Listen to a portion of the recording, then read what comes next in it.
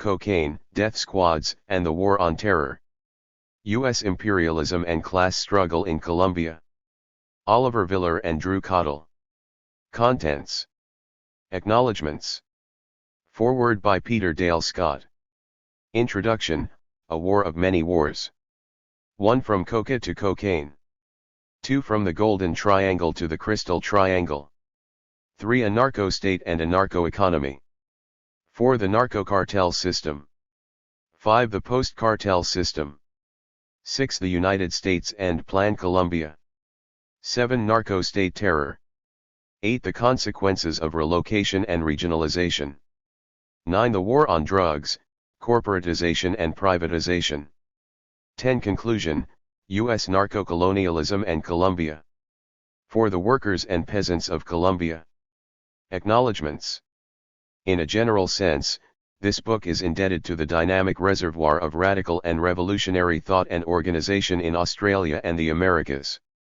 However, we would like to thank Rob O'Neill, Henry Veltmeyer, and Oktay Suleiman-Karaman. Their support made this book possible. We also thank Peter Dale Scott and Alfred W. McCoy for their generous email correspondence over the years and to all who responded to the study. The authors gratefully acknowledge the unselfish and extraordinary support from our families and friends, especially Angela Keys for her painstaking editorial assistance. Our greatest debt is to those who have paid a very high price for truth, justice, and opposition to U.S. imperialism and narco-colonialism. Bathurst, 2011. Foreword. By Peter Dale Scott. Colombia's history is a chronicle of violence and class warfare dating back to the Spanish era with its institutions of slavery and semi-feudal land allocation. But this important book shows how in the last half-century the United States has helped to centralize and militarize the class conflict, and above all how cocaine has come to play a central role in financing this oppression. American involvement in Colombian repression can be traced back to President Kennedy, who, faced with generals intent on ousting Fidel Castro from Cuba, authorized instead a program of anti-communist counterinsurgency in South America, and above all Colombia. In February 1962, a U.S. Special Warfare Team first visited Colombia, and set in motion an era of systematic, centralized counter-terror, inflicted by professionally trained paramilitary units. Fearing that Castro might soon try to export his revolution to the South American continent, the special warfare experts at Fort Bragg rushed to instruct the Colombian army in the same counterinsurgency techniques then being introduced into Vietnam. A trip report to the Joint Chiefs of Staff recommended development of a civil and military structure to perform counter-agent and counter-propaganda functions and as necessary execute paramilitary, sabotage, and /or terrorist activities against known communist proponents.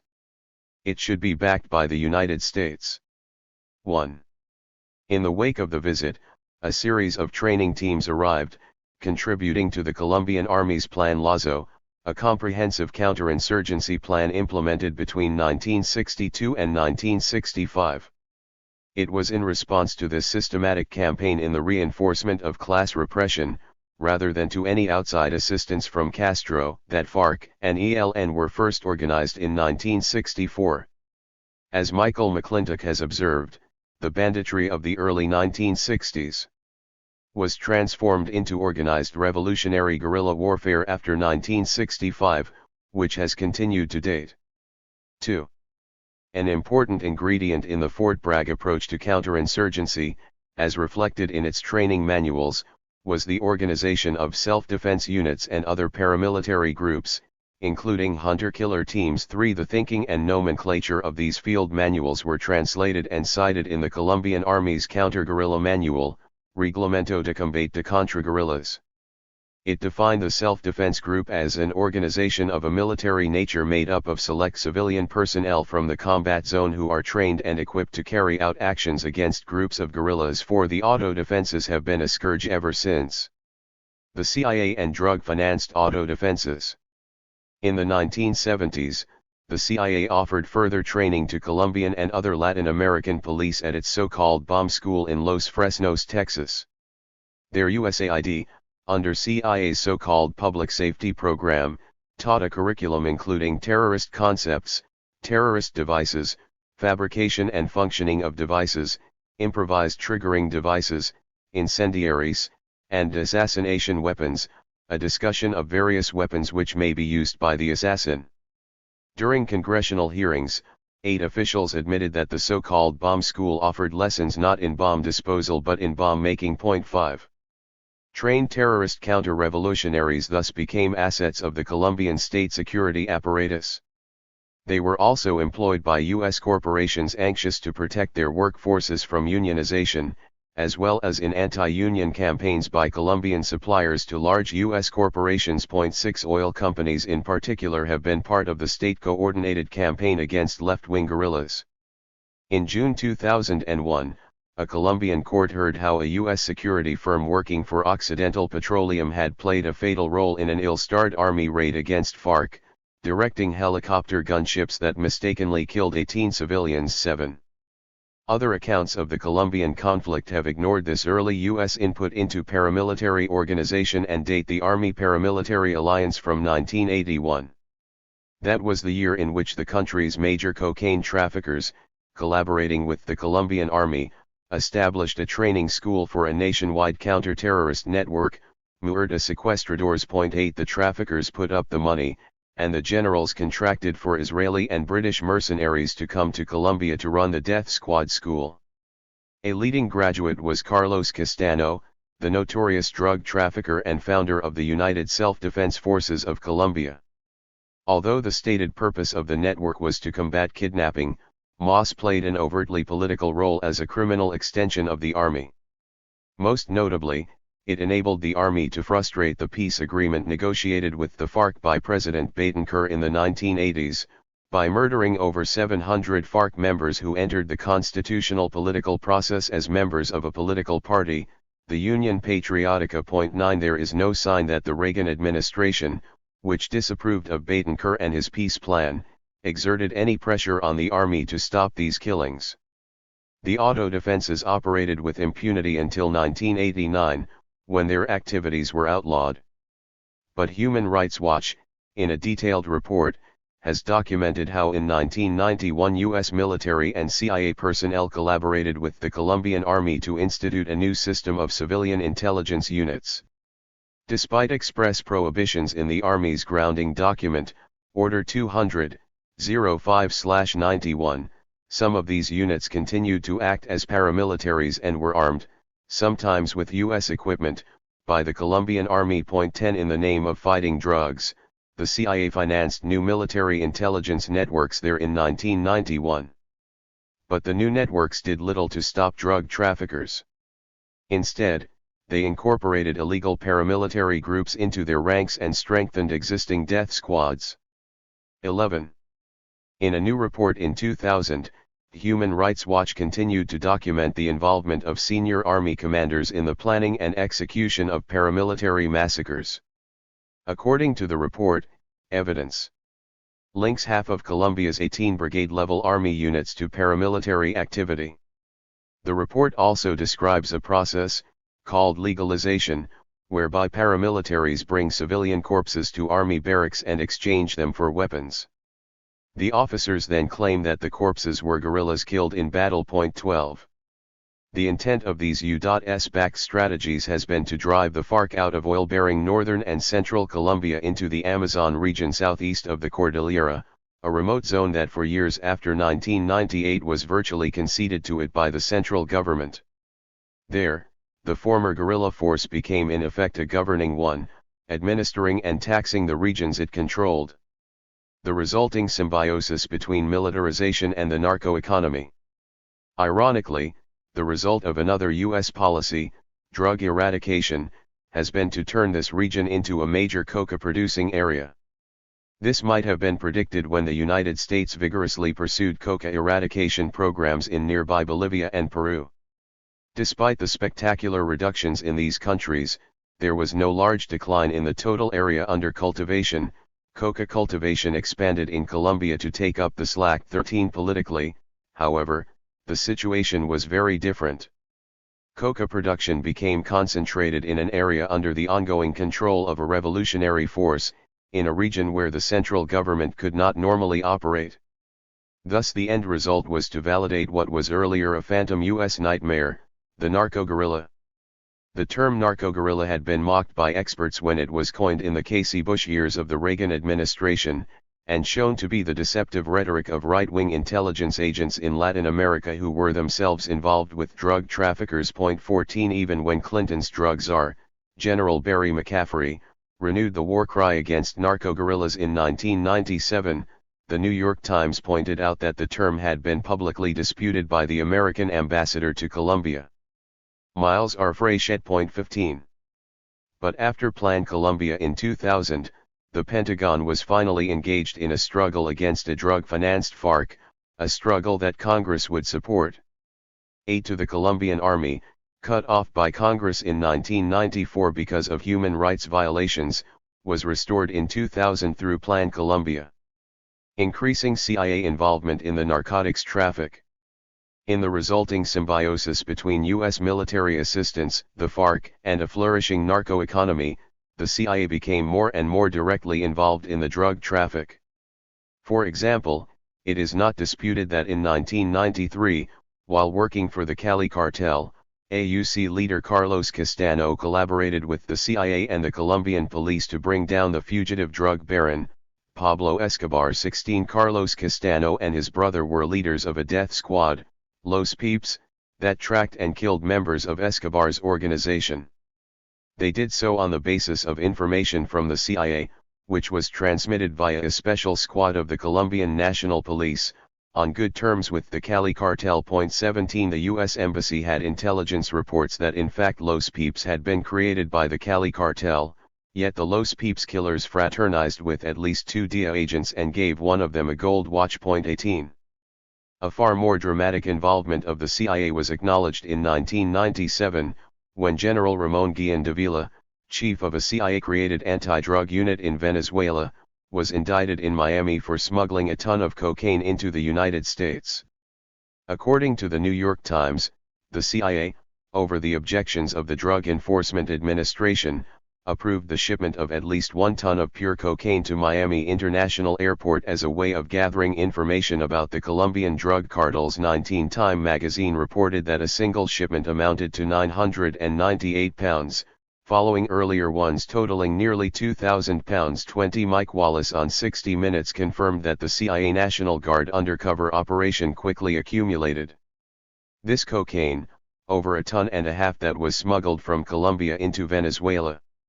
21 According to the Wall Street Journal, the total amount of drugs smuggled by General Guillén may have been more than 22 tons. 22 But the United States never asked for Guillén's extradition from Venezuela to stand trial, and in 2007, when he was arrested in Venezuela for plotting to assassinate President Hugo Chavez, his indictment was still sealed in Miami. 23 Meanwhile, CIA officer Mark McFarlane, whom Drug Enforcement Administration Chief Bonner had also wished to indict, was never indicted at all, he merely resigned. 24 According to Time, the stated purpose of the scheme was to help one of the Venezuelan general's agents win the confidence of Colombia's drug lords, specifically the Medellin cartel. 25 But by facilitating multi-ton shipments, the CIA was becoming part of the Colombian drug scene. As I wrote in Drugs, Oil, and War, the CIA can point to its role in the arrest or elimination of a number of major Colombian traffickers. These arrests have not diminished the actual flow of cocaine into the United States, which on the contrary reached a new high in 2000. But they have institutionalized the relationship of law enforcement to rival cartels and visibly contributed to the increase of urban cartel violence. The true purpose of most of these campaigns, like the current Plan Colombia, has not been the hopeless ideal of eradication. It has been to alter market share, to target specific enemies and thus ensure that the drug traffic remains under the control of those traffickers who are allies of the Colombian state security apparatus and/or the CIA.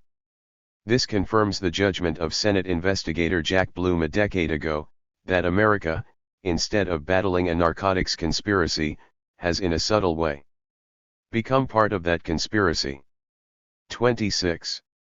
Colombia as another example of U.S. narco-imperialism. A narrow focus on Colombian history might see the excesses of the drug-financed auto defenses as merely a prolongation of the rural violence that preceded Plan Lazo in the 1960s. But a broader glance at how the United States has intervened in other countries would see Colombia as yet another example of how the United States works with local drug proxy forces to increase its offensive power in ungovernable areas overseas. The best documented instances are in Burma, Thailand, Laos, and Afghanistan.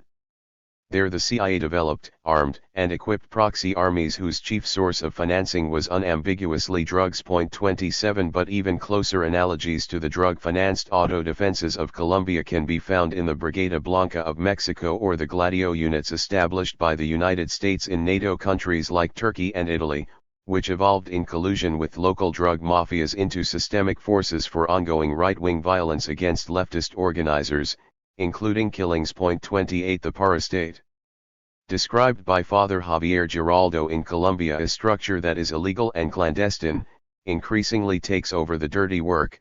The repression is closely paralleled by the Gizli Devlet or deep state of Turkey that performed the same function there. 29.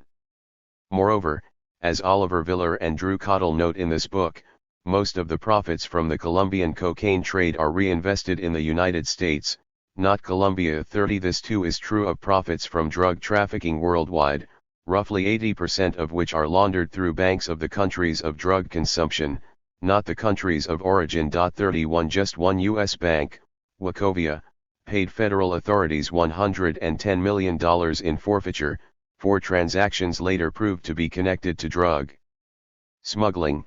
It incurred a $50 million fine for failing to monitor cash used to ship 22 tons of cocaine. More important, the bank was sanctioned for not monitoring the transfer of $378 billion, a sum equivalent to one-third of Mexico's gross national product, into dollar accounts. 32 After the 2008 economic crisis, Antonio Maria Costa, head of the UN Office on Drugs and Crime, reported that drug money worth billions of dollars kept the financial system afloat at the height of the global crisis. 33. It is fair to say that American narco-capitalism, committed to dominating the petroleum resources of the world, has developed a narco-dependency that will be difficult to shake off. Thus it is an urgent priority that serious students of the United States, as well as of Colombia, learn from and act on the lessons of this book.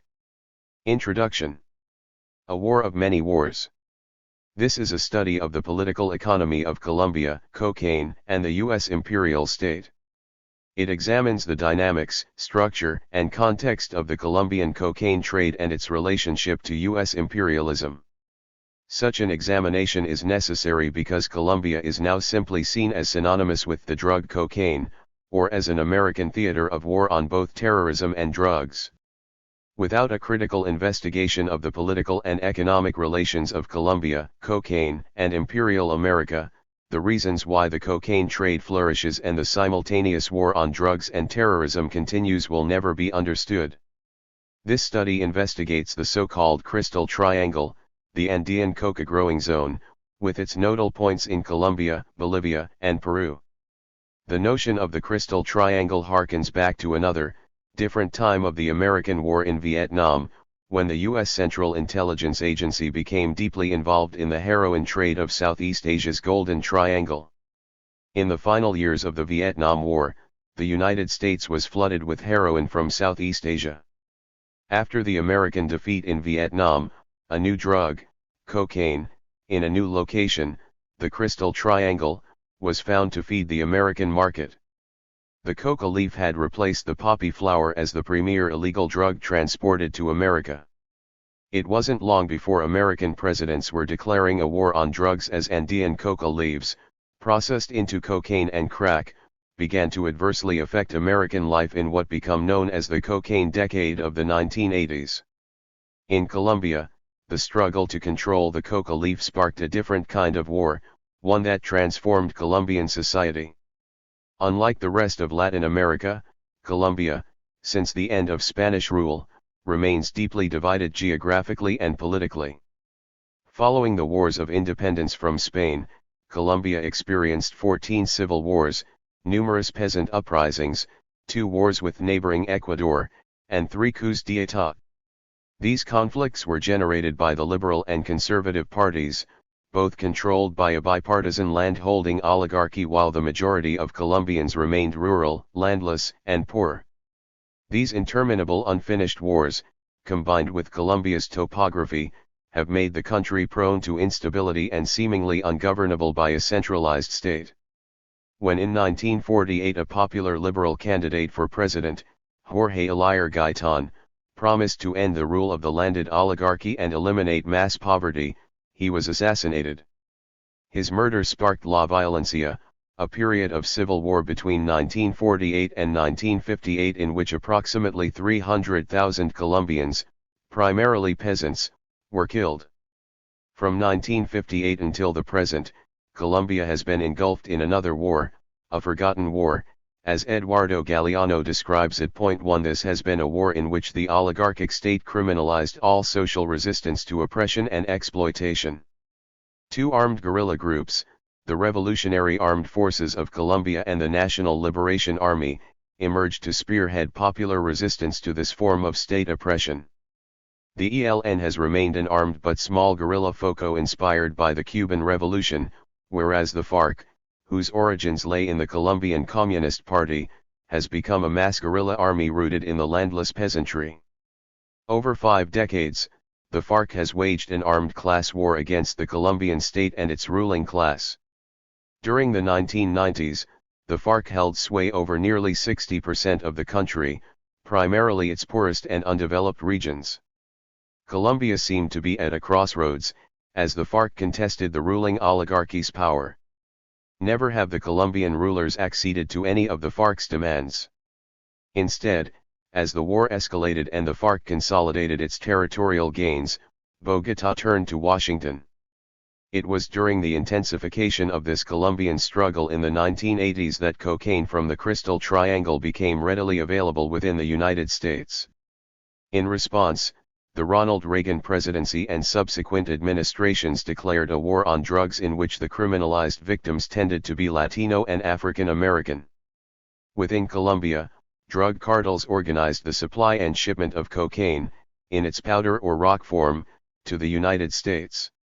Their influence penetrated Colombian society, particularly its ruling circles. Investment of massive drug profits flowed into every sector of the Colombian economy. Pablo Escobar, drug lord and emergent political populist, was tolerated, that is, until he threatened the interests of the Colombian ruling class and its dependent relationship upon Washington. The Colombian oligarchy transformed itself into a virtual narco-bourgeoisie, ever more reliant for its wealth and power on the cocaine trade. The narco-bourgeoisie was a political outgrowth of the Colombian comprador class, the national business elite. The landless poor and dispossessed were the growers of the coca leaf. The 1980s cocaine decade saw major landowners and the Cali and Medellin cartels organize private armies to secure control of cocaine over its producers, the cocaleros. The FARC stood as the defenders of the unorganized cocaleros.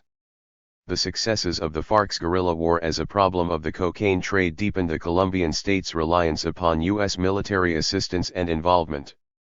The FARC's rebellion in the cocaine borderlands allowed Washington to condemn the guerrilla army as narco-terrorists. Through Plan Colombia, the war on drugs and the war on terror waged by the Colombian narco-state at the behest of both the Clinton and the succeeding Bush administrations were legitimized and deepened. Colombia's forgotten 6-decade-long war turned the region into a shatter zone, which threatened to implode, explode, or, at best, become a country that maintained a fragile equilibrium maintained by cocaine, death squads, and terror. This form of U.S. narco-imperialism was a paradoxical consequence of the American war on drugs, which was transformed into a war for recolonization in a process described here as narco-colonialism. Narco-colonialism pursued imperial objectives, as opposed to the stated objectives of the U.S. government. It aimed to foster a deeper Latin American dependency on imperial America. Colombia's dependence upon the cocaine trade and U.S. military assistance, which is increasingly privatized, is rarely acknowledged. Instead, The state of war in Colombia is usually described as a struggle to eliminate narco-terrorism. The FARC's protection of the cocaleros' coca production and the taxing of its trade continue to pose a threat to the narco-bourgeoisie and the narco-state of Colombia. The war on drugs and terror in Colombia is in fact a war for the control of the cocaine trade in a system of imperial domination by means of state-sponsored terror. 1. From coca to cocaine.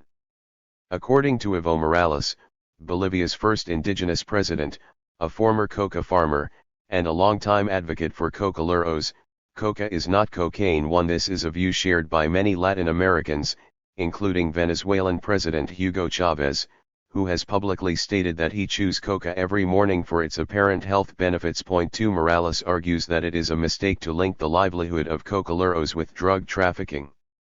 Time magazine has reported that the Evo phenomenon is partly a result of what Latin American critics call Washington's anti-coca fundamentalism, a heavy-handedness that seems to blame the remote cocaleros, or coca farmers, more than the addictive appetites of Americans. 3. Significant cultural, historical, and economic differences exist between coca and cocaine. 4. This chapter argues that Colombia's cocaine trade is largely a product of the nation's history. The legacy of Spanish colonization and the pattern of land ownership in Colombia have ensured that coca continues to be cultivated. The ongoing civil conflict in Colombia since 1964, too, has played a major role in enabling the cocaine trade to flourish. The legacy of Spanish colonization. Before Colombian capitalism, the Spanish conquistadors established feudal systems to regulate labor, such as the encomienda, concierto, and mining mida. 5. Under Spanish colonialism, landowners and merchants were dominant in Colombian economic life, their power based greatly on the commercial exploitation of the coca plant, which was widely used by Europeans for medicinal purposes. The Spanish chronicler Pedro César de Leon recorded, "There has never been in the whole world a plant or root or any growing thing that bears and yields every year as this does, or that is so highly valued." 6. Indians were forced from their highland villages to work in steamy lowland coca plantations. The Spaniards fed them coca leaf to nullify the need for food, water, or sleep, and to reduce resistance to their living and working conditions. To supply great quantities of coca leaves, coca plantations cocales were established. Long hours of brutal slave labor produced high death rates. 7. The coca slaves died in large numbers from poor nutrition, exhaustion, and European diseases. By 1650, the Inca population had fallen to 4 million, from 10 million in the mid-1500s. 8. In the 16th century another Spaniard, Hernando de Santillan, wrote, "Down there is one disease worse than all the rest, the unrestrained greed of the Spaniards." 9. The colonizers' lack of concern was shown by their decision, in 1573, to tax the sinful commodity. Another system of colonial exploitation, the hacienda, introduced a rural class structure consisting of Spanish landlords and landless peasants. The peasantry resisted the colonization of their land by the foreign property owners. Some of them, along with Afro-Colombians escaping slavery, rural workers escaping the haciendas, and poor settlers seeking a better life, fled to the slopes and plains of the Andes, becoming colonos. For the exploited classes, land meant freedom. However, the landlords had no use for freedom. When the bourgeois revolutions inspired by Simon Bolivar swept Latin America, the landlords of Colombia pledged their allegiance to Spain. 10. The agrarian class conflict that began in the early 19th century has persisted into the present. The hacienda system created its own grave diggers as poor peasants struggled for land. 11. Complex class conflicts in the early 20th century created minifundias in the highlands, mixed patterns of production along the slopes, and latifundias on the plains. 12. From 1875 to 1930, 450 major confrontations between the poor peasantry and landlords over land occurred in Colombia. 13. From La Violencia to the FARC. A watershed in Colombian history known as La Violencia erupted when the oligarchy split along political, ideological, and regional lines in their struggle against the landless workers and peasantry. 14. From the late 1940s, this power struggle within the Colombian ruling class determined the fate of Colombian politics. Old rivalries between the two major political parties in parliament, the Liberals and Conservatives, were consolidated. Amid the parliamentary infighting, a Liberal presidential candidate, Jorge Elier Gaitan, made a populist appeal against the oligarchy, pitting the real country against the political country. 15 Gaitan sought the support of the shopkeepers and professionals of the petite bourgeoisie, as well as the landless workers and peasantry. For the oligarchy, populism in any form was tantamount to communist subversion and was seen as a direct threat to their class interests. This nationalist expression was demonstrated through conflict between industrialists and unions. It reached a climax when Gaitan was gunned down in Bogotá on April 9, 1948. His assassination was the first covert action by the CIA in Colombia and spurred a major uprising called the Bogotazo. 16. Liberals and leftists blamed the conservative government for Gaitan's murder. Workers and the lumpen proletariat, the middle class, and small traders stormed the city, attacking police stations and government offices, the symbols of a political system that excluded and impoverished them, instigating la violencia. 17 Landowners urged the military to fire on the insurgent crowds. Communists and radicalized liberals were on death lists. The country was convulsed by the upsurge, and liberal landowners organized campesinos into guerrilla armies. Paramilitary groups of civilians and police, such as the Aplancadores, Chulavitas, and the infamous Pajaros, carried out military operations against the masses. 18. In the unremitting struggle over land, trade unions retaliated against state violence by organizing armed self-defense groups in the mountains. The Moscow-aligned Colombian Communist Party organized a broad peasant resistance, including the foundation of guerrilla base camps. 19 With the support of the United States, the Colombian military responded by attempting to systematically destroy these red bases, while survivors fled and regrouped in the sparsely inhabited mountains and jungles of the interior. 20. With U.S. guidance and aid, the counterinsurgency campaign against the rebel campesinos began on May 18, 1964, when the Colombian armed forces surrounded and attacked Marktalia, the principal rebel agrarian community. 21 Labeling the autonomous communities independent republics, the Colombian government sent 16,000 troops, accompanied by tanks, helicopters, and warplanes, and carried out bombing campaigns against the department of Marktalia. The Colombian Communist Party and peasant rebels retreated to the agricultural frontiers in Amazonia, where the state had a limited presence. 22 Modeled on the Phoenix program in Vietnam, Plan Lazo sent hunter-killer units to assassinate peasants, whether armed or unarmed. Between 1963 and 1966, Colombian state forces used U.S. supplied helicopters, vehicles, communications equipment, and weapons to destroy the rebel communities in Marktalia, Rio Chiquito, El Pato Guayaburo, and Santa Barbara. The first military air assault on Marktalia was in a U.S. helicopter piloted by a Colombian and accompanied by a U.S. Air Force instructor. 23. La Violencia ensured that land ownership by the oligarchy remained unchanged in Colombia. The landless remained landless, and the power of the oligarchs continued to dominate the nation's politics. For the urban elite, particularly the industrialists, La Violencia was an economic success. Capital accumulation was so great that President Alberto Lleras Camargo concluded that blood and capital accumulation went together. 24 Political opposition was outlawed and repressed. Rewarded by the United States with investment and loans, Colombia saw a huge expansion in commercial agriculture and dominant landowners became highly represented in the government. Colombia became a showcase for the Alliance for Progress, an anti-communist aid and development program begun in 1961 by the Kennedy administration to reward U.S. allies in Latin America and to offset the radicalizing effect of the Cuban Revolution. The United States moved along two Latin American tracks in the early 1960s, overthrow Cuba and neutralize revolutionary movements throughout Latin America.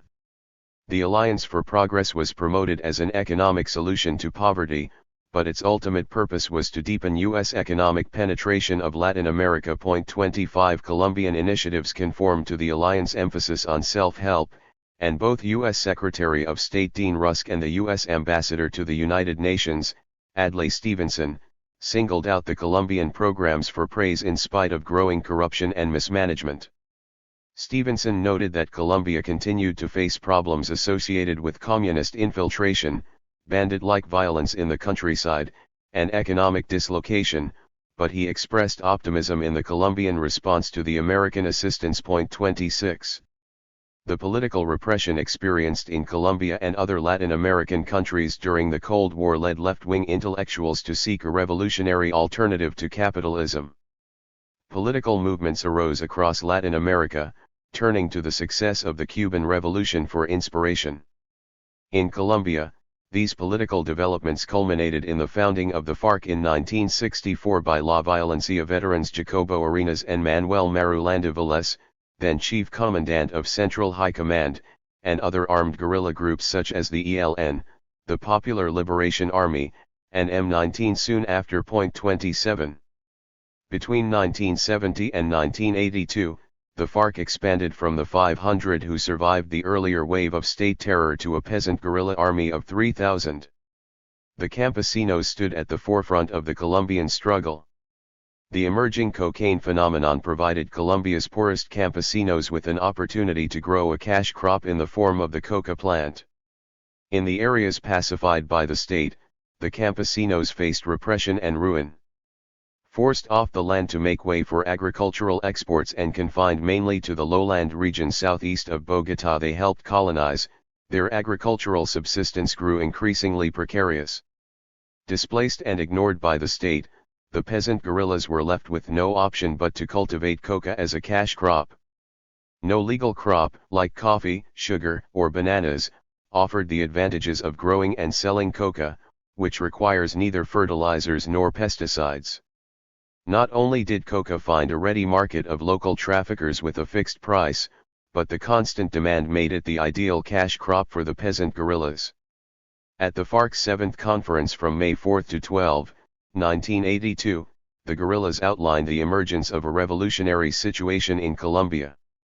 For the first time since the guerrilla movement in Marktalia, this FARC conference proposed a clear strategic and operational concept for a Marxist insurgency and changed its mechanisms of leadership and command. The conference announced, "From now on, we officially call ourselves, the Revolutionary Armed Forces of Colombia People's Army, FARC EP 28. From the beginning of La Violencia, U.S. political and economic support to Colombia created a form of Colombian dependency. Colombia's political dependence on the United States deepened the four-decade war against the FARC and continued into the U.S. war on drugs and war on terror.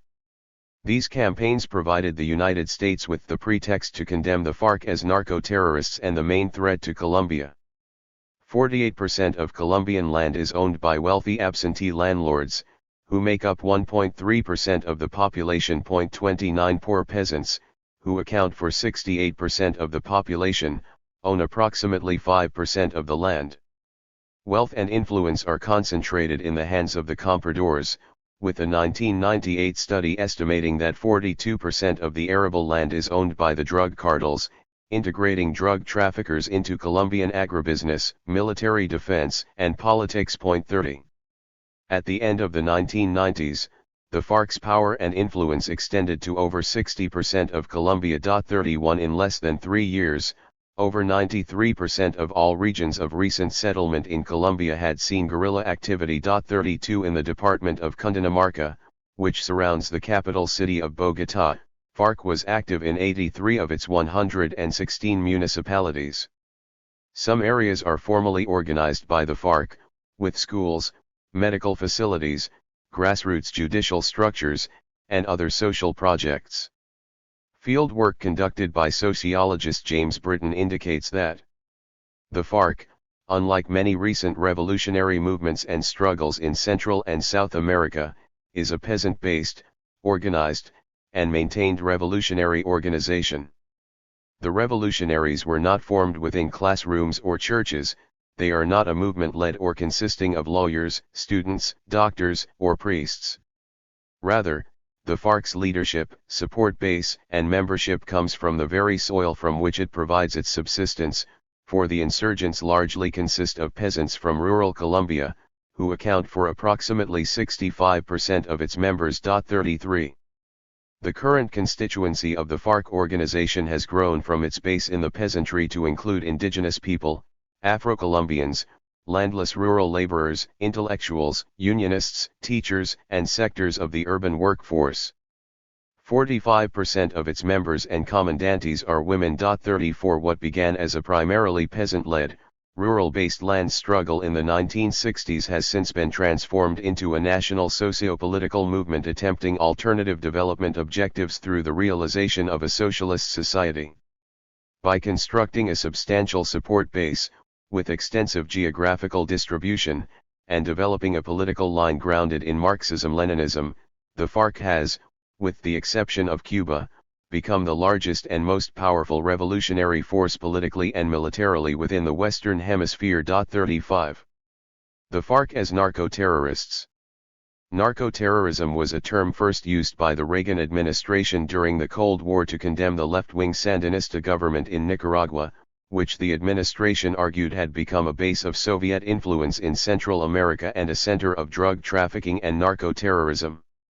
Narco-terrorism encompassed a variety of phenomena: guerrilla movements financed by drugs or taxes on drug traffickers, drug syndicates using terrorist methods to counter the state's law enforcement apparatus, and state-sponsored terrorism associated with drug crimes. 36. Rachel Ehrenfeld of the American Center for Democracy advanced the specter of the narco-terrorist in 3 books in which Latin American guerrilla movements described as narco-terrorist were linked to Cuba and the Soviet Union. 37.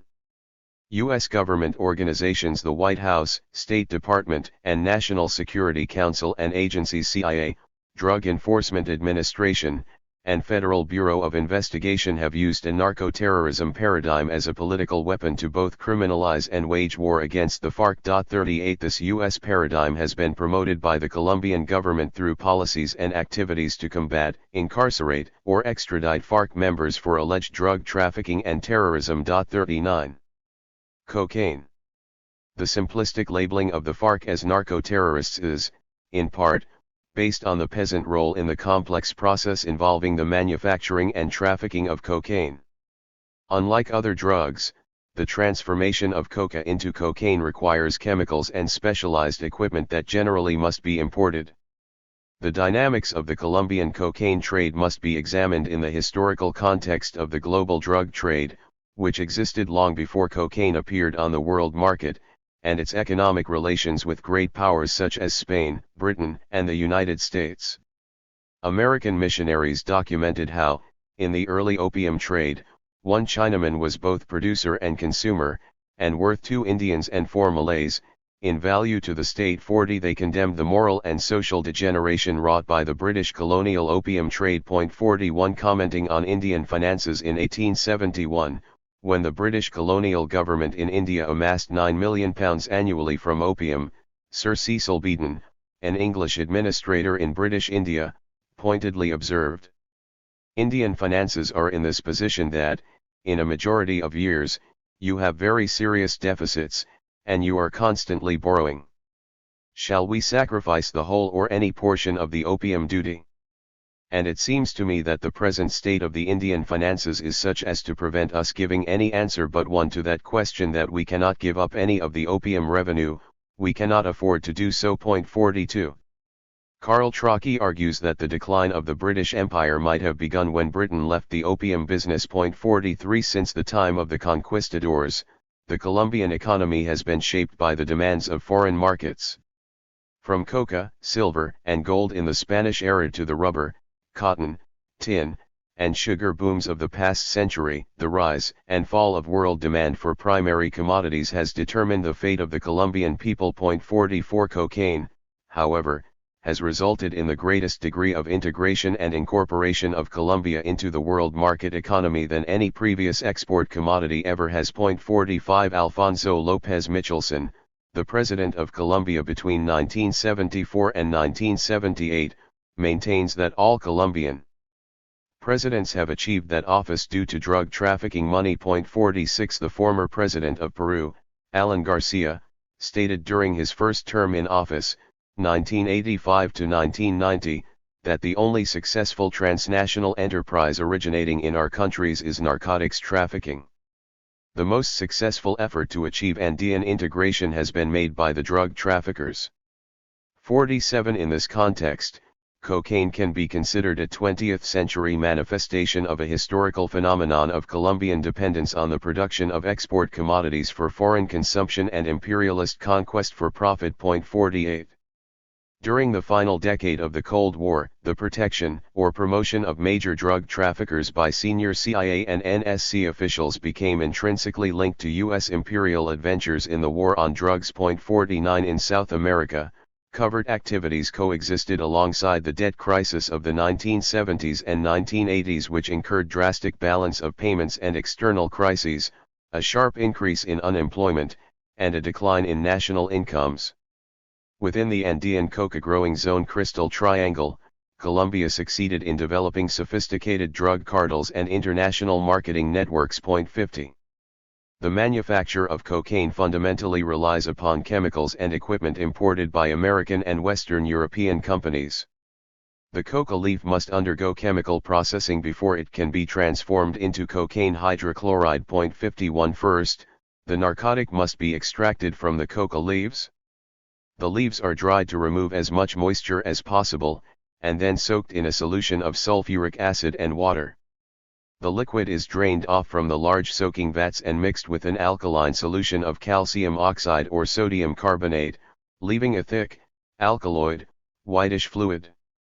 This fluid is mixed with kerosene to remove impurities, and, as it settles, the kerosene separates from the top of the mixture.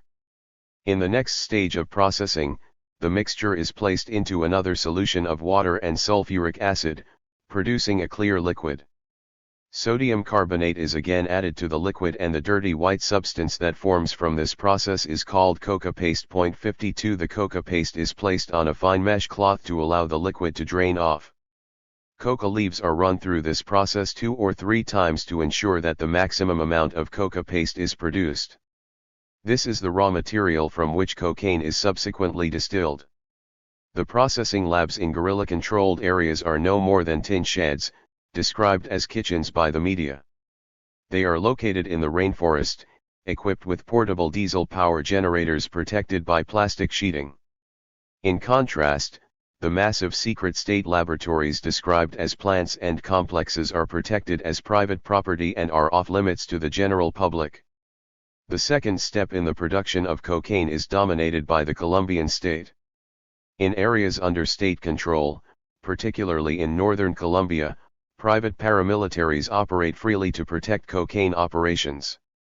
They collect the coca paste and deliver it to state facilities, under high-level protection from the Colombian military or the United Self-Defense Forces of Colombia, a right-wing paramilitary umbrella organization renamed the Black Eagles.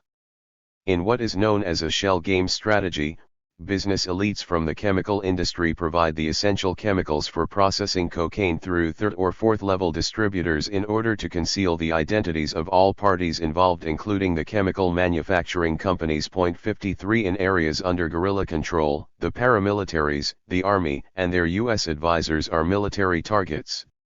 The trafficker must approach the campesino directly and pay the price demanded. The guerrillas provide the security and enforce a drug tax, as they do with all products under their control. By protecting its campesino base, the FARC accepts the cash crop as a supplementary income for the campesino's subsistence.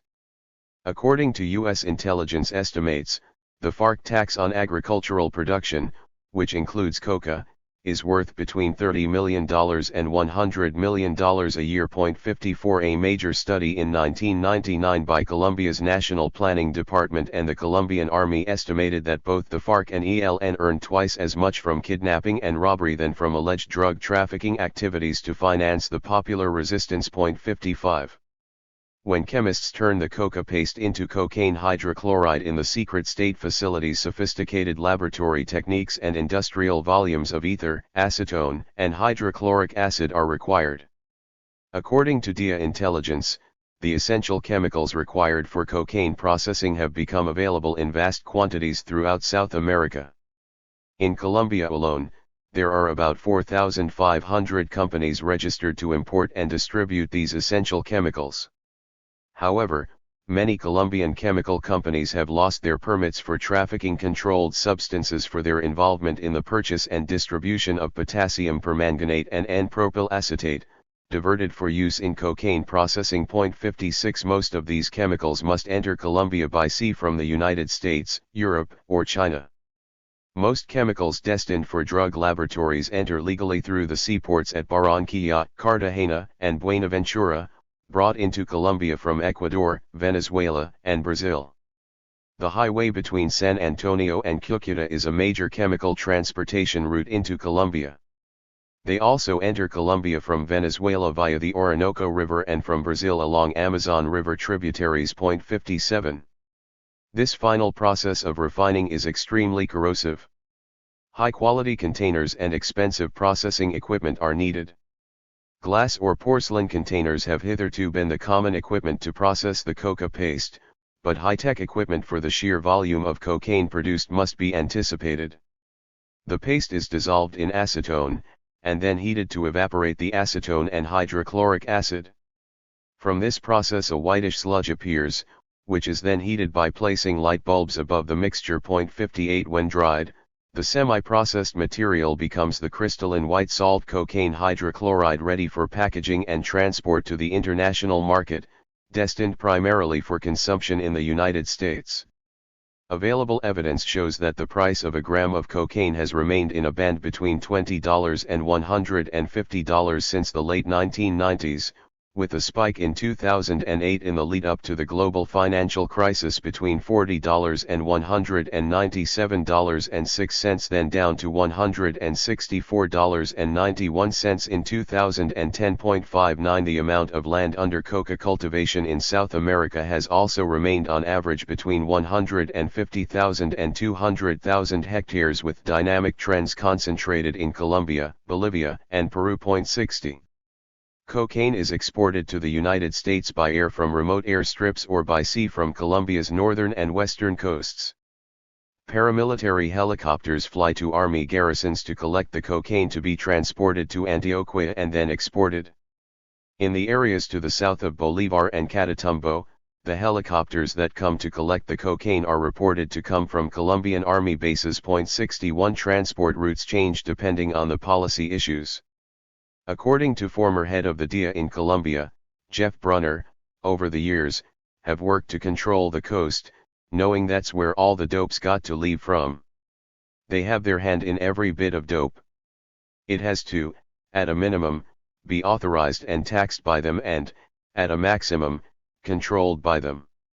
62 The Tampa Tribune reports that U.S. government court filings indicate the AUC controls the manufacture, as well as the transportation, of tons of cocaine from the Pacific coast of southwest Colombia to Mexico for distribution in the United States. 63 Leaders may change, but traffickers described as pro-American by U.S. authorities are rarely extradited despite a credible body of information in the possession of the DEA. 64. The next chapter explores how U.S. counterinsurgency policies in the Cold War intersected with drug trafficking activities. It argues that the cocaine trade in Colombia has echoes of U.S. involvement in Asia's opium trade during the Cold War. 2. From the Golden Triangle to the Crystal Triangle. The Allied victory that ended the Second World War saw the United States and the Soviet Union emerge as the world's two leading superpowers. The Cold War that followed split the world into two ideological camps, one capitalist, the other socialist. For successive U.S. presidents and policymakers, the Cold War necessitated the militarized containment and ideological defeat of communism, especially in areas of the Third World where the threat of revolution was imminent. The role of U.S. imperialism in the drug trade can be traced to the height of America's efforts to fight communism, particularly in Southeast Asia's Golden Triangle, when covert operations and drug trafficking activities became entwined with the U.S. imperial state and its foreign policy objectives. The U.S. defeat in Vietnam shifted U.S. imperial efforts to other areas of the Third World, the Golden Crescent and Crystal Triangle. Roots of the global drug trade.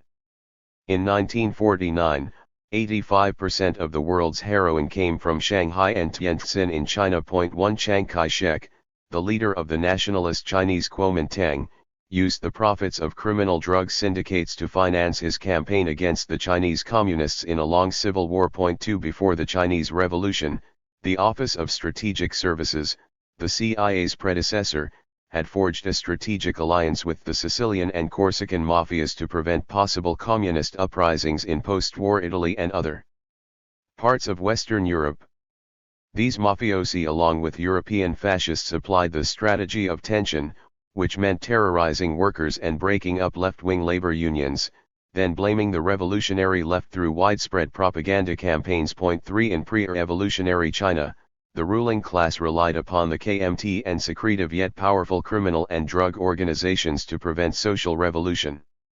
As Mao Zedong pointed out, these organizations possessed arms and, because of their backwardness, could be easily turned into reactionary forces by the local landlords. 4 From the middle of the 19th century, opium farms in Southeast Asia were always connected to the secret societies that flourished within Chinese communities.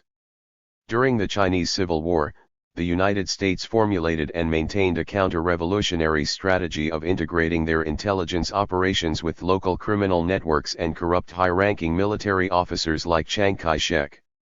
In Yunnan and Sichuan, the Chinese Communists denounced opium use as a reactionary activity and a destroyer of people.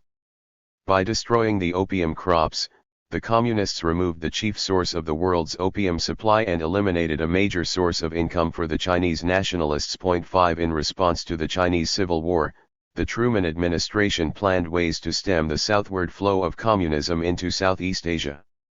Dean Rusk, an influential hawk in the U.S. State Department, argued that America should employ whatever means were indicated.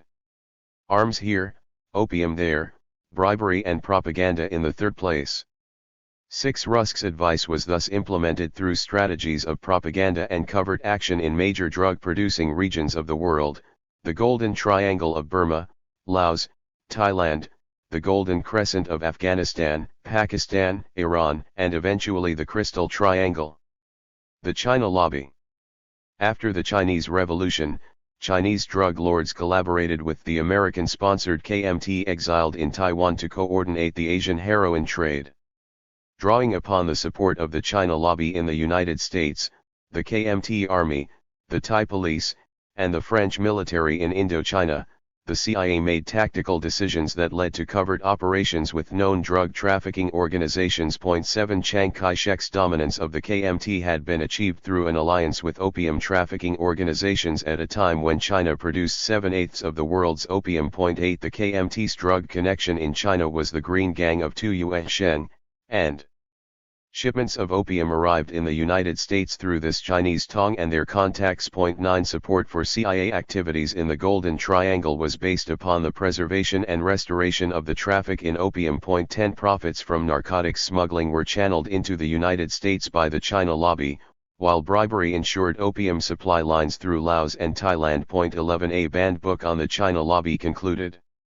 The evidence indicates that several prominent Americans participated in and profited from these transactions. 12 The identities of these Americans with links to the CIA were never revealed. In the early 1970s, global drug trafficking originating from the Golden Triangle increased rapidly. President Richard Nixon responded by making drugs an international issue and initiating the war on drugs. Journalists Alexander Coburn and Jeffrey St. Clair argue that the DIA suggested to Nixon that if he wanted to halt the heroin trade his government could buy Burma's entire opium crop for $12 million. 13 The State Department and the CIA maintained, however, that any buyout would fund communist insurgencies against the friendly governments of Burma and Thailand. CIA Director Alan Dulles described this kind of drug diplomacy as propaganda, in its simplest form accusing the other guy of doing what you are doing. 14 According to a number of DIA agents who served in Southeast Asia at the time, the heroin smugglers moving the drugs were all on the CIA's payroll. 15 The CIA's airline, Civil Air Transport, flew weapons and supplies from its base in Bangkok to Vietnam, Laos, and Cambodia and the mountain camps of Burma. 10,000 Chinese troops loyal to Chiang Kai-shek in Taiwan were stationed in Burma. Under the direction of the CIA, plans to invade China across Burma's northern border were prepared. The deployment of KMT troops was important for the transportation of opium. Civil air transport supplied the KMT with weapons and transported opium on return flights to other bases, where it was delivered to contacts such as Thailand's secret police for sale. 16 The CIA provided remote airstrips and planes, and the KMT exported opium from Burma and Laos to international wholesalers. 17 A CIA-backed military coup in Thailand in 1948 had ensured that Thailand's left would be destroyed and opium would be supplied on behalf of the CIA. 18 Despite U.S. influence in Thailand, KMT attempts to invade China failed, nonetheless incurring 900 casualties, including CIA advisors. 19 These early U.S.-sponsored covert actions in Asia coincided with the beginning of private financing on behalf of the CIA. The World Anti-Communist League was set up by remnants of the Nazi anti-Comintern and Eastern European Ostpolitik with the assistance of the CIA. 20 It served as an organization for right-wing political and financial interests, as illicit funds from all over the world, including Iran, Greece, and Romania, were deposited into Richard Nixon's election campaign chest and the chests of other prominent politicians in the United States. 21 Backed by leading capitalists such as Nelson Rockefeller, the World Finance Corporation and Castle Bank of the Bahamas were established. They had links to Financial General Bank Shares, a bank holding company headquartered in Washington, D.C., which was taken over by the Bank of Credit and Commerce International. 22 Capital investments were encouraged from South Vietnamese, Chinese, and Thai sources, as well as other underworld connections in the United States. Drug profits flowed to the United States through land deals in real estate and other CIA-linked businesses, such as the National Bank of Miami and General Development Corporation, contributing to the post-war boom in America and the Bahamas. 23 The 1959 U.S. Congress Senate Select Committee on Improper Activities in the Labor or Management Field helped to discover that Miami had become the base where banks, companies, and drug traffickers linked to the CIA congregated. 24 The committee did not reveal the CIA connection or make it public, instead focusing on organized crime contacts. The Golden Triangle. Alfred W. McCoy documented in The Politics of Heroin that the failure to invade China in the fight against communism forced the CIA to move its covert drug trafficking operations westward. 25 The CIA's new focus was on the fight against Vietnamese communists.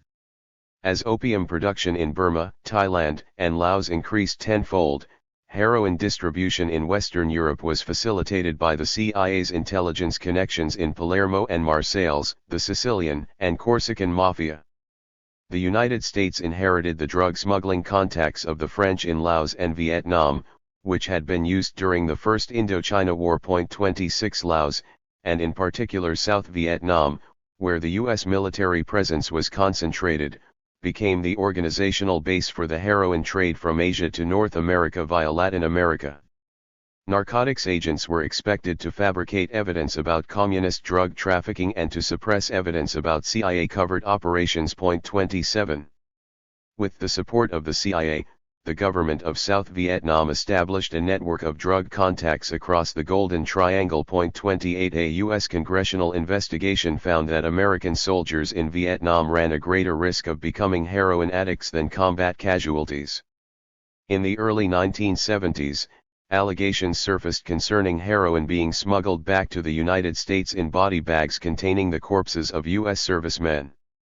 Michael Levine, a former DIA agent stationed in Southeast Asia, claims he was warned by his superiors not to interfere when he attempted to reveal this operation. 29 Harry Anslinger, commissioner of the Federal Bureau of Narcotics from 1930 to 1962, had earlier blamed invading drug trafficking communists for the drug problem in the United States, often depicting China as a vast, communist state heroin complex. 30 However, an internal CIA survey revealed that 60% of the world's opium came from the Golden Triangle, with the four largest heroin laboratories located in villages in Laos, Burma, and Thailand, all next to CIA stations and financed by the CIA. 31 Rodney Stick, a former CIA operative involved in Southeast Asian and Latin American drug operations, subsequently asserted that the Vietnam War provided a cover for a massive CIA drug operation. 32. The Golden Crescent. After its military failure in Indochina, the United States turned its attention to securing global military victories in other regions of conflict. Central America and Afghanistan became the last major battlegrounds of the Cold War. Following the Soviet campaign in Afghanistan in 1979, U.S. President Jimmy Carter authorized the secret backing of the chief smugglers of Afghan opium, the anti-communist Mujahideen rebels in Afghanistan, who worked together with Pakistan's military intelligence service. 33 The Golden Crescent of Afghanistan, Iran, and Pakistan was not a major heroin supplier to the U.S. market, and heroin was virtually unknown in most of Pakistan. With the support of the CIA and Saudi intelligence, Osama bin Laden has been identified as the financier and logistics expert for the Saudi-financed Maktab al-Qadamat, a terrorist organization believed to be the precursor organization of Al-Qaeda that recruited foreign fighters from all over the world including the United States. 34. The United States financed and trained the Mujahideen in CIA terrorist camps in Egypt and in at least one of the Gulf states to wage war against the Soviet Union and the pro-Soviet government of the Marxist People's Democratic Party of Afghanistan. 35 Drugs were shipped out in Pakistani army trucks that brought in covered US aid to Afghan guerrillas. 36 Afghanistan became the supplier of 50% of the heroin consumed in the United States and 70% of the world's high-grade heroin. Before the war was over, the CIA-linked BCCI was deeply enmeshed in the drug trade. 37 Zbigniew Brzezinski, Jimmy Carter's national security advisor, has suggested that propaganda about the Soviet invasion of Afghanistan and claims that Islamic fundamentalists entering Afghanistan from all over the world were dissidents defending self-determination provided the United States with a justification to support the Mujahideen in Kabul. 38. The United States was drawn into Latin America in the same way that it had been drawn into the Golden Crescent, as its attention turned to revolutionary movements and leftist governments in the region.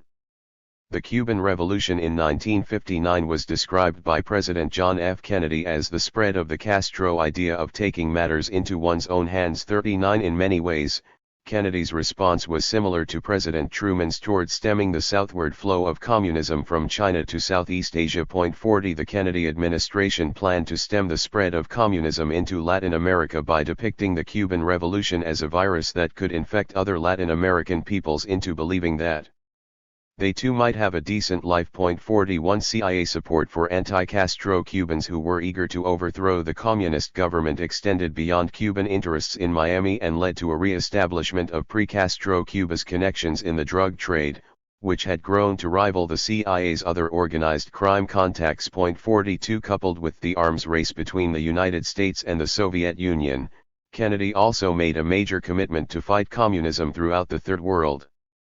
This had political significance for Latin America, which became the region that experienced the greatest number of U.S. interventions under the American government's policy of anti-communist containment. 43 As in Indochina, the anti-communist crusade was characterized by counterinsurgency, subversion, intervention, and public propaganda about defending Western civilization from the communist threat. U.S. counterinsurgency policy in Latin America. The U.S. counterinsurgency policy implemented throughout the Latin American continent failed to eliminate the peasant guerrillas in Colombia. By the late 1970s the FARC's numbers had grown sixfold in 2 decades, from 500 guerrillas concentrated in rebel-held agrarian communities to some 3,000. Ongoing counterinsurgency failures in Colombia, however, were balanced with success stories elsewhere. From the Mexican-American border to the southern tip of Argentina, anti-communist forces fought Marxist insurgencies and left-wing governments, often with financial backing from the United States. 44 The Latin American Anti-Communist Confederation, the regional section of the WACL, embraced the CIA strategy of using covert drug trafficking operations to fight communism. 45 Military dictatorships, right-wing groups, and criminal organizations moved into closer associations, meeting annually at Cal conferences led by Argentina's military junta. 46 The WACL, which maintained overt contact with right-wing political and financial interests in the West, as well as with overseas Asian communities during America's imperial adventures in the Far East and Indochina, became a political organization, and its Latin American branch, the CAL, was prepared to coordinate its own drug trafficking operations. The southern cone Argentina, Uruguay, Chile, Paraguay, and Brazil was known as the Triangle of Death, a product of the so-called French Connection, which traded cocaine to Europe in exchange for heroin. It became the drug network favored by an international network within CAL called the Argentine Anti-Communist Alliance, which aimed to make Buenos Aires its neo-fascist center. 47 Both the United States and its anti-communist allies feared that Bolivia, with its first female president in 1979, Lydia Guler Tejeda of the Revolutionary Nationalist Movement Party, along with politicized indigenous peasants and radical labor unions, was ripe to reign for revolt. 48 In Nicaragua that same year, the U.S.-backed Somoza dictatorship was overthrown by the Sandinista National Liberation Front, which launched agrarian reform, a mass literacy campaign, a popular health system, and the nationalization of Somoza's non-productive assets. 49. According to DIA figures in 1980, 80% of the world's cocaine came from La Corporación in Bolivia, known then as South America's General Motors of Cocaine. 50 The Argentinians deployed over 200 military personnel to help coordinate the seizure of power in Bolivia, including an international band of neo-fascist mercenaries as well as a wanted Nazi war criminal working with the CIA. 51 Michael Levine offered an insider's account of a cocaine coup that unfolded on July 17, 1980. After he became the D's country attaché to Argentina and Uruguay. Explosions and gunfire began to echo through the surrounding hills. More men in combat fatigues and ski masks roared into Trinidad, firing at everything that moved. They broke into stores and homes, looting and shooting. The masked thugs were not Bolivians, they spoke Spanish with German, French, and Italian accents. Some, like and his men, had Argentine accents. Their uniforms bore neither their national identification nor any markings, although many of them wore Nazi swastika armbands and insignias. The foreigners were soon joined in the frenzy by mutinying Bolivian soldiers calling for a Bolivian army colonel named Luis Arce Gomez to lead a national revolution. 52. The following day, the Bolivian generals were in power, and international support and diplomatic recognition for the regime was secured through the WACL, Argentina, Chile, El Salvador, and South Africa. 53 A victory party was held in Buenos Aires in which the United States was represented by Nat Hamrick, a former business partner of the Somoza family, and John Carbaugh. They were both WACL-linked aides of Republican Senator Jesse Helms, who arranged for Argentinian delegates to visit the Reagan White House and attend the Republican convention. 54. The cocaine coup crushed the Bolivian left and installed narco-militarists in government. The U.S. State Department eerily portrayed the coup as a cocaine revolution, for the left-wing threat was neutralized. Jake Sales, a CIA pilot based in Bolivia, described what he saw as an extensive, jungle-based cocaine manufacturing complex containing laboratories, heavy armaments, radio communications, and landing fields that could accommodate a modern jumbo jet. Sales stated, "The Bolivians had a military-industrial setup that was right out of a West Point textbook. It's unbelievable." 55 The Bolivian dictatorship became the primary source of coca for the Colombian drug cartels that formed during this period, and the cartels, in turn, became the main distributors of cocaine into the United States. It was the beginning of the cocaine decade between 1980 and 1989.56. Toward cocaine production. The debt crisis of the 1970s and 1980s devastated the balance of payments in many Latin American countries, creating a sharp increase in unemployment and a decline in national incomes. Colombia remained immune to these calamities because of its prosperity throughout the cocaine decade. Funding for the U.S. war on drugs increased and was directed to the arrest of drug traffickers and the seizure of drugs, arms, and equipment. In addition, programs of crop eradication and drug law enforcement were instituted to assist Colombian police and judicial authorities. However, this expensive intervention was paralleled by expansion in Colombian drug production, which meant that by 1983 79% of marijuana and 75% of cocaine consumed in the United States was processed or originated in Colombia, representing a paradoxical consequence of the U.S. war on drugs. 57. During the cocaine decade, tensions also arose in relation to attempts to extradite Colombian drug cartel leaders, such as the infamous Pablo Escobar, to the United States for prosecution. Funding from the U.S. war on drugs gave Colombia's military substantial aid, training, and assistance, as well as more advanced weaponry and technology. However, drug war critics and human rights groups in the United States argued that the Colombian military was using its U.S. funded arms against political opponents, and not the emerging drug lords and networks of traffickers. The growing economic power of the cocaine trade did not merely influence the Colombian political system, but also allowed it to become virtually institutionalized within the system. At the beginning of the cocaine decade, the nation was embroiled in its seemingly paradoxical war on drugs. The Colombian state continued to target its political opponents under the aegis of its authority in waging the war on drugs in conjunction with the United States. Colombia's right wing was empowered by President Reagan's condemnation of narco-terrorism, which Colonel John Wagelstein, a U.S. Army counterinsurgency expert, used to capitalize on a popular fear of terrorists and drug traffickers and thus mobilize support for foreign interventions against leftist regimes in Latin America. 58 Colombia's FARC insurgency was viewed by the Reagan-Bush White House as Cuban-Soviet-inspired, in the style of Marxist groups such as the ELN, EPL, and M19 guerrilla movements. CIA Director William Casey and U.S. Ambassador to Colombia Louis Tam sought to capitalize politically on the FARC's alleged links to the cocaine trade in Colombia. Their arguments about the FARC as narco-terrorists were drawn from studies by Rachel Ehrenfeld, which criticized the FARC's links with the Medellin drug cartel led by Pablo Escobar. 59 However, Colombia's cocaine industry and the circumstances of the FARC's insurgency have a complexity far greater than Ehrenfeld's notion of a dependency between the two would suggest. The CIA inside the Crystal Triangle. As a result of cocaine's growing importance to Colombia, Pablo Escobar Gaviria, a former petty thief from the outskirts of Medellin, became the most successful of the narcotics entrepreneurs.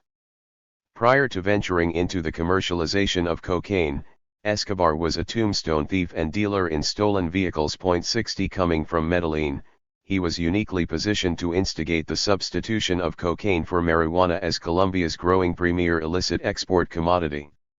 While other traffickers remained immersed in the coastal marijuana trade, Escobar and his associates established contacts with coca producers in Bolivia and Peru. The Colombian cocaine trade expanded rapidly. The capos, heads of large drug trafficking clans, organized meetings to centralize production, distribution, and commercialization of the drug, as well as to establish large-scale transportation systems and export routes. Those who secured control of trade routes to the United States became cocaine's monopolists. 61 Escobar not only perfected the cocaine refining technology but developed ingenious schemes for cocaine distribution. According to Trenton Parker, a former CIA operative, the CIA set up two preliminary meetings attended by various Colombian drug dealers for the purpose of organizing a drug trafficking cartel. 62 The first meeting occurred in early 1981 with 20 of the biggest cocaine dealers in Colombia present. 63 The second meeting, held at the Hotel International Medellin in December 1981 and attended by 200 drug dealers, established the Medellin cartel. Each member of the cartel paid an initial $35,000 fee to fund a security force that would protect its drug operations. 64 A paramilitary organization called Muerte a los Secuestradores was also established at this meeting. MAS assassinated leftists, trade unionists, civil rights activists, and peasants collaborating with left-wing guerrillas and members of the Union Patriotica, the civilian arm of the FARC. 65 In addition, Israeli and British mercenaries, paid with drug money, organized a death squad paramilitary school where Carlos Castano, the future leader of the AUC, MAS's successor organization, was an early trainee. Colombia's state security apparatus was incorporated into the AAA international network as the Andean Brigade 66. Gunther Russbacher, another CIA operative, confirmed the CIA's role in establishing the Medellin cartel. He attended the two meetings in December 1981, and reported that there had been a preliminary meeting in September 1981 in Buenaventura, Colombia, that established the format for the subsequent meetings. 67 According to Russbacher, the meetings were initiated by the CIA to deal with a group rather than many independent drug dealers. At least half a dozen former CIA, OSS, and DIA personnel gave me many hours of statements over a 3-year period concerning Central and South America drug operations in which U.S. intelligence agencies and the Mossad participated. 68. Testimonies by former CIA operatives Kenneth C. Bucke and Al Martin detail covert drug trafficking operations in Latin America involving the CIA. Bucke tells of a third meeting in Zurich, Switzerland, in August 1984, which was linked to a major covert operation named Pseudo Miranda 69. According to Bucke, Vice President George Bush and CIA Director William Casey were behind the operation. The aim was to centralize the cocaine trade in Colombia and neutralize Bolivia and Peru as rivals. 70 As tactical commander of Pseudo Miranda, Bucke attended the Zurich meeting. His mission was to fund the Colombian drug lords and provide cover for their distribution routes. For instance, one operation flew drugs from Colombia to a CIA airstrip in Texas where it would be unloaded for normal distribution. In an interview on CNN, he stated, "We could save a lot of money if the government just went to Colombia and asked, how much for all the cocaine? It's not that farcical. The cost would be tremendous, but it would still be less than what we are spending now for the drug war. But then we would not be able to justify giving weapons to governments. If we bought it all, the drug dealers would have the same amount of money as the people in power. The CIA doesn't want leftist guerrillas or Pablo Escobars to have the same power as the people they help put in power." 71. The Medellin cartel systematically outmaneuvered its competitors, particularly the Florida-based Cuban mafia and others involved in the trade. By eliminating these middlemen and installing their own, the Colombians not only improved profit margins but also disposed of many Cuban-American informants working with the CIA and other U.S. law enforcement agencies, thereby lowering their risks. 72.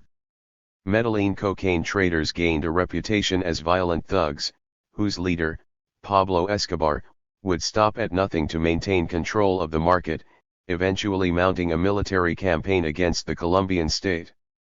By the urban poor, Escobar was viewed as a modern Robin Hood, an image born in the slums surrounding Medellin. 73 In a place known as Barrio Pablo Escobar, local residents have gathered to pray for his soul in a church he built, where over 200 homes he also built can be seen from the steeple. 74 The poor in Barrio Pablo Escobar prefer to forget Escobar's violent reputation.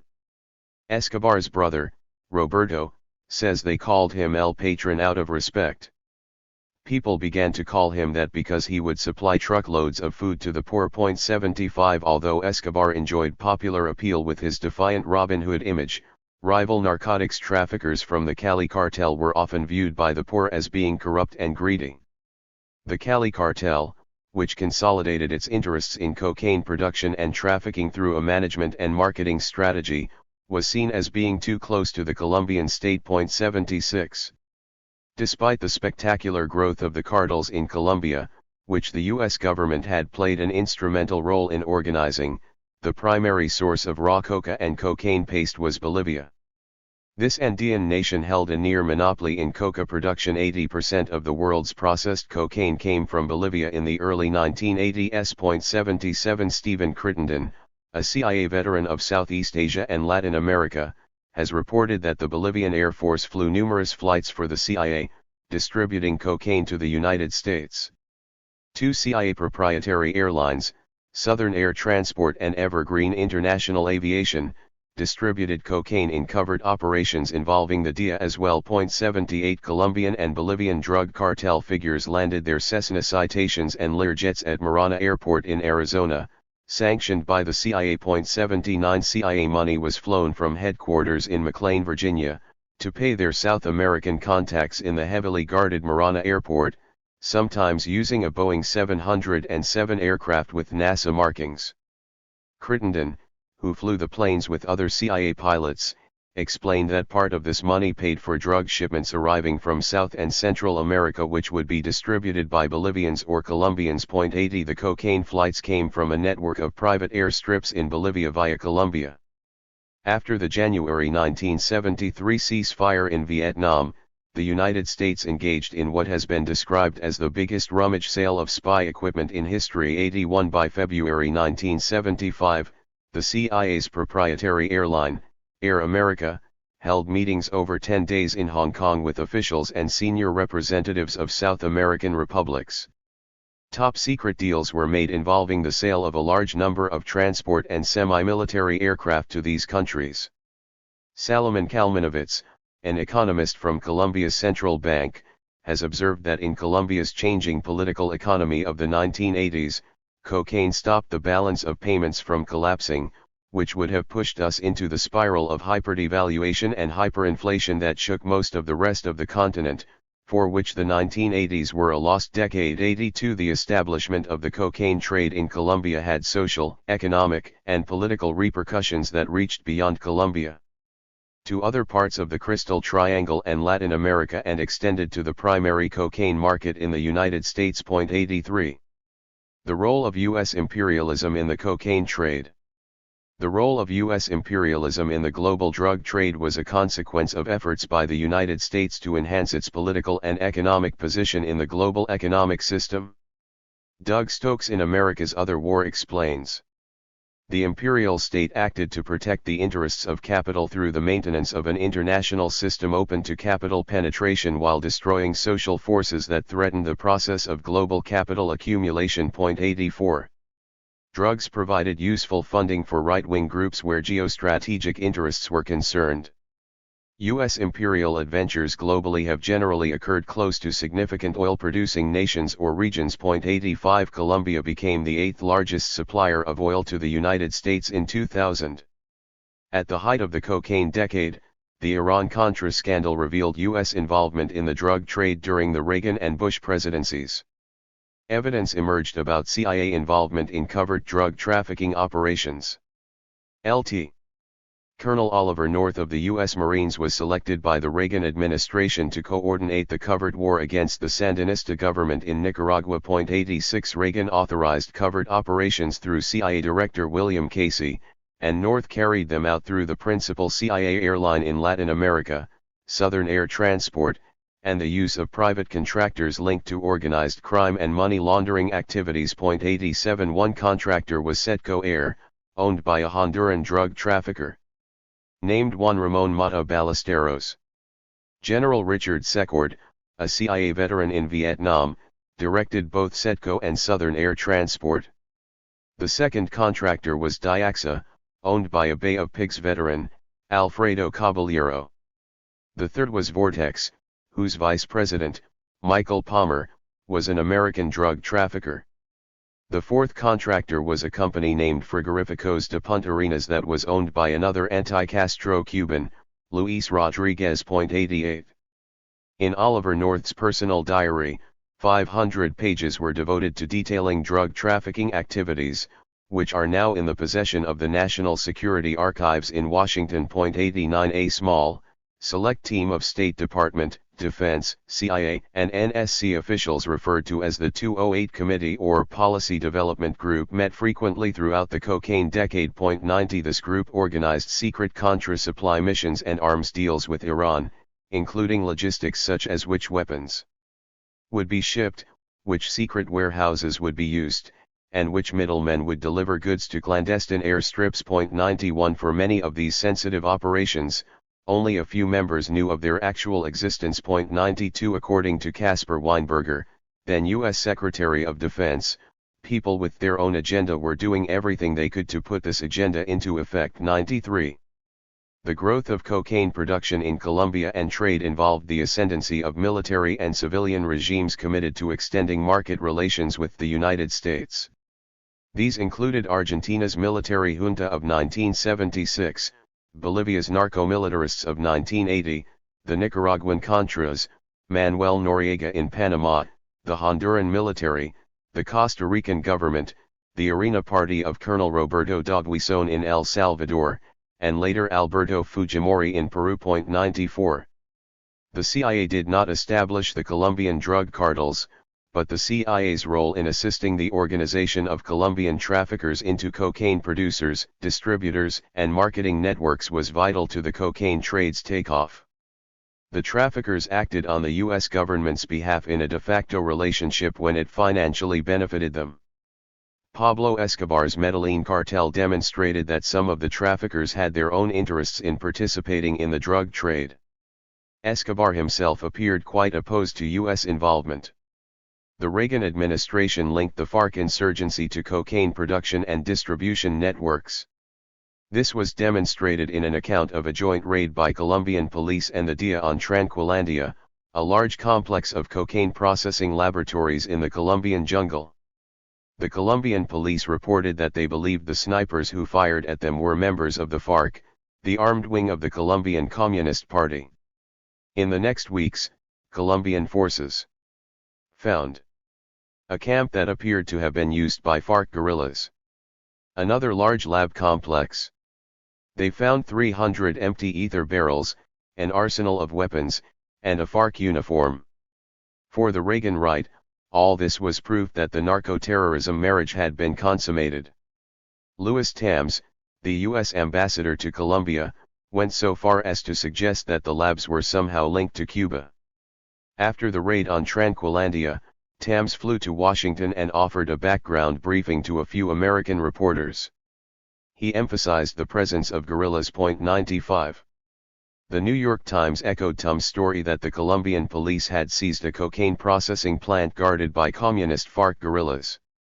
Another article repeated the claim made by the Colombian military that smugglers hauled cocaine out of the country and returned with Cuban arms for leftist insurgents. 96 Analyses of various journalists' accounts and statements made by U.S. State Department officials have since revealed that the claim of the FARC's involvement in Tranquilandia was baseless. 97. Senator John Kerry's Senate Subcommittee on Narcotics and International Terrorism began its investigation in early 1986. But it barely exposed the role of the United States in drug trafficking in Latin America. 98 Its work was overshadowed by the media-feeding frenzy surrounding Iran-Contra and Oliver North, which began in late 1986. The subcommittee took testimony from 47 witnesses. Many witnesses, some who were convicted drug traffickers, testified in great detail about the drug links to the Contra operations. Some were eyewitnesses or direct participants in guns for drugs shipments to Contra bases in Central America. 99 The final report, issued in 1993, contains information about the central role of George H.W. Bush and the office of the Vice President in the Contra supply operations. 100 The most important material is in the chapter on Donald Gregg, a 30-year CIA veteran who became Bush's national security advisor in 1982. Gregg had a decades-long friendship and association with Felix Rodriguez, a Cuban-born CIA operative credited with tracking down Che Guevara in Bolivia.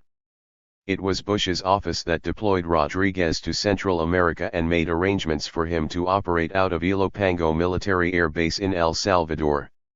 The Gregg chapter documents numerous meetings and communications among Bush, Gregg, and Rodriguez, and also among them and Oliver North and Contra leaders. The BCCI's link with the CIA strengthened under President Ronald Reagan and Vice President George Bush. 101 Bush and CIA Director William Casey, with the assistance of British intelligence, set up BCCI's Cayman Island affiliate bank called the International Credit and Investment Company Limited. The law firm involved was Bruce Campbell and Company, which acted as a registered agent for the CIA-linked Nugan Bank in Australia. Both BCCI and Nugan used Price Waterhouse as auditors. Nugan's president, Admiral Earl Yates, also headed the Great American Bank of Miami, which was indicted in 1982 for money laundering. When Nugan collapsed, Yates became president of the City National Bank, whose owner was Alberto Duca, a member of the Colombian narco-bourgeoisie involved with George Bush's son Jeb in the construction of a downtown Miami high-rise. 102 The Reagan-Bush White House took an off-the-books approach toward money laundering throughout the cocaine decade. 103 The DEA estimated that overall profits from cocaine imported into the United States amounted to $30 billion. The Medellin cartel received $10 billion of that sum a year in sales, prompting Forbes magazine to place the Medellin leaders, Pablo Escobar and Jorge Ochoa, on its list of the world's richest men in 1988. 104. The cocaine decade saw the consolidation of the Colombian drug trade as a source of profit for U.S. capital via banks that were established to launder and invest drug money in legitimate U.S. corporations. 105 The United States contended it was at war with drugs and terrorists in Colombia, but, in reality, the economic relations between U.S. imperialism and the Colombian narco-bourgeoisie permitted cocaine production to flourish in Colombia, and the cocaine market to expand within the United States and Western Europe. 3. A narco-state and a narco-economy. The cocaine decade of the 1980s, also known as the Lost Decade, was historically significant for the construction of a stable economic and political Colombian state based on the cocaine trade. Colombia took extraordinary measures to mobilize army and paramilitary forces in its war against the FARC as it implemented extraordinary measures in coca cultivation and cocaine production, marketing, transportation, and distribution networks to ensure profit-making opportunities. In the new narco-state, major drug traffickers and paramilitary militias of the AUC were integrated into Colombian legal, political, and financial institutions. A narco-bourgeoisie emerged with the assistance of drug traffickers from the lowest social levels such as Pablo Escobar, and the state created modes of production and distribution to form a new narco-economy. Money laundering was the financial basis of the narco connection between Colombia and the United States.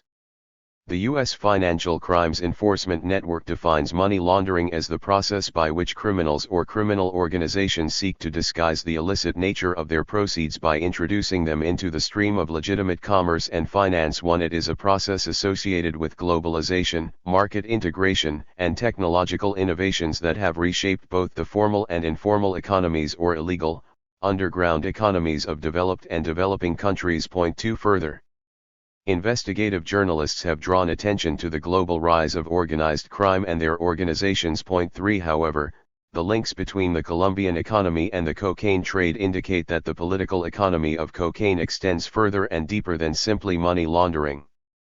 Although Colombia became a major supplier for the global drug trade during the cocaine decade, a number of myths, aimed at downplaying this or explaining it in a self-serving manner, have been concocted and presented by both Colombian and U.S. officials. They argue that 1. Cocaine is not important to Colombia, 2.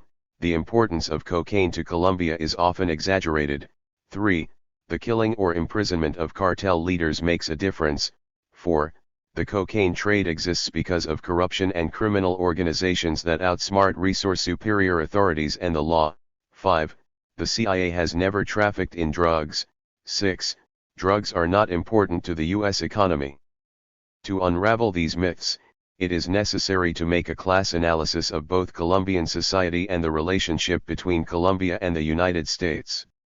The formation of Colombian drug cartels helped to coordinate coca production, but it also intensified existing class antagonisms within the country. Colombia was the only country in the Andean coca-growing zone that succeeded in developing sophisticated drug cartels and international marketing networks. 4. A new class, the narco-bourgeoisie, exploited the economic opportunities in cocaine. In Colombian history, state institutions have always protected the political and economic interests of Colombia's ruling classes. 5. The cocaine trade in Colombia created a narco-bourgeoisie whose development from the Colombian comprador class was linked to the cartel's operations. Right-wing paramilitary militias were set up by the compradors to target their traditional enemies, the FARC and other guerrilla organizations, but also any other obstacle to economic operations and foreign investment. 6. Those who opposed the malicious trade unionists, human rights workers, investigative journalists, progressive teachers, and academics were considered enemies of the state. The continuing class conflict between compradors backed by U.S. imperialism against urban workers and campesinos appears to have been inevitable. Among the compradors, short-term agreements were made on coca production that paved the road for longer-term agreements of all kinds, one of which supported the emergence of the narco-bourgeoisie, whose business operations had remained relatively independent. They agreed amongst themselves not to increase the amount of cocaine sold on American streets beyond certain limits policed by the CIA, in order not to adversely affect rival enterprises. The resulting drug cartels gave rise to coca production of a monopolistic nature. The emerging narco-capitalism permeated Colombia's financial system, creating financial connections throughout the Colombian economy. The active participation of banks in the cocaine industry greatly strengthened financial connections among the narco-bourgeoisie. The Cali cartel metamorphosed into numerous legitimate business enterprises such as pharmaceutical companies and real estate firms to operate the cocaine trade, whereas the Medellin cartel focused on money laundering. The cartel's monopoly presented opportunities for the enrichment of all Colombian capital, regardless of whether enterprises were directly or indirectly involved in the cocaine trade. This situation created fierce competition among traffickers with connections to the Colombian ruling class.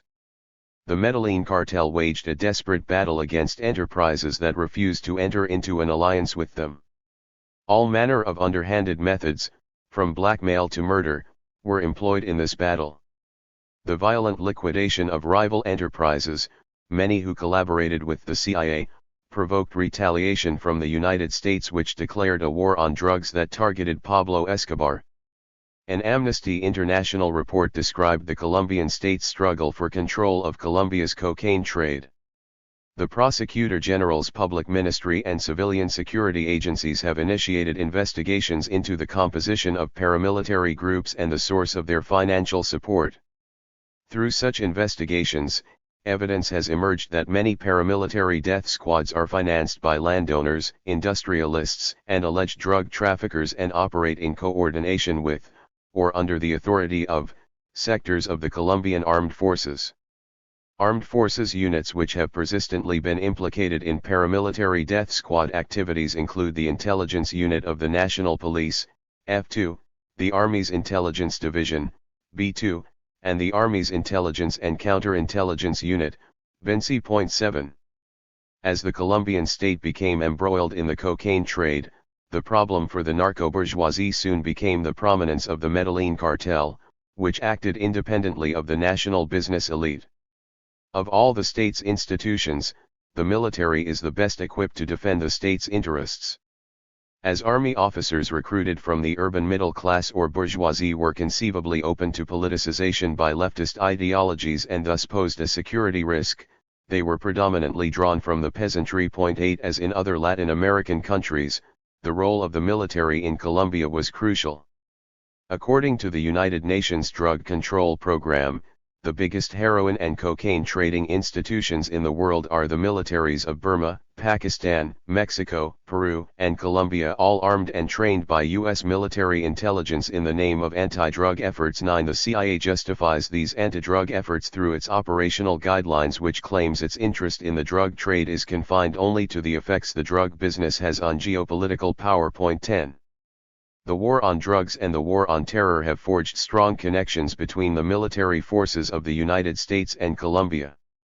Since contributing to the creation of the paramilitary network MAS, the Colombian military and U.S. intelligence services continued to work in tandem in fomenting alliances to fight the guerrillas as an integral part of their counterinsurgency doctrine. 11 With the inauguration of President Julio César Turbay Ayala, the military and police assumed a prominent role as defenders of a Colombian state enmeshed in the cocaine trade.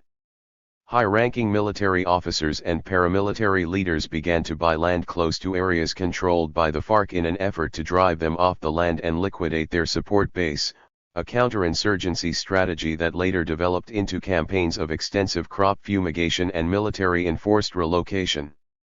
Active and reserve army officers played a leading role in the emerging narco-state. One paramilitary group was formed in Segovia, Antioquia Department, by Fidel and Carlos Castano, the leaders of the AUC. The Castanos, from an upper-middle-class landowning family, offered their services, particularly in the area of intelligence, to the military battalion Bombona that operated in Segovia. 12 Another paramilitary group known as the Frente Calima in Valle del Cauca department was founded with the participation of active, retired, and reserve military officers attached to the military's 3rd Brigade, along with paramilitaries from the self-defense groups of Córdoba and Uribá which operated mainly in Antioquia and Córdoba departments. 13 Colombia's paramilitary militias are not independent entities of the state but rather a component of Colombia's intelligence network. U.S. military advisors, with British and Israeli assistance, help reshape the military intelligence network. 14 According to a Human Rights Watch report in 2000, half of the commanders of the Colombian army have been investigated for their links to paramilitary groups. 15 In Antioquia, Córdoba, and Valle de Cauca, the Castanos played a central role in Colombia's national counterinsurgency strategy against FARC. Carlos Castano's control of Uribá and other areas close to the border with Panama, a major transshipment route, placed him in a favorable position to shape and ultimately inherit a drug trafficking network with contacts in the interior of the country and international markets. While the military and police remained as the official army of the Colombian state, the paramilitaries became the clandestine army of the narco-state. As late as 1998, further restructuring of the Colombian state was occurring. Two widely publicized foiled drug trafficking attempts by Colombian Air Force officers, one that used the presidential plane and the other an Air Force plane on a training mission to the United States, revealed the Air Force Command System's involvement in drug trafficking. The officers were referred to as the Blue Cartel, an allusion to their blue uniforms. 16 In another example, 1,600 pounds of cocaine were found in a Colombian Air Force plane that landed at Fort Lauderdale Hollywood International Airport in 1998. 17 In 2000, Colombia's Director of Intelligence in the Department of Administrative Security, which coordinates the security functions of the military and police, along with the head of Colombia's counterintelligence unit and the coordinator for security operations, were implicated in trafficking arms and the embezzling of public funds, among other charges. 18 The influence of the cocaine trade is further reflected in the influx of newcomers to the Colombian political system. 19 The political career of Álvaro Uribe Vélez, the country's former president and a leading exponent of Washington's war on drugs and terror, began by granting pilot licenses to drug traffickers as head of the aviation company Aerocivil. 20 With the support of his father, Alberto Uribe Sierra, he made his most important contacts with the emerging narco-state as head of Aerocivil. Uribe Sierra became a household name when he was indicted for his involvement in the widely reported raid on the Tranquilandia cocaine processing laboratory. 21 According to Colombian investigative journalist Ignacio Gómez 22 the police had tried to pin the laboratory on FARC guerrillas when in fact had enjoyed high-level protection from the Colombian military. 23 CIA Director William Casey contended at the time that the laboratory was guarded by communist guerrillas and planned by the Medellin cartel, but it was later revealed that the laboratory was planned in Cali and protected by the army. 24 The charge that FARC protected the cocaine laboratory arose from the discovery of a FARC uniform, which was allegedly planted by the CIA. 25 Uribe Sierra, who owned extensive cattle ranches in Antioquia and Córdoba and became a real estate intermediary for the traffickers, was connected by marriage to the Ochoas, an elite family that joined the narco-bourgeoisie to help form the Medellin cartel. When Pablo Escobar launched his Medellin Sin Tegurios campaign in 1982, Uribe Sierra organized an exclusive horse race to raise funds. When he was killed in 1983, his son Álvaro Uribe flew to his ranch in Escobar's helicopter. 26 Álvaro Uribe's wealth and connections to the underworld through his father practically assured him a place in the new establishment. 27 During Álvaro Uribe's 4-month tenure as mayor of Medellin in 1982, the city was known as the sanctuary for its controversial untouchable status. Medellin, under Escobar's control, linked the central and western highlands to the eastern lowlands and Pacific and Atlantic coasts through new cities Florencia, Villavicencio, Leticia with roads, airports, and motorboats. 4 frontier settlers in Caqueta, Putumayo, Guaviare, Vizcaya, Guinaya, Vops, Sucre, Córdoba, the Choco, Bolívar, the Santanders, and to a lesser extent, in Antioquia, Huila, Tolima, Cauca, and Meta, coca became a profitable cash crop, providing known traffickers such as Escobar, the Ochoas, the Galeanos, the Castanos, Kiko Moncada, and others with local distributors.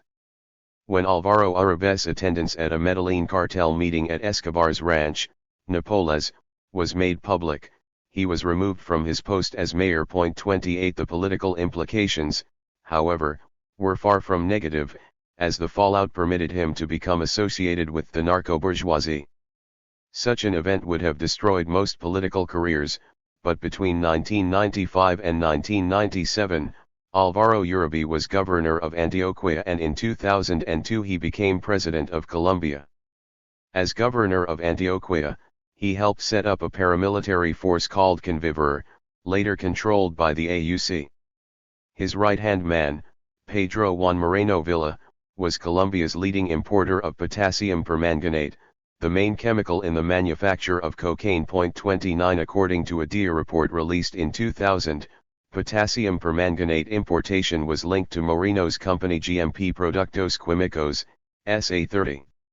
The most distinguishing feature of the Colombian narco-economy is that all goods and services, both legal, for example, oil, coal, coffee, and illegal arms, human trafficking, contraband, are dependent on cocaine for the economic stability of the nation. Cocaine generates jobs not only directly in the production of cocaine but indirectly, in areas such as transportation, security, banking, and communications. It is because of Colombia's narco-economy and its economic relation with the United States that the Crystal Triangle supplies 100% of the cocaine consumed on American streets. 31 Drug trafficking and drug money deposited into U.S. and Colombian banks is common, yet virtually ignored by authorities.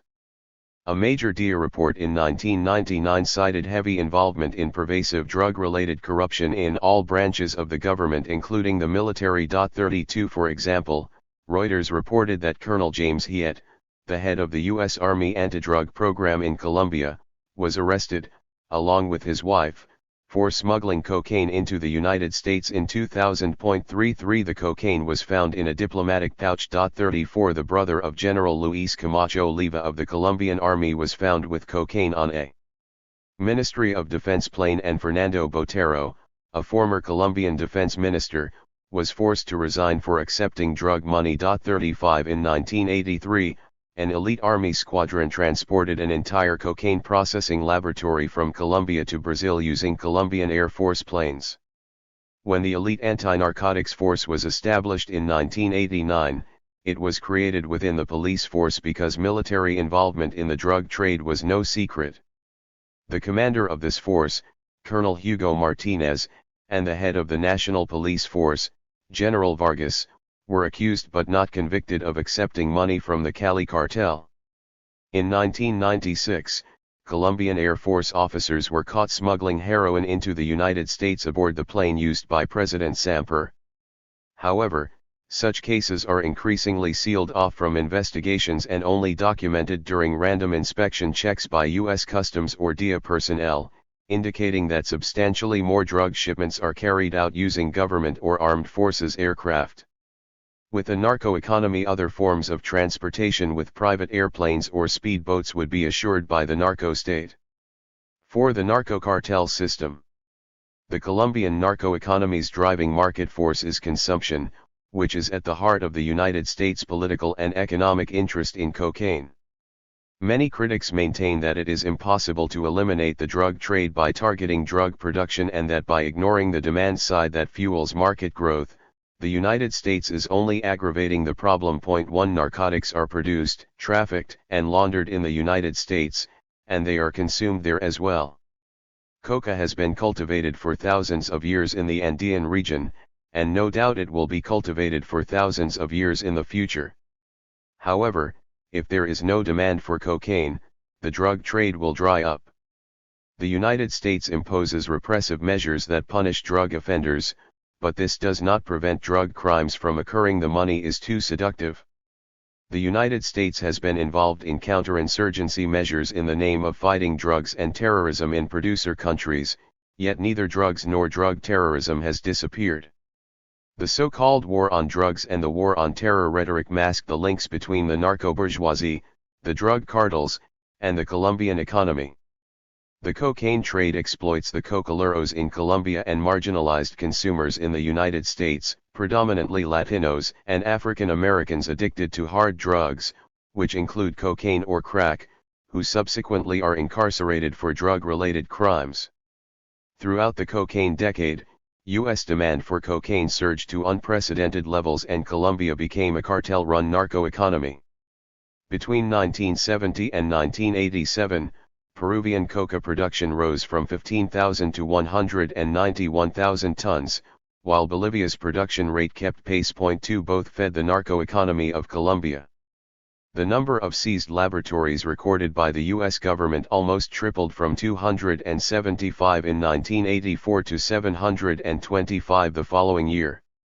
By the late 1980s, cocaine had become a major export commodity that was financially and legally institutionalized in legitimate Colombian U.S. economic relations with banks, corporations, and major investments in property, real estate and other business ventures. The cartel system was made up of regionally based trafficking organizations that coalesced to rationalize the system of production, smuggling, and marketing of cocaine. 3 Management decisions concerning the cocaine economy were left to contacts in the National Military Intelligence Network or, in some cases, to the CIA, depending on the importance of issues such as transportation, exchange, and distribution to the United States.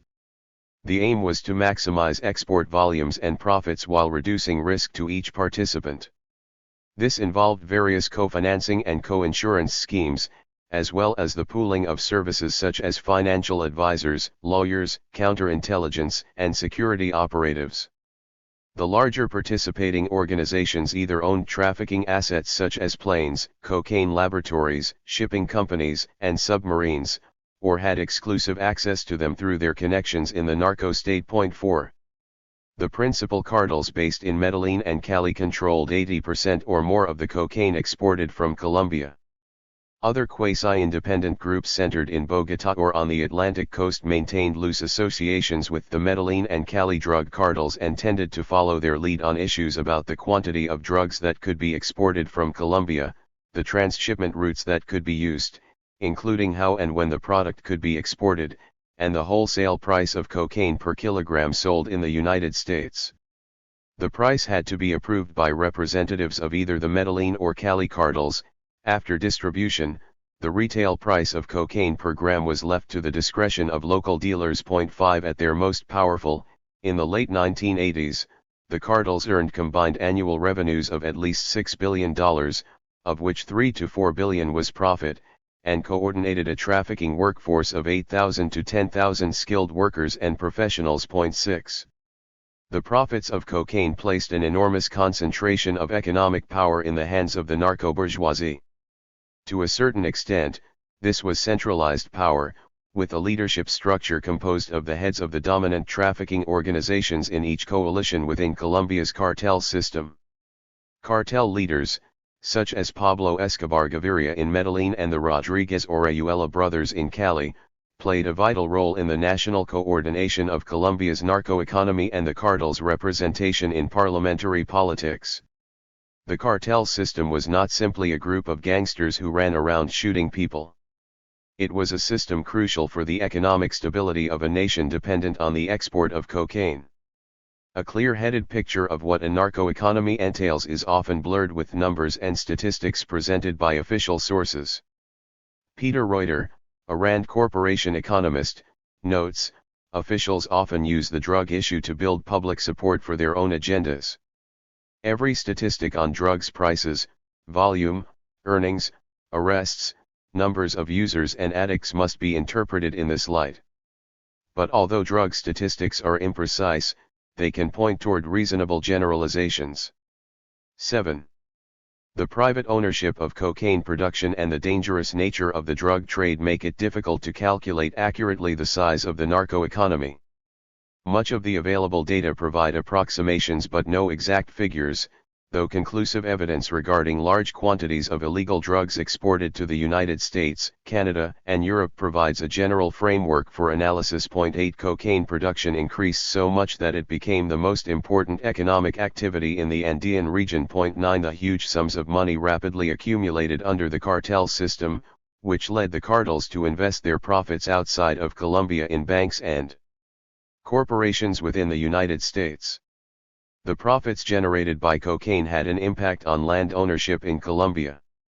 The narco-bourgeoisie forcibly acquired an estimated 1 million hectares of farmland from a total of 13 million hectares of land in 1989.10. The effect of this direct investment of capital from the increasingly influential narco-bourgeoisie and international sources capital was apparent in escalating prices for farmland. 11 Between 1982 and 1984, and in 1989, the prices of land captured by paramilitary forces skyrocketed.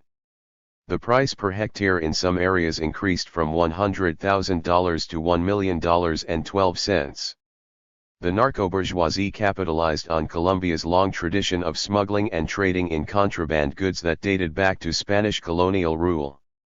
The Colombian narco-state undertook extraordinary measures to industrialize coca cultivation and cocaine production, and the trafficking process included large-scale smuggling by boats, planes, and containers. Colombian society and the rise of Pablo Escobar. The narco-bourgeoisie included some of Colombia's oldest families with lineages dating back to the Spanish conquest. The Davilas and Diaz Granados, two of the better-known families, are from departments on the northern Atlantic coast, notably Cesar, Guajira, Magdalena, and Bolívar. Many regional and local political systems in Colombia became intertwined with the drug trade, especially when individuals from these well-established families served as mayors, senators, and governors and could provide political protection to the drug trafficking networks that enriched them. 13. In stark contrast to these well-established individuals, Pablo Escobar Gaviria came from a low socio-economic background like most traffickers from Medellin, Antioquia. Although investigative journalism tends to dwell on his personality. 14 His political rise illuminates many aspects of the Colombian state's relationship with cocaine. A child of La Violencia and a teenage delinquent, Pablo Escobar's nationalist and vehemently anti-American political views were shaped by the class struggle in Colombia. 15 A study of 20 middle and top-ranking drug traffickers from Medellin and other areas from the Antioquia department in 1988 revealed their class origins. 70% were from the countryside, 30% from the urban lower class, 55% had only primary education, 35% secondary, 10% had been to university. 16 On the other hand, traffickers from the rival Cali cartel came from more privileged backgrounds. They were nicknamed Los Caballeros of Cali, as opposed to Los Hampuans of Medellin. Large portions of the Medellin cartel's drug profits were invested, somewhat conspicuously, into social development projects such as building housing for the poor, water wells, sports facilities, and even installing satellite TV dishes in outskirt communities. 17 Defying the Colombian status quo, these cocaine-funded development projects were said to extend across the border into Peru, providing monies to repair local roads, docking facilities, the school, and the medical clinic. 18 Escobar established the political movement Civismo en Marca, which sponsored various civic programs. These social endeavors were belittled by U.S. government spokespersons and scholars, but, according to Escobar, they frightened Colombian politicians and bureaucrats. 19. One of Escobar's first contacts with Colombia's elite was a property dealer and politician from a leading Antioquia family, Diego Londino White. Through him, Escobar sought to invest his profits in land.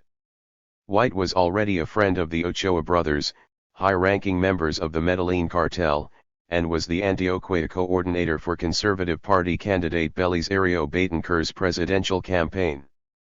Neither of Colombia's two major parties, the Conservatives and the Liberals, was discriminating when it came to drug money.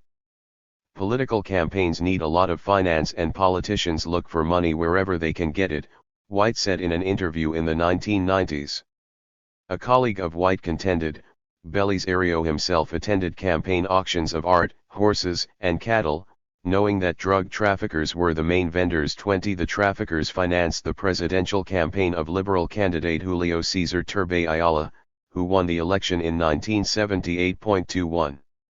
Exchange houses, real estate agencies, and various financial corporations came into existence, offering high returns and tailor-made services to cocaine traffickers. 22 The Federal Reserve Bank of Miami reported a cash surplus of $5.5 billion, greater than the total surplus of all other Federal Reserve Bank branches in the United States in 1979.23. Remarkably, a connection between the drug cartels and this cash surplus has not been established. Central Bank of Colombia figures indicated that construction in Medellin quadrupled between 1975 and 1981, accounting for 28% of the national total. At least half the finance was estimated to come from the drug cartels. Escobar invested his money in land and buildings. The cartels had joined Colombia's elite business and land-owning narco-bourgeoisie, and they, too, became military targets for kidnapping and extortion by the FARC. 24. Escobar made his first trip to Bolivia sometime in the early 1980s, where he met Roberto Suarez of La Corporación, then the major single supplier of coca paste. They agreed that Escobar would buy the coca paste from Bolivia and process it into powdered cocaine in Colombian laboratories. Anxious to see his cartel members legitimized as businessmen, Escobar forged an alliance with Colombia's business elite, the army, and politicians. Cocaine money funded areas where the state had failed, particularly in housing and urban development, sports and recreation, and public works. 25 Indeed, Mario Arango, a Colombian historian, observed, the moral rejection of so-called hot money is not so much that it comes from illicit activities but that it has enabled the rise of a new economic sector coming mainly from the lowest social levels. 26. Escobar's politics and market share in the cocaine trade came into conflict with the Miami-based Cuban mafia, whose political links with anti-Castro Cubans and the Bush family in Florida played a significant role in the events leading up to Escobar's conflict with the Colombian state and his assassination. 27 In 1984, Jeb Bush began a close association with Camilo Podrida, a former intelligence officer with the Batista dictatorship overthrown by Fidel Castro, but the association dates back to the recruitment of Cuban exiles into CIA political activity in Latin America from the early 1960s onward. 28. In 1978 and 1979, South Florida experienced what became known as the Cocaine Wars, where rival Colombian traffickers and the Cuban mafia fought for control of the state's lucrative drug market. 29 The conflict peaked in 1981 and was not resolved until 1993 with Escobar's death. Bruce Bagley writes, in the process, systematically exterminated the Cuban Americans and others who were involved in the trade on the U.S. side. By eliminating these middlemen and installing their own, the Colombians not only improved their profit margins, but also disposed of many Cuban informants who had ties with the CIA and other U.S. law enforcement agencies, thereby lowering their risks. 30. The Medellin cartel enforced their political power by liquidating rival competitors in Miami, New York, and all along the east coast of the United States, as they assassinated opponents and police officers, judges, and journalists who could not be bought in Colombia. 31. A 1979 extradition treaty between Colombia and the United States was negotiated not to address the drug problem and the violence it brought to the two countries, but in relation to Pablo Escobar's political activities and, in particular, his social development projects. 32 The Medellin cartel assassinated Minister of Justice Rodrigo Lara Bonilla, a leading campaigner against Escobar and a vocal advocate for Escobar's extradition. A co-founder of the Medellin cartel denounced the extradition treaty as a plot instigated by the DIA or CIA to target the Medellin cartel for political reasons rather than drug trafficking charges. 33 In a newspaper founded by Escobar's uncle and financed by Escobar himself, the Medellin Cívico, the editor argued, the nation's face has been disfigured by the imperialist boot of the treaty. 34 The Medellin Cívico directed its attack toward Washington. The treaty became highly controversial in Colombian politics, as the question of Colombian sovereignty was raised in parliamentary debates and media commentary. Escobar campaigned publicly against the treaty. In 1982 he was elected to Congress as an alternative representative from Antioquia, which ensured his immunity from arrest and extradition. As a prominent member of parliament, Escobar rallied considerable support against the extradition treaty at a time when the narco-bourgeoisie were undecided in their support for the treaty. 35 The Medellin Cívicos editorials portrayed Escobar as a public-spirited man who contrasted sharply with the selfish and hypocritical Colombian political establishment. Conversely, the Cali cartel meanwhile showed no interest in social issues, backing instead so-called grupos de limpieza social in the cities along with members of the local bourgeoisie. 36 The Cali cartel cleaners killed urban vagrants, thieves, prostitutes, drug addicts, and even beggars. The bodies of these deschayables were usually found wearing signs reading, Cali Limpia, Cali Linda. In many cases, the bodies were dumped into the Cauca River, which locals called the River of Death. 37. Meanwhile, Medellin cartel co-founder Carlos Leder established a political party, the Movimiento Latino Nacional. The party's ideology opposed imperialism, communism, neocolonialism, and Zionism. Its aims included the nationalization of banks, transport, and the assets of multinationals, and called for an end to foreign intervention in Colombia, abrogation of the extradition treaty, and the creation of a united Latin American army to safeguard Latin sovereignty, culture, and frontiers. 38. Escobar donated 5,000 toys every Christmas to children of needy families in the Middle Magdalena Valley, where his family estate, Napoles, was located. 39 In Quindio Department, Carlos Leder distributed cash and medical supplies to the inhabitants of Popayan after a 1983 earthquake. 40 More politically significant than acts of charity was the Medellin cartel's contributions to development of poor communities and regions, for example, a housing project built in San Julian, outside Armenia, the capital city of Quindio. Literacy campaigns were sponsored in some of the rural areas of the department. Gonzalo Rodriguez Gacha, a high-ranking member of the Medellin cartel, restored the facade of the town hall in his native town of Pacho in Cundinamarca, 80 kilometers from Bogotá, and built a large outdoor basketball court for the residents of the town. Escobar's image as a modern Robin Hood by Medellin's residents was greatly enhanced through his Medellin Without Slums campaign, launched in 1982 to build 2,000 new housing units for poor families in that city. However, only 500 dwellings were completed because of Escobar's conflict with the state. 41 He also built 80 illuminated sports arenas in Medellin and Antioquia. 42 In another major project, Escobar and some of his relatives linked to the Medellin cartel built an immense zoological park on his estate. The zoo was open to the public and entry to the park was free of charge. Escobar said, "The fact is that the Napoles Zoo belongs not to us but to the Colombian people, and the people cannot pay to visit that which it owns." 43 At the zoo's front entrance is an old Piper Cub airplane mounted on a concrete arch. The plane was reportedly used to fly some of the first shipments of Colombian cocaine to the United States. Escobar's newspaper praised his social programs and his engaged populism. 50,000 trees planted in 50 barrios of Medellin. Schools built with plenty of space, with an eye to beauty and pedagogical function.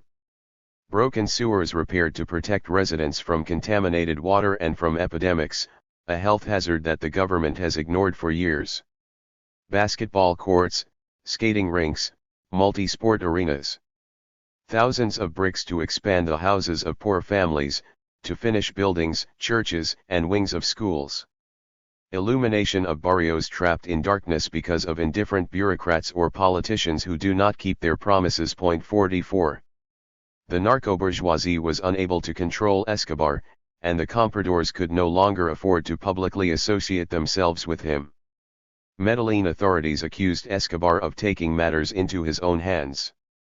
The Secretary of Education, Recreation, and Culture wrote that Escobar's efforts to refit a sports arena in the Santander section of Medellin reflected a scorn for order and procedure and told him to desist from further activity. 45 Escobar wrote back, stating that the project and others like it filled a vacuum created by the indifference, the apathy, the negligence, and the irresponsibility of the municipal administration. 46 Escobar's self-promoting populism created tensions within the Colombian establishment.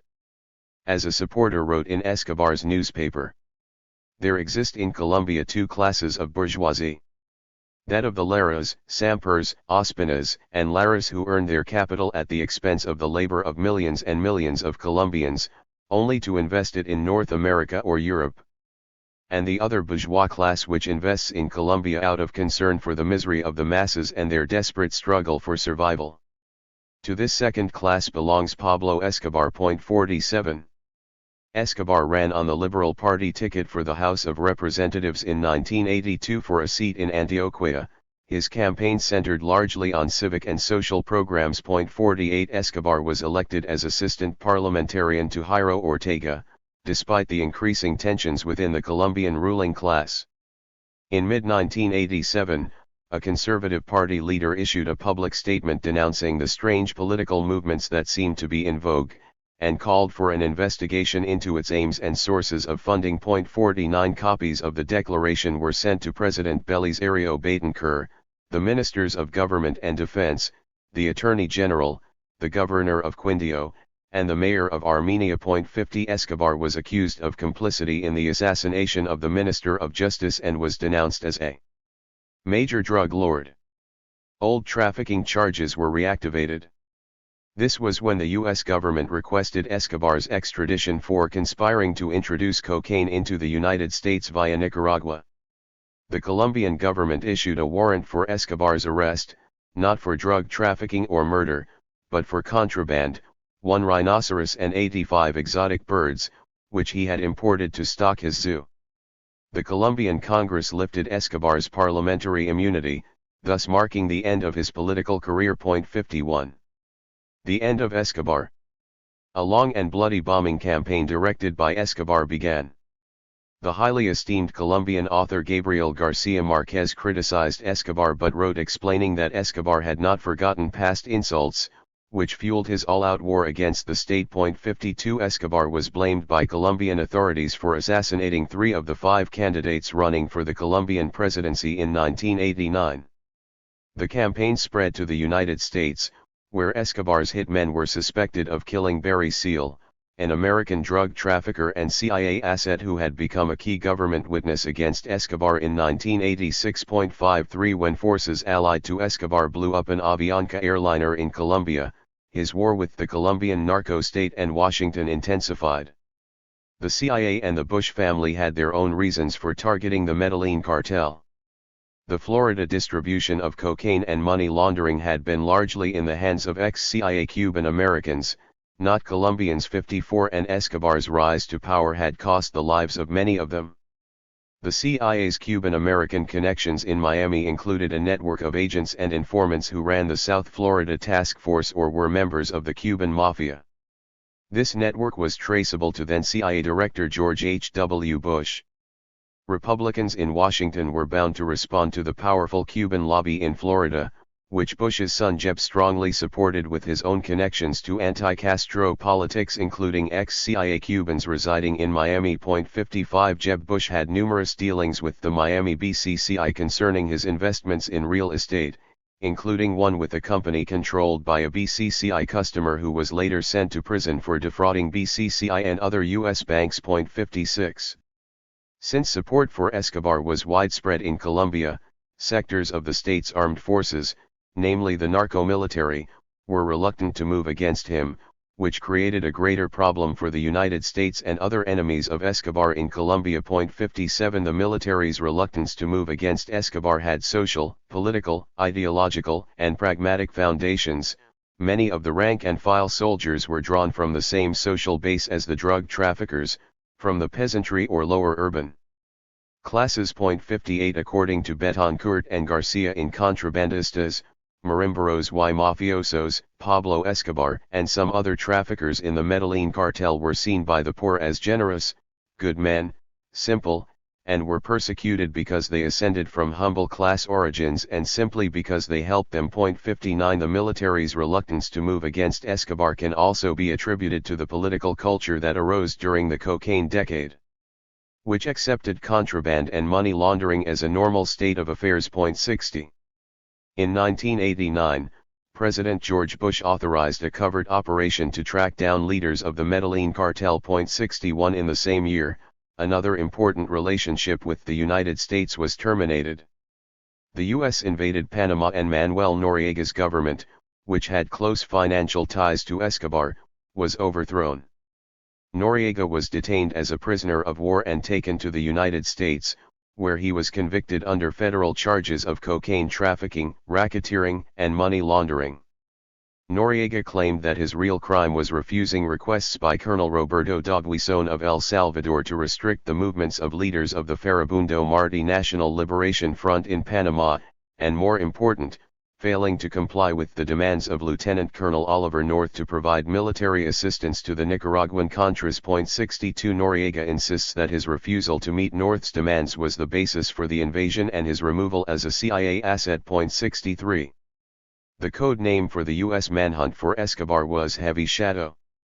Centra Spike, a top-secret U.S. Army unit that specialized in tracking, monitored Escobar's telephone and radio calls, which were covertly sent to Colombian intelligence. The sophistication involved in Escobar's surveillance forced him into hiding and a life on the run.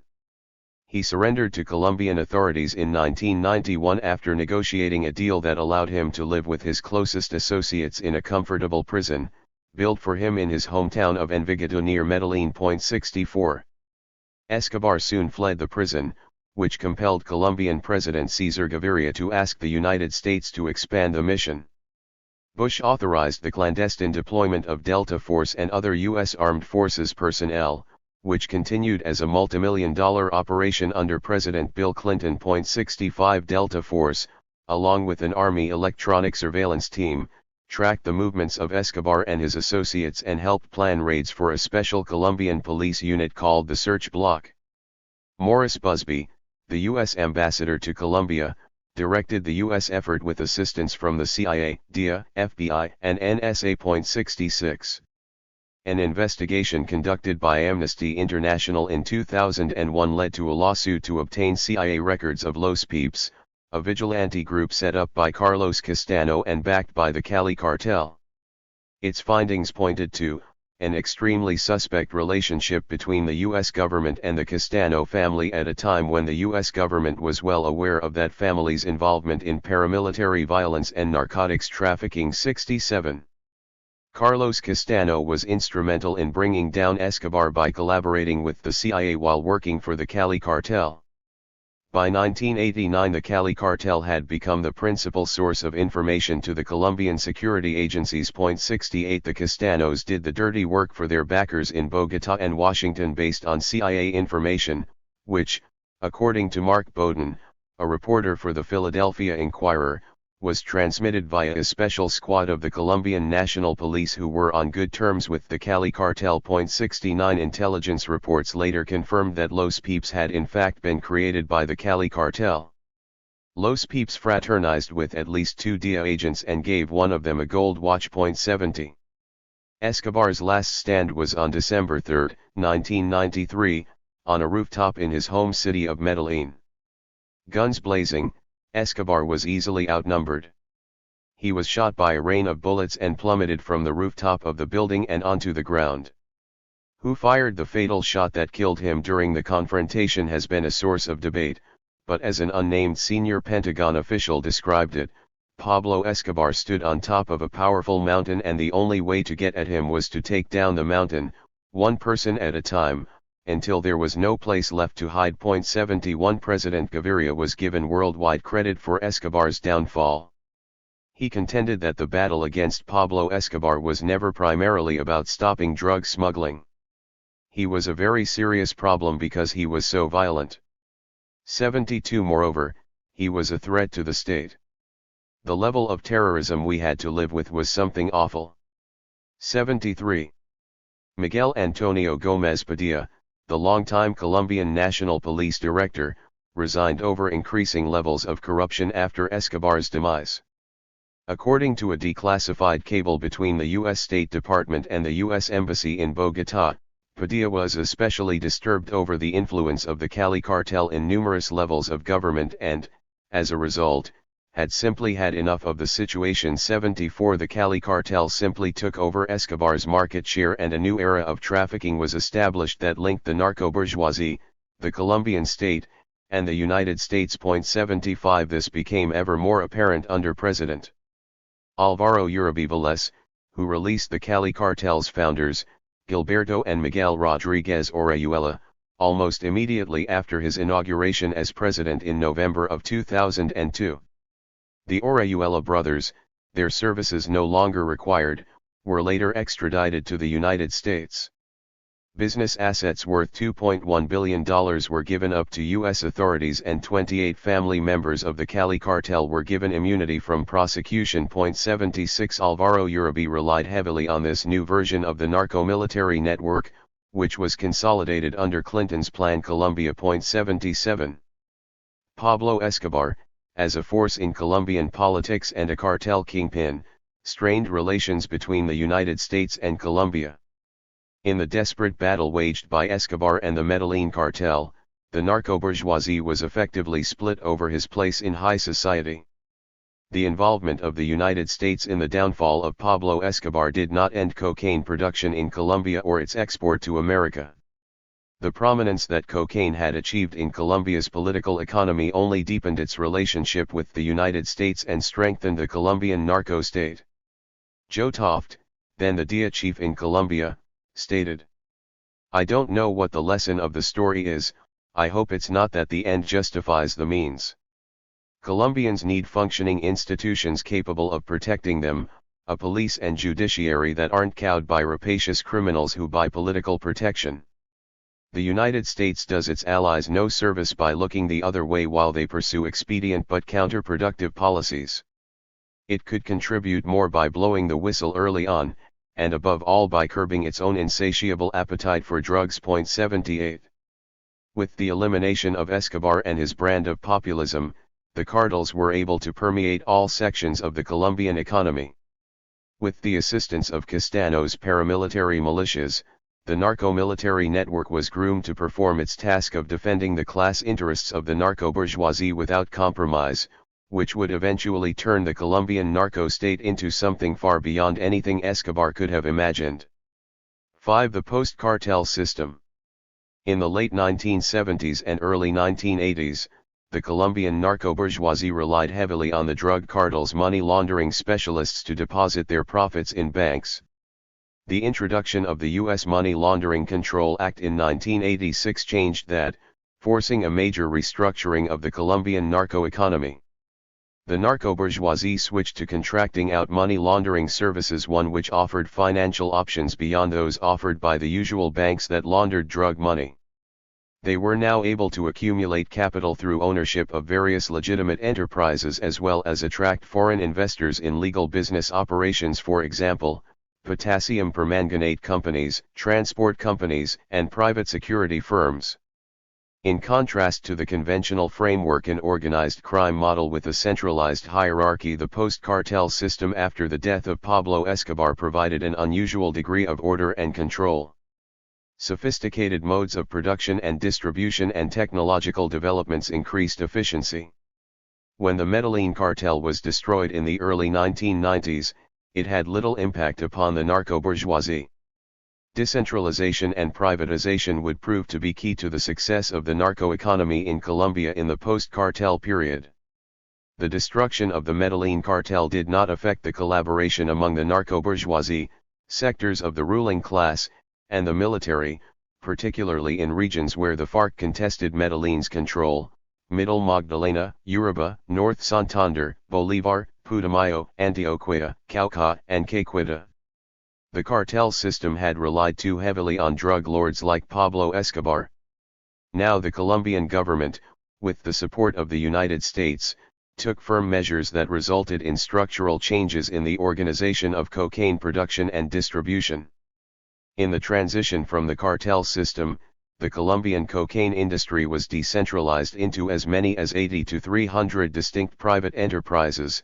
According to widely varying official estimates, the restructuring did not affect cocaine exports but made it easier for corporations and other businesses in Colombia to prosper without taking too many risks. 3 Colombian traffickers adopted a management strategy and moved into legal business activities, even negotiating with Mexican drug cartels to hand over parts of their distribution networks in the United States. One such Mexican cartel that emerged from this arrangement is the Henao Montoya organization, with which the AUC was affiliated. 4. By the end of the 20th century, Colombia became the most advanced cocaine-producing country in the Crystal Triangle. 2 factors made this possible: 1, the institutionalization of the cocaine trade in Colombia, and 2, Colombia's proximity to neighboring Crystal Triangle countries Peru and Bolivia, service country Panama, transit countries Mexico, Jamaica, and the Dominican Republic, and consumer and distribution countries the United States and Spain. The Medellin cartel had attempted to establish monopoly control over the trade without negotiating its market share with other enterprises. The Cali cartel, on the other hand, assisted state efforts to eliminate the Medellin cartel from the cocaine trade, and it was left to the Cali group to link together the various components of the industry in a broader drug trafficking organization, with opportunities to branch out into other markets such as heroin and amphetamines. 5 According to a United Nations report in 1994, a year after Pablo Escobar's death and the final year of the cartel system of cocaine production. In spite of the rise of licit transnational corporations in developing countries, the Cali cartel remains, in effect, the developing country's most successful transnational corporation. That is not only a comment about the importance of the drug trafficking industry, but is also a reflection of the continued economic problems that face developing countries. In that connection, some researchers credit the Colombian cartels and their huge monetary base with providing much of the economic stability and even prosperity that Colombia enjoyed throughout the 1980s and early 1990s. 6. The post-Medellin cartel narco-economy system involves a complex network of banks, corporations, and professionals, with offices in New York, Miami, the Caribbean, and throughout Latin America. 7 The rise of legitimate transnational drug corporations coincided with the rise of a new kind of drug trafficker, the white-collar trafficker, to suit the era of globalization, market integration, and technological innovation. The United States and Colombia appeared to develop a mutual dependency on the export of cocaine and an interest in preserving existing economic conditions and the political status quo. The narco-bourgeoisie acquired continuously greater capital and assumed greater economic power through these arrangements. Nevertheless, most of the profits went to the United States as illegal money to be laundered in CIA-linked banks. Banks that have been involved in money laundering include the BCCI, Guggenheim Bank, J.P. Morgan, Chase Manhattan, World Finance Corporation, Castle Bank of the Bahamas, Citibank, Citicorp, and the Bank of America. 8. A narco-economy is not a product of capital flight, in which capital leaves the country, because the profits accumulated from the drug trade are too high and ongoing. The black market peso exchange in Colombia's narco-economy assists in the elimination of the nation's trade deficit. 9 Raymond W. Kelly, a former U.S. Customs Commissioner and currently New York City Police Commissioner, suggests this underground money market is the ultimate nexus between crime and commerce, using global trade to mask global money laundering. 10 Leading Fortune 500 companies benefit directly and indirectly, and some dealings of American corporations have been exposed through the U.S. government's anti-laundering probes. 11 One case involved Philip Morris, which was found to have laundered $40 million in Colombian black market pesos in 1995. That case was closed without prosecution. 3 years later, and again in 2000, Philip Morris was accused of smuggling Marlboro cigarettes into Colombia that had been purchased with black market pesos. Another company involved in dubious dealings in Colombia was Bell Helicopter Textron, which had been a contractor for Plan Colombia. In August 2000, Panamanian officials impounded a helicopter belonging to Victor Carranza, a Colombian property owner and paramilitary leader. 12 The helicopter was purchased from Bell Helicopter Textron with the proceeds from a major cocaine and heroin operation. Only $335,800 was seized from Bell's accounts in the Chase Manhattan Bank. The narco-bourgeoisie can exchange US dollars for Colombian pesos, buy American goods for sale back home that, according to US federal officials, are worth approximately $5 billion a year, and can direct billions of dollars in narco capital into legitimate commerce and trade. 13 According to Mike Wald, who runs a consortium of law enforcement agencies in Florida, this is positive for US business, there is no doubt about it. The Colombian comprador, if he pays less for his dollars, can buy more goods. That's a pretty obvious economic fact. 14 This demonstrates how the Colombian cocaine trade is linked to the US economy in more diverse ways, and not simply limited to money laundering activities involving American banks. The U.S. Colombian mutual dependency on the cocaine market and its profits is intrinsic to the continuous operation of the cocaine trade. The post-cartel system amalgamated Colombia's narco-economy and the cocaine trade with the corporate world in Colombia and the United States. The narco-bourgeoisie's access to the global market ensured that the Colombian narco-economy now intersected with global drug production and trade. The global drug trade is a self-generating engine of economic growth shaping the international economy, despite drug seizures and interdiction measures, according to a United Nations report, which also states, drug traffickers introduce new products into an untapped market, buyers are found, and once users become addicted, a minimum level of demand is virtually guaranteed. 15 The drug trade has been characterized by a trend toward globalization and proliferation of trafficking routes. 16. A cocaine mode of production, exchange, and distribution. The decentralization of the cocaine trade brought a division of labor in production and distribution, from poor peasants selling coca leaves and paste to skilled professionals working as chemists, financial advisors, lawyers, managers, security and intelligence personnel, transporters and distributors, entrepreneurs and investors in Colombia and the United States who specialized in only one aspect of the cocaine industry, for example, chemical diversion, communications, sales, marketing, finance, shipping, aviation, information technology, and distribution. In this way, no one individual enterprise could dominate the drug trade as the cartel had in the past. These new methods of organization and operation concealed the economic relations between the narco-bourgeoisie, the Colombian state, and U.S. corporations.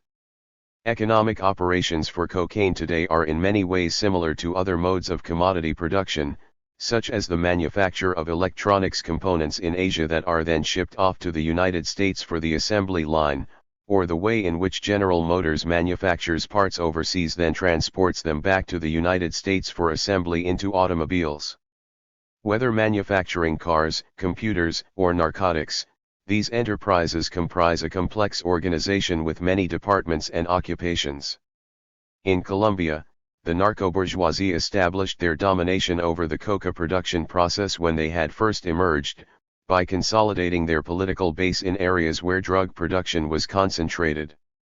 They built a working relationship with the military in the regions of coca production to fight the increasing influence of the FARC. This opened the door for private clandestine armies that became an integral part of their security. This narco-military intelligence network defended the interests of the compradors and their organized crime contacts, and ensured the ongoing production of cocaine. 17. Many drug traffickers like Carlos Castano and Victor Carranza became wealthy by imitating the narco-bourgeoisie, with vast land holdings in Middle Magdalena, Cesar, and surrounding areas. By the late 1990s, this institutionalizing process continued in the areas of Córdoba, Urabá, Middle Magdalena, Cesar, and Putumayo. In all cases of drug trafficking activity, military personnel, police officers, and local officials worked in tandem with the narco-military network and were even listed on the payrolls of the compradors' businesses. 18 A Human Rights Watch report in 2001 revealed the payroll was based on rank. A captain received between $2,000 and $3,000 per month, a major $2,500 per month, and a lieutenant $1,500 per month. 19 The AUC alone had approximately 8,000 soldiers in the 1990s, soaring to at least 30,000 in the mid-2000s, with 30 aircraft, 4 shipping planes, 14 military helicopters, 1 state-of-the-art military helicopter with emergency operations, and speedboats for water transportation. 20 The AUC consists largely of mercenaries with military backgrounds or experience, with the remainder trained by the United States, Britain, or Israel. One of the largest cocaine processing laboratory complexes is near Puerto Boyaca in the Boyaca Department, an AUC base and special handling zone by the Magdalena River, with the capacity to produce 8 tons of cocaine per month. In 1999, the Colombian newspaper El Tiempo estimated that the cost of constructing this plant was approximately $5 million, with the potential to employ well over 100 workers. 21 The AUC controls the strategic drug trafficking route from Santander, passing by Middle Magdalena, and reaching the Panama border on the Gulf of Urabá. It is estimated that the AUC's annual net income from protecting economic operations is $75 million, which is approximately 80% of the group's total income. 22 The narco-military network operates cocaine processing plants in Agua Chica, Rio Negro, Cimitera, and Puerto Para, which are all in Middle Magdalena, and is aided by the narco-bourgeoisie's investments in properties, ranches, and resorts in rural areas. 23 Real estate has become an effective method of circulating drug money within the narco economy. 4.4 million hectares, with an estimated value of $2.4 billion, have been purchased by the narco-bourgeoisie, which throughout the narco-cartel system period up until the new millennium earned approximately $23 billion in cocaine profits. 24 In 2003 the narco-bourgeoisie had acquired approximately 18 million hectares for coca cultivation. 25 The AUC, instrumental to the trafficking of cocaine, controls the coastal region from which cocaine is exported. Jeff Brunner, a DEA supervisor in Colombia in 2004, claimed traditional drug lords still existed, but they had to work with the AUC if they wanted to ship their drugs to the United States, Europe, or Africa. 26 The DEA estimated that Colombia's net coca cultivation more than tripled from 50,000 hectares in 1995 to 169,800 hectares in 2001. At the same time, cultivation in Peru and Bolivia was believed to have declined. Colombia's coca cultivation increase marked the 8th consecutive year of net growth for that premier cash crop. 27 In 1995, Colombia produced only about 25% of the world's cocaine base product. Colombian traffickers were dependent on Peruvian and Bolivian sources for 2/3 of their base product, which amounted to hundreds of tons imported each year by aircraft from Peru and Bolivia. In 2001, Colombia's total land area under coca cultivation was 3 times the size of that used to grow the combined Peru-Bolivia crop. In terms of potential cocaine base product export, Colombia's production had increased 217%, from 230 metric tons in 1995 to 730 metric tons in 2001. Colombia accounted for 76% of the world's cocaine base production in 2001, marking a turning point for Colombian cocaine production as traffickers switched to relying more on Colombian rather than Peruvian or Bolivian sources for their cocaine base supply. 28 Almost a decade later, total Colombian cocaine output remains steady, producing 600 metric tons a year despite dramatic success stories in coca eradication. 29 Technology, globalization, and the Colombian cocaine trade. Technological developments in communications, finance, transportation, and distribution have meant that the ramifications of Colombia's cocaine industry extend well beyond the borders of Colombia.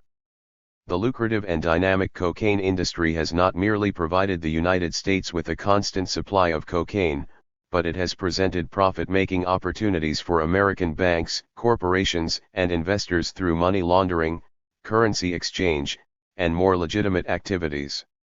The 1994 discovery of a computer owned by members of the Cali cartel offered clues on the complexities of the system and illustrated the technological sophistication of Colombia's narco economy. The computer was a $1.5 million IBM S400 mainframe, networked with half a dozen terminals and monitors and 6 technicians overseeing its operations.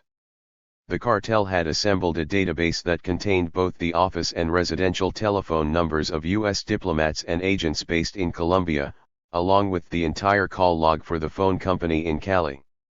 Custom-written data mining software cross-referenced the Cali phone exchange's traffic with the phone numbers of American personnel and Colombian intelligence and law enforcement officials.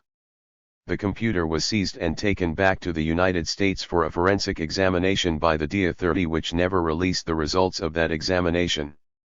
Officials at the U.S. Embassy in Colombia have not commented, and the DIA in Washington does not confirm or deny the incident. The Colombian government denies any knowledge of the Computer 31, which was set up by a retired Colombian Army intelligence officer. 32 The Colombian government had established a toll-free hotline for information about the Cali cartel leaders, but a former high-ranking DIA official said, all of these anonymous callers were immediately identified, and they were killed, including informants within the Cali cartel. Another high-level DIA official stated, it is very reasonable to assume that people were killed as a result of this capability. Potential sources of information were compromised by the system. 33. Figure 1, Andean cocaine production. Source, Changing Dynamics of Cocaine Production in the Andean Region, DIA, Drug Intelligence Brief, June 2002. Advanced communications encryption technologies are used in drug-related economic operations. The Internet is used to camouflage the movement of illegal money through international financial markets. Traffickers track radar sweeps of drug surveillance planes and map out gaps in coverage to avoid detection. Fleets of submarines, mini-subs, and semi-submersibles are also used to transport drugs, often to cargo ships that haul hazardous waste, within which insulated bales of cocaine can be concealed. Much of the high-technology equipment used in finance, communications, transportation, and distribution is American-made, and many of the technicians have been trained in the United States. 34. In 2003, a former Colombian Army general, Gabriel Ramon Diaz, reported that DIA and Colombian police agents were involved in the murders of 2 informants in a case involving 2 tons of cocaine.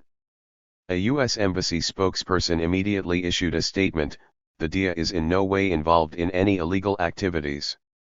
Diaz, who had been blamed but not charged for the disappearance of the cocaine shipment, was removed from his post by President Alvaro Uribe. The Miami Herald reported that has claimed that he delivered to the DIA office at the U.S. Embassy in Bogotá 3 informants who had approached him with information about a local drug trafficking cartel in Barranquilla. Based on the informant's tips, Colombian police intercepted a truck in Barranquilla in August 2002 containing the 2 tons of cocaine. But the shipment, with a U.S. street value of $40 million, was later returned to the smugglers. 2 of the informants were later murdered. 35. 7 police officers were arrested in relation to the case, and 18 were fired in the wake of the ensuing scandal. However, the case was finally dismissed. The shared use of intelligence system technology may be seen as evidence of the broader narco-military network comprising police, military, intelligence, and high-profile traffickers. 36 According to a top special operations commander in 2001, a Bell helicopter used for the government's coca fumigation programs was also used by members of the Henao Montoya cocaine trafficking organization for an attempted assassination. They sought to target an imprisoned rival trafficker, using the helicopter to drop a bomb on the jail where the trafficker was held, but the bomb failed to explode. The profitability of the $80 billion per year cocaine trade poses some challenges. The Internet has concealed the source of such vast sums of illegal money, as well as presented opportunities for the laundering of drug profits through online investments in legitimate corporations. According to an unnamed veteran Treasury Department investigator, password-protected websites are used to update the daily inventory of U.S. currency available from drug distributors across America. 37 In business-to-business exchanges, the The websites allow stockbrokers to bid on the black market funds for traffickers who want to convert the dollars to Colombian pesos to use for their operations at home. A trafficker can bid on different rates. For instance, what he can sell for $1 million in cash in Miami is the equivalent of approximately $800,000 in Colombian pesos. The annual turnover from this online finance was estimated to be worth $3 billion in 2003.38. Information technology specialists from legitimate local businesses are also involved in providing technological support to Colombia's traffickers and cocaine profiteers. A number of retired electronic experts with experience in military technology or special operations units in the United States, Israel, and elsewhere have been given contracts in Colombia. At the same time, the narco-bourgeoisie has members of their own families attending top U.S. engineering and aeronautical schools. 39 Most of the technology used directly or indirectly in the cocaine trade comes from famous American multinational companies such as IBM, Motorola, and Cisco Systems, and front companies owned by traffickers are used to purchase equipment from sales offices in Colombia or through a series of intermediaries operating in the United States. 40. The Network Command Center of the AUC-linked Henao Montoya organization was hidden in a Bogotá warehouse with up to 20 computers networked with servers and a relatively small mainframe. The command center of that particular enterprise was outfitted with a retractable German-made Rode and Schwartz transmission antenna approximately 40 feet high. Seized invoices and letters show that the organization had bought $100,000 of Motorola gear, 12 base stations, 16 mobile stations installed in trucks and cars, 50 radio phones, and 8 repeaters that boost radio signals over long distances. The range of Colombia's network extends across the Caribbean and into the upper half of South America. According to one intelligence official, Henao Montoya transmitted 1,000 messages per day and not one of them was intercepted by U.S. spy planes. When messages are typed into computers, they create a digital bit stream that is encrypted and fed through a converter that parcels the data out at high frequencies. Digital communications over a radio network can be put into a code much more easily than voice transmissions and are far more difficult to intercept and decipher. 41 Colombian intelligence officials say that communications have never been intercepted. 42 By sea or air, fleets and vessels today still need to dodge surveillance such as the P-3 Orion aircraft used by the U.S. Customs and Border Protection Service. Bribing officials and drawing on an elaborate counterintelligence database seem to be outdated. According to an anonymous retired narcotics operative in the U.S. Army's Southern Command, Colombian pilots routinely map the radar coverage of U.S. spy planes by putting fuzzbuster radar detectors in their airplane cockpits and logging the hits. The traffickers use every piece of data to build a picture of the radar signature, much like a jigsaw puzzle, to avoid detection. They continually upgrade their technology based on the latest advances in communications and encryption gear. 43 In addition to surveillance and encryption technology, submarines have been used by drug trafficking organizations for at least 2 decades. The Cali cartel purchased a Soviet Tango-class diesel submarine in the early 1990s. 44 Italian engineers, after overseeing the construction of the Colombian Navy's fleet of commando submarines, helped to build submarines for use in the trafficking of cocaine. 45 The FARC and the production of coca and cocaine today. Colombia has been experiencing a civil war for more than half a century. What had begun as a mission of the Colombian army, backed by the United States, to attack and destroy peasant-based subsistence communities in the southern mountains of Colombia, evolved into a high-intensity conflict. The principal forces in this conflict are the FARC and the Colombian state backed by the United States. Many analysts from a variety of disciplines contend that the FARC deserve serious examination as a powerful political and military force in Colombia. 46 The FARC, Latin America's largest and longest-running insurgency since the Mexican Revolution, aims to overthrow the Colombian government. Colombia's central role in the cocaine trade has elevated a decades-old civil conflict into a possible regional conflict that challenges United States control of the hemisphere. 47 Throughout Colombia's civil war, more than half of Colombian territory has been contested by the FARC.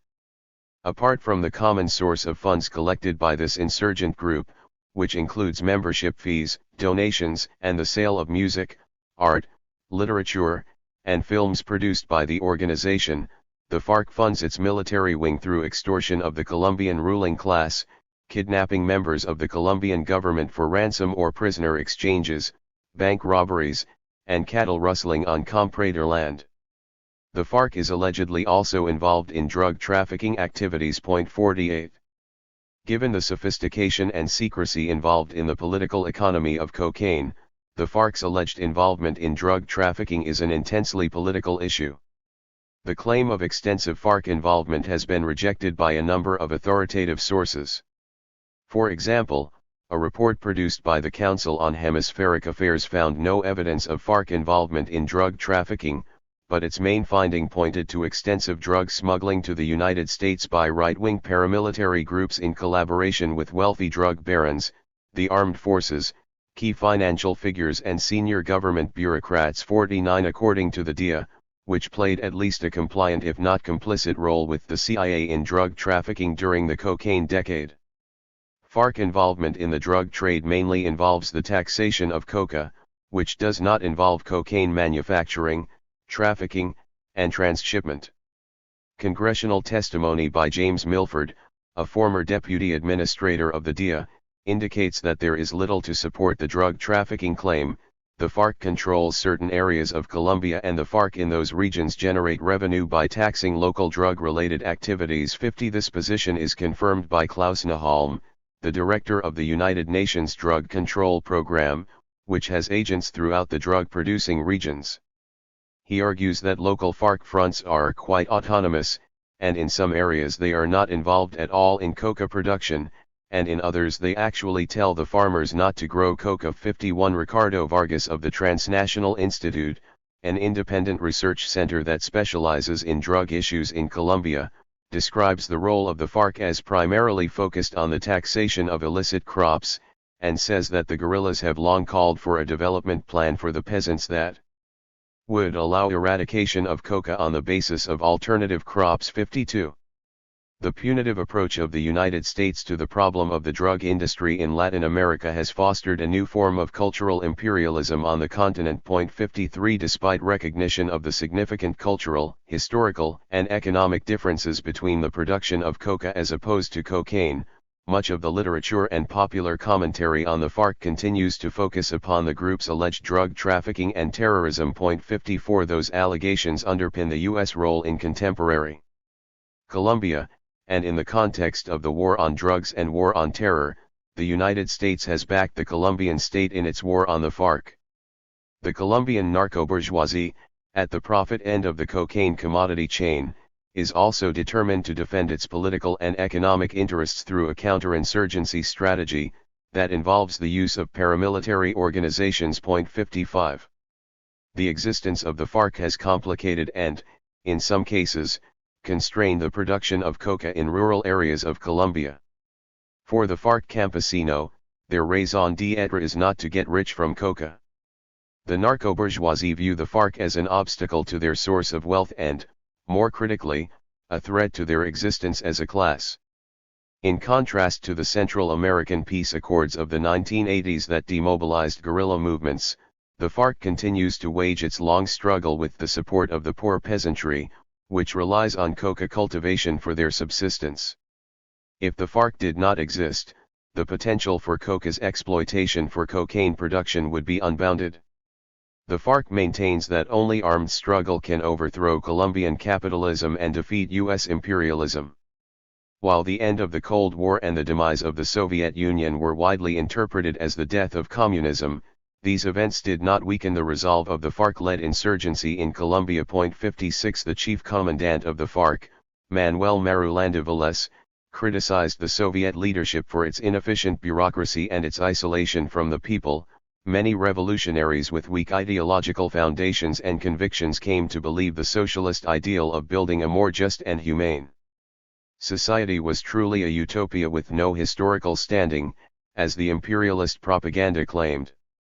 57 According to the FARC, What finally happened was the surrender of the achievements of socialism that gave human life more dignity by guaranteeing employment, housing, healthcare, education, etc., to the unlimited voracity of savage capitalism. 58 At the end of the Cold War in 1989, Marulanda issued a statement surrounding the dramatic events in the former Eastern Bloc.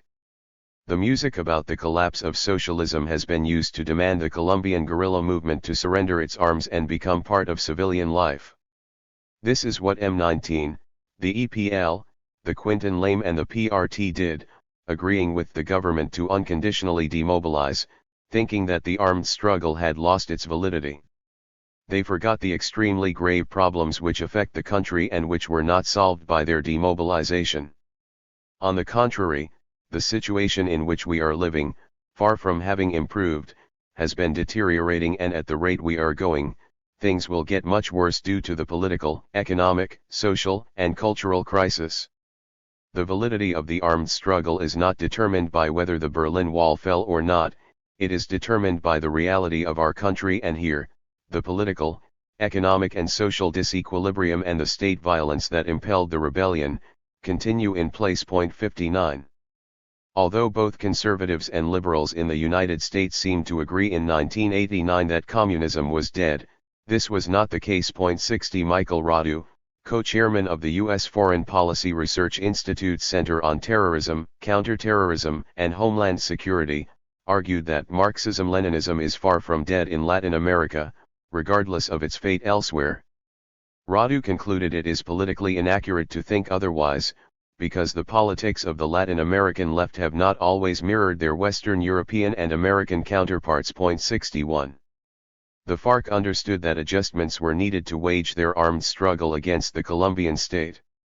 Their socialist program, Movimiento Bolivariano por la Nueva Colombia, was inspired by Simón Bolívar, the leader of the struggle for South American independence from Spanish rule. 62 The FARC adapted tactics of the popular guerrilla warfare waged in Central America and neighboring Peru. 63 By constructing solid bases of support in rural and urban areas and tapping into revenues obtained by exploiting primary commodities, the FARC resisted absorption into the Colombian economic system, a phenomenon identified by a World Bank study on the growth of rebel movements in the Third World. 64 The FARC forged an alliance between the Colombian campesinos, or poor peasantry, and the urban working class, as well as incorporating indigenous peoples into the organization's rank and file.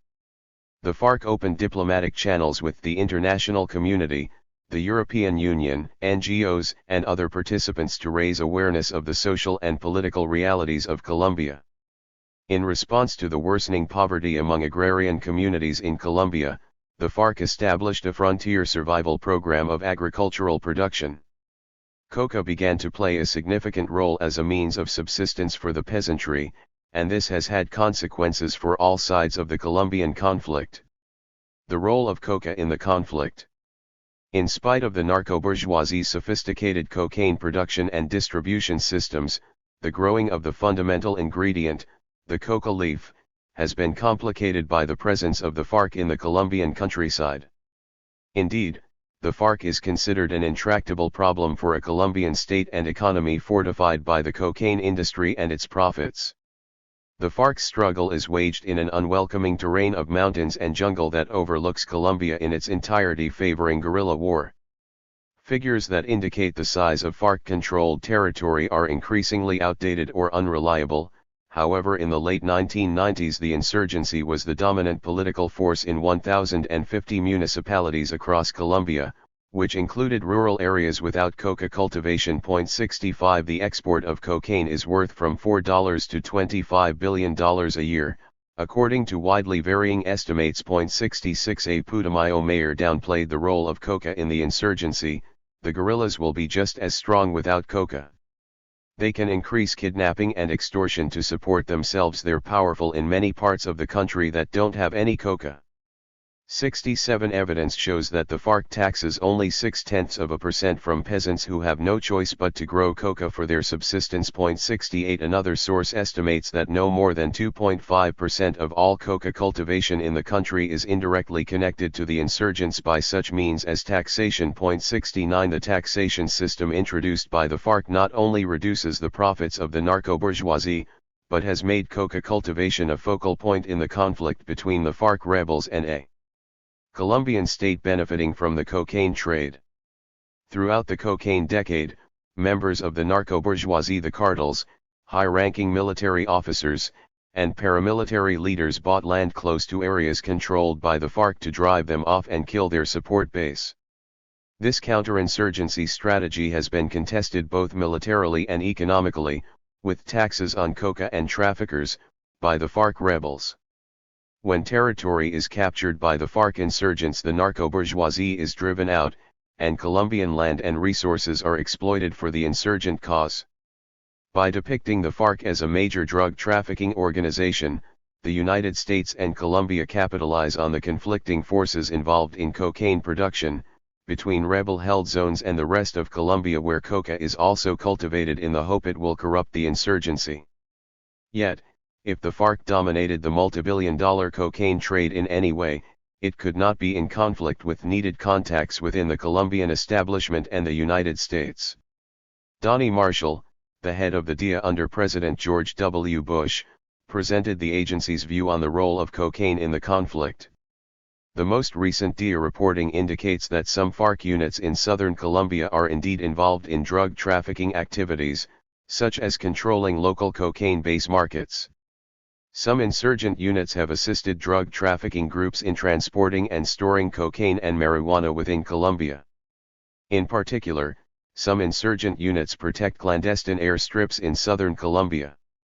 However, despite the fact that uncorroborated information from other law enforcement agencies does indicate a nexus between certain traffickers and the FARC, there is no evidence that any FARC or ELN units have established international transportation, wholesale distribution, or drug money laundering networks in the United States or Europe. 70.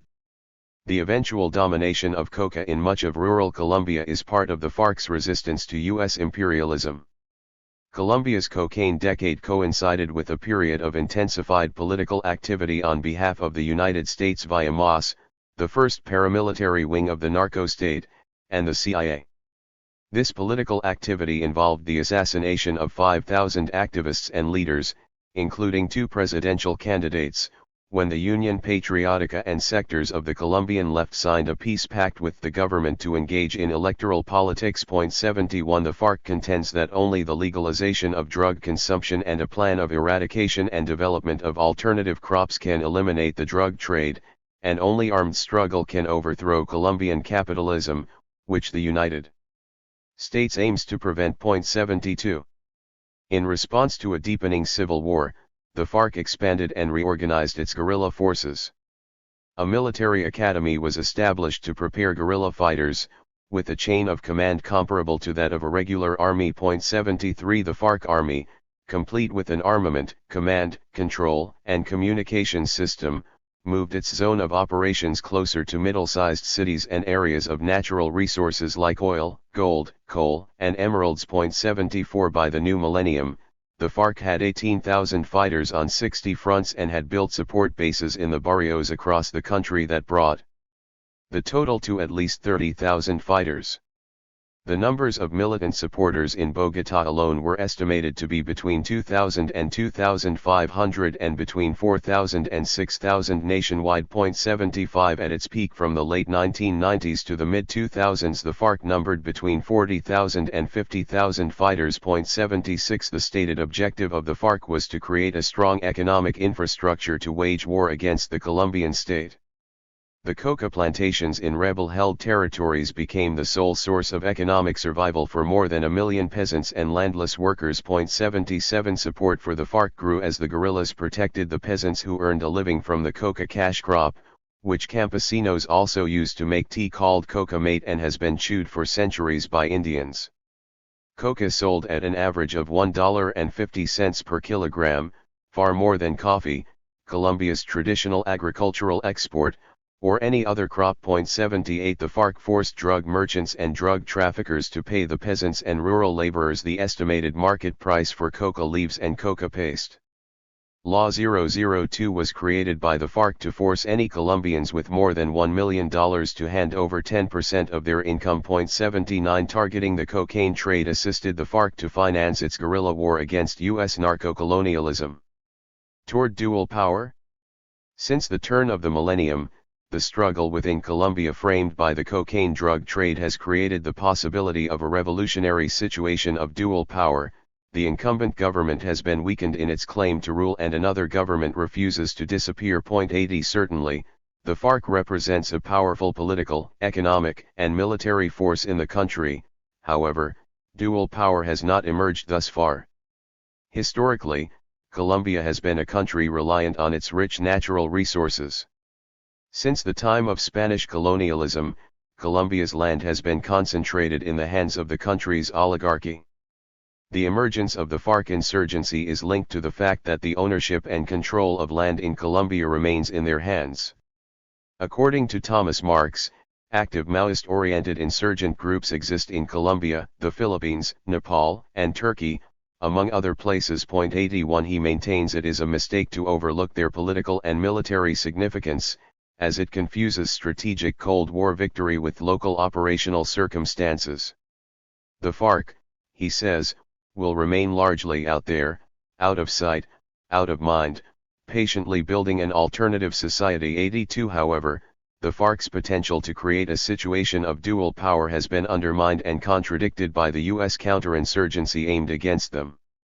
In the post-Cold War era, the United States has faced a world of increasing uncertainty and regional disorder. 83 In the contemporary political context, the FARC is free from the Cold War politics that dominated debate among revolutionary groups decades earlier, but is forced to be a resourceful and modern, self-reliant guerrilla army. 84 The war on terror pronounced by President George W. Bush has only intensified the Colombian conflict. Colombia's oligarchy remains composed primarily of the comprador class in the cities and the landlord class in the countryside, and it has been unable to defeat the FARC. Many years of counterproductive politics by the Colombian ruling class has achieved a backward economy dependent on the export of cocaine, subjecting the working class and peasantry to greater economic exploitation and political repression. The paramilitary armies that once protected the compradors and their cocaine industry have been transformed into counterinsurgents, dependent on aid from the United States to wage their war against the FARC. War among the paramilitary forces and splits among the narco-bourgeoisie along political, ideological, and regional lines have weakened the power of the Colombian government. The FARC and the labor movement have capitalized on this weakness, despite U.S. capital injected into the country and the occasional encirclement of guerrillas by state forces. One such example was the Colombian military offensive in February 2002 on San Vicente del Caguán in southern Colombia, which was controlled by the FARC. San Vicente del Caguán was named the Zona de Despeche, or the Demilitarized Zone, by the Colombian government of Andrés Pastrana. The DMZ consisted of 5 municipalities where tens of thousands of workers and peasants lived and participated in its daily management. 85 The zone's capital, San Vicente del Caguán, lay approximately 175 miles south of Bogotá at the headwaters of the Amazon River. Social progress was evident, with residents forming their own police force, which they named Policia Cívica. A new 250-kilometer highway was constructed, and another 250 kilometers of roads was repaired for the population. 20 bridges were constructed, connecting the rural population with the markets in town, which allowed trucks to deliver agricultural produce. San Vicente was paved free of mud and mire, and the work was carried out with the participation of its population. Villages were given electricity, virtually unknown prior to the FARC's involvement. Schools and medical clinics were established and improved. Massive vaccination campaigns were carried out with the participation of hospitals and pharmacies. Cultural and sports activities were developed with local and foreign artists invited to present theater, dance, and music at the central square of San Vicente and in other communities of the zone. 86. London's Telegraph described San Vicente del Caguán as Farclandia, the world's newest country, and the Western media rallied behind the U.S. government's portrayal of the zone as a safe haven for drug trafficking and terrorism. 87 On February 21, 2002, President Pastrana accused the FARC of running a lucrative drug trafficking business from San Vicente and hiding kidnapping victims within the DMZ. 88 Under pressure by the United States, Pastrana ordered the Colombian military to invade the zone and the Air Force to bomb its communities.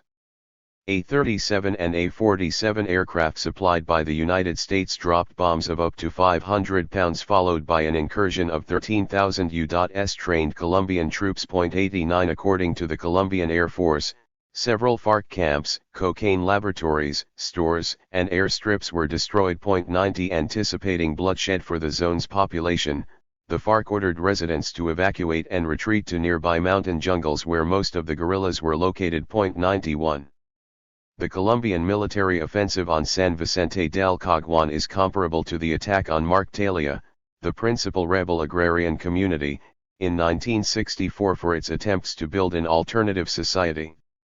The decision by the Colombian government to carry out a military assault on San Vicente del Caguán was based upon its growing frustration and dissatisfaction over the FARC's apparent popularity and territorial gains.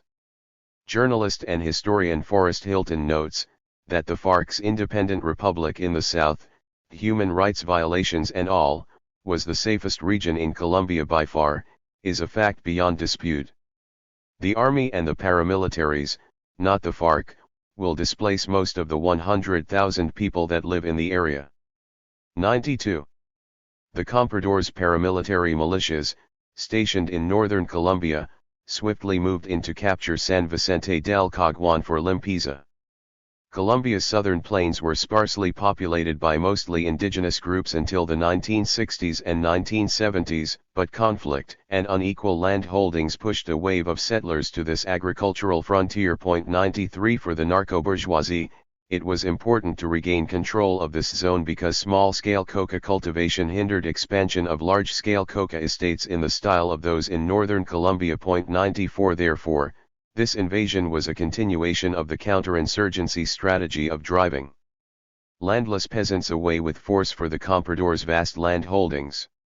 The Colombian state's invasion of San Vicente del Caguán in 2002 forced the FARC to melt into the jungles and towns across the country. The guerrillas' insurgency strategy grew more clandestine. Some moved into the urban areas, while others maintained the FARC's traditional stronghold in the rural areas. Although the guerrillas continued to construct solid bases of support, the counterinsurgency strategy of the Compradors was undermined by labeling the FARC as narco-terrorists and seeking a military solution to what is essentially a social crisis created by a civil war. In Colombia in 2001, 80.5% of people in the countryside lived below the poverty line and more than 33% of the rural population was living in extreme poverty. 95 In 2003, 67% of the entire Colombian population lived below the poverty line with an unemployment rate of 22%. 96 In a country whose perception of the United States was the least anti-American in Latin America, according to a BBC World Survey, an increasing number of Colombians have come to question whether the policy of peace with social justice as proposed by the FARC is a better solution to the nation's unresolved land dispute than the United States' influence in the Colombian government, which is driving the country further into war. 97. Colombia is divided geographically, in effect making two Colombias. One is west of the Cordillera Oriental, which is the high country. It is there that the country's productive forces are concentrated. The other, east of the Andes, the Llanos, is savanna, vast plains, and the Amazon jungle. More than 95% of the populace live in the high country. The other 5% and key insurgent formations are in the second zone. The FARC has searched for a mass base, and after many years of resistance, has found one, sustaining their foco by exploiting Colombia's resources and managing them for political ends. The FARC stands out from all other insurgencies in the world for endurance and pragmatism in waging its struggle with sophisticated methods of guerrilla warfare. The FARC is a Marxist-Leninist movement modeled on Third World liberation struggles in Southeast Asia, Africa, and Latin America. The FARC has learned from past guerrilla achievements and failures due to its critical, practical, yet technical praxis.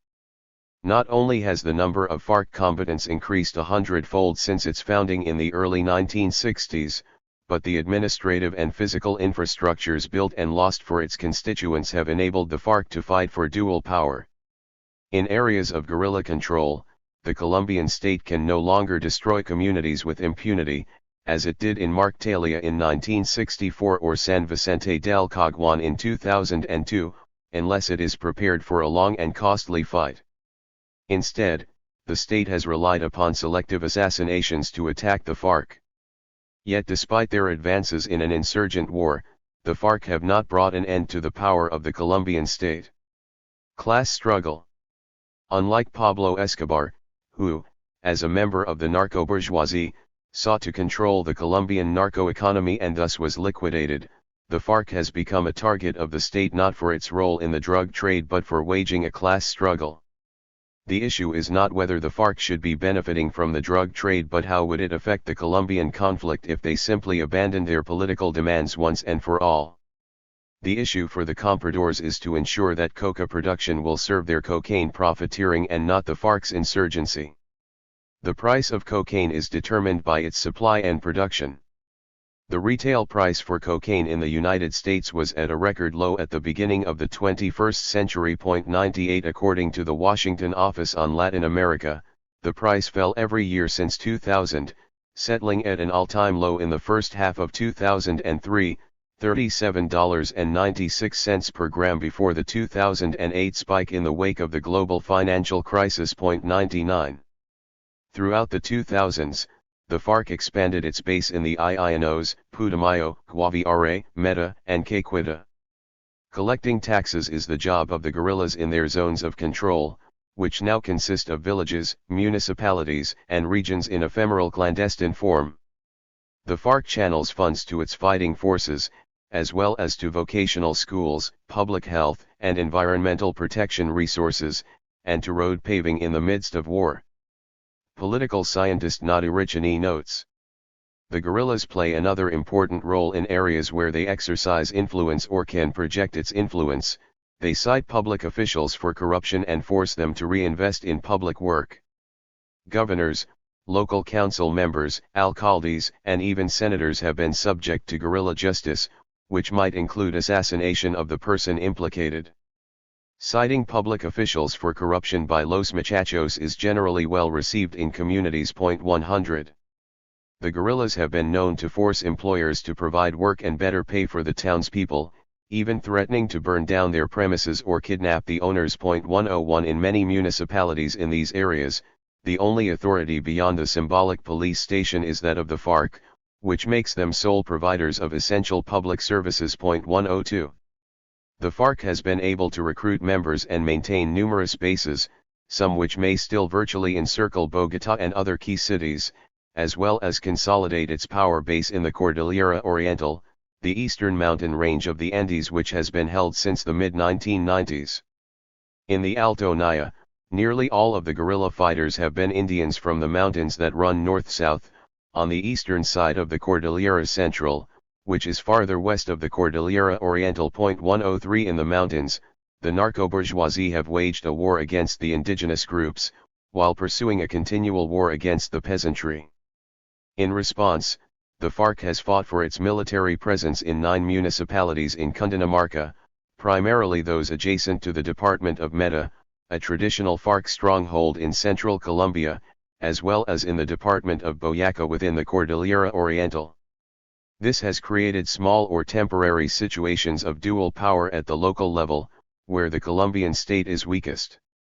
The Colombian government has been destabilized by the FARC's extraction of money from landlords, cattle ranchers, drug traffickers, and multinational corporations, which include Westinghouse, Occidental Oil, British Petroleum, Mary Electric, and TPL. 104 According to Richani's field study, these corporations have been involved with the guerrillas for local projects and social investment. 105 The narco-bourgeoisie have responded by contracting private security firms to work alongside their paramilitary militias for Limpiza killings. 106 In the urban areas, this polarization of the conflict between rich and poor has drawn socially marginalized groups, the homeless, street vendors, prostitutes, homosexuals, drug addicts, street children, and garbage pickers into supporting or joining the guerrillas. 107 Remaining marginalized groups have been coerced into the state's network of spies, collaborators, and killers set up under Alvaro Uribe Vélez. 108 Since 2005,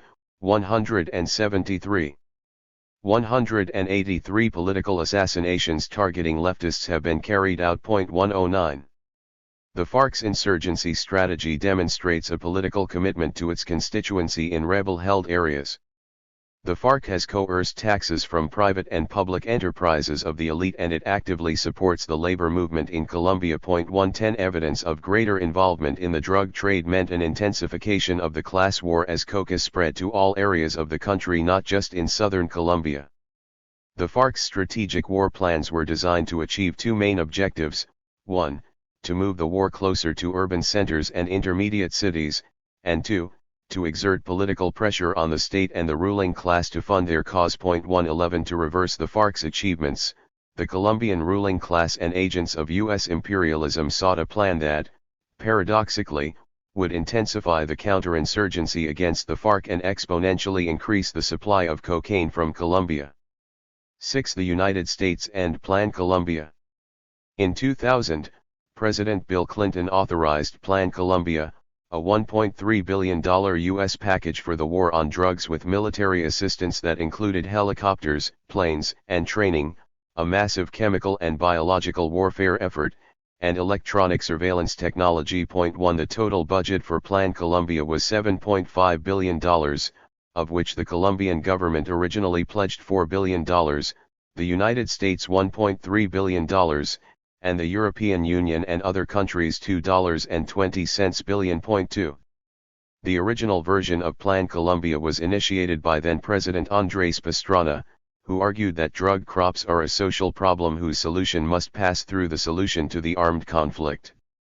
Developed countries should help us to implement some sort of Marshall Plan for Colombia, which will allow us to develop great investments in the social field, in order to offer our peasants different alternatives to the illicit crops. 3 Pastrana's Plan Colombia did not focus on drug trafficking, military aid, or fumigation, but instead advocated the manual eradication of drug crops. 4 Under pressure by the Clinton administration, Pastrana saw that it was necessary to create an official document that specifically served to convene important U.S. aid, as well as that of other countries and international organizations, by adequately addressing U.S. concerns, which were principally focused on the FARC insurgency. 5 As a result, the first formal draft of Plan Colombia was written in English.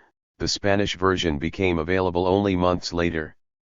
When a revised English version was already in place. 6 Clinton's version of Plan Colombia focused on drug trafficking and the strengthening of the Colombian military. 7 Former U.S. Ambassador to Colombia Robert White stated, "If you read the original Plan Colombia, not the one that was written in Washington but the original Plan Colombia, there's no mention of military drives against the FARC rebels.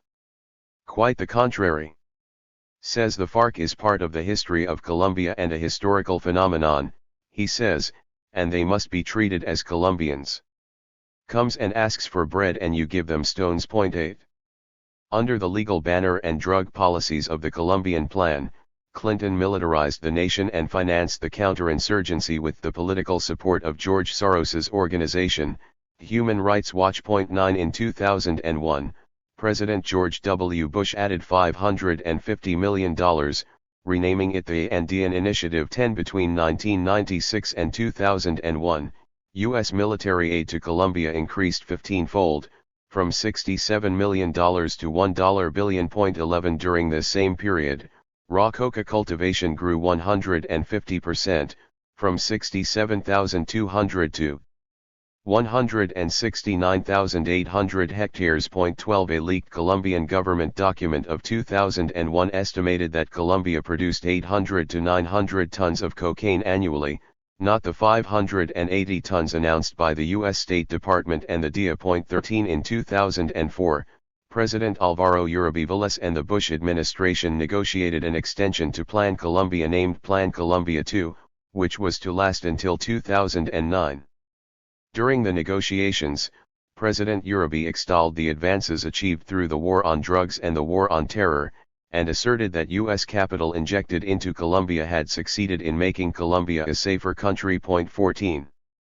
Plan Colombia has been maintained as an ongoing military program by successive White House administrations that aim to assist the Colombian state to end the cocaine trade in Colombia and combat the influence of the FARC.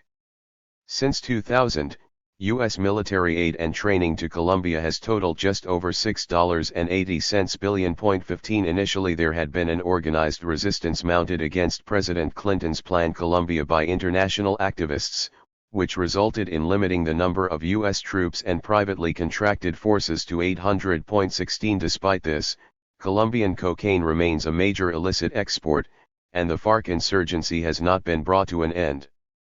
After the terrorist attacks on the United States on September 11, 2001, George W. Bush and Colombian President Andrés Pastrana Arango intensified the armed campaign against the FARC insurgency support base within the context of the global war on terror.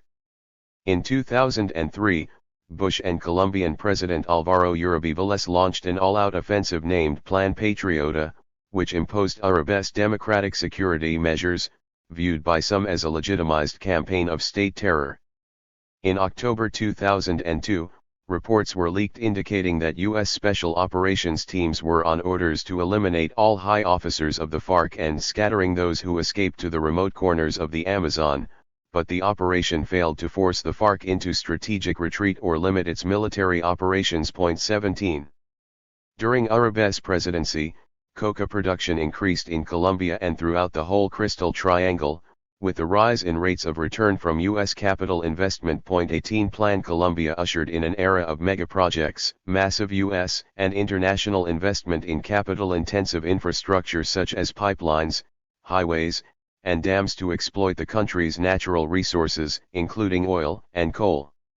In the countryside, land was cleared, and oil, wood, water, and cash crops extracted. Communities that had neighborhood beaches lost them to large hotels. In major cities, a desperate, repressed, and impoverished working class and peasantry were forced to live on starvation wages, without protections or services. 19 Neoliberal legislation enacted by President Uribe included Law 71 of 1988, which privatized pension funds, Law 50 of 1990, which dismantled labor laws and protections of workers' rights, and Law 100 of 1993, which privatized health care and social security. Consequently, in centers of coca crop production in Guaviare, Putumayo, and Caqueta, as much as 50% of Colombia's workforce was employed in the cocaine industry by 2002.20 as described by Fortune magazine in 1988. The cocaine industry was probably the fastest growing and unquestionably the most profitable industry in the world. 21.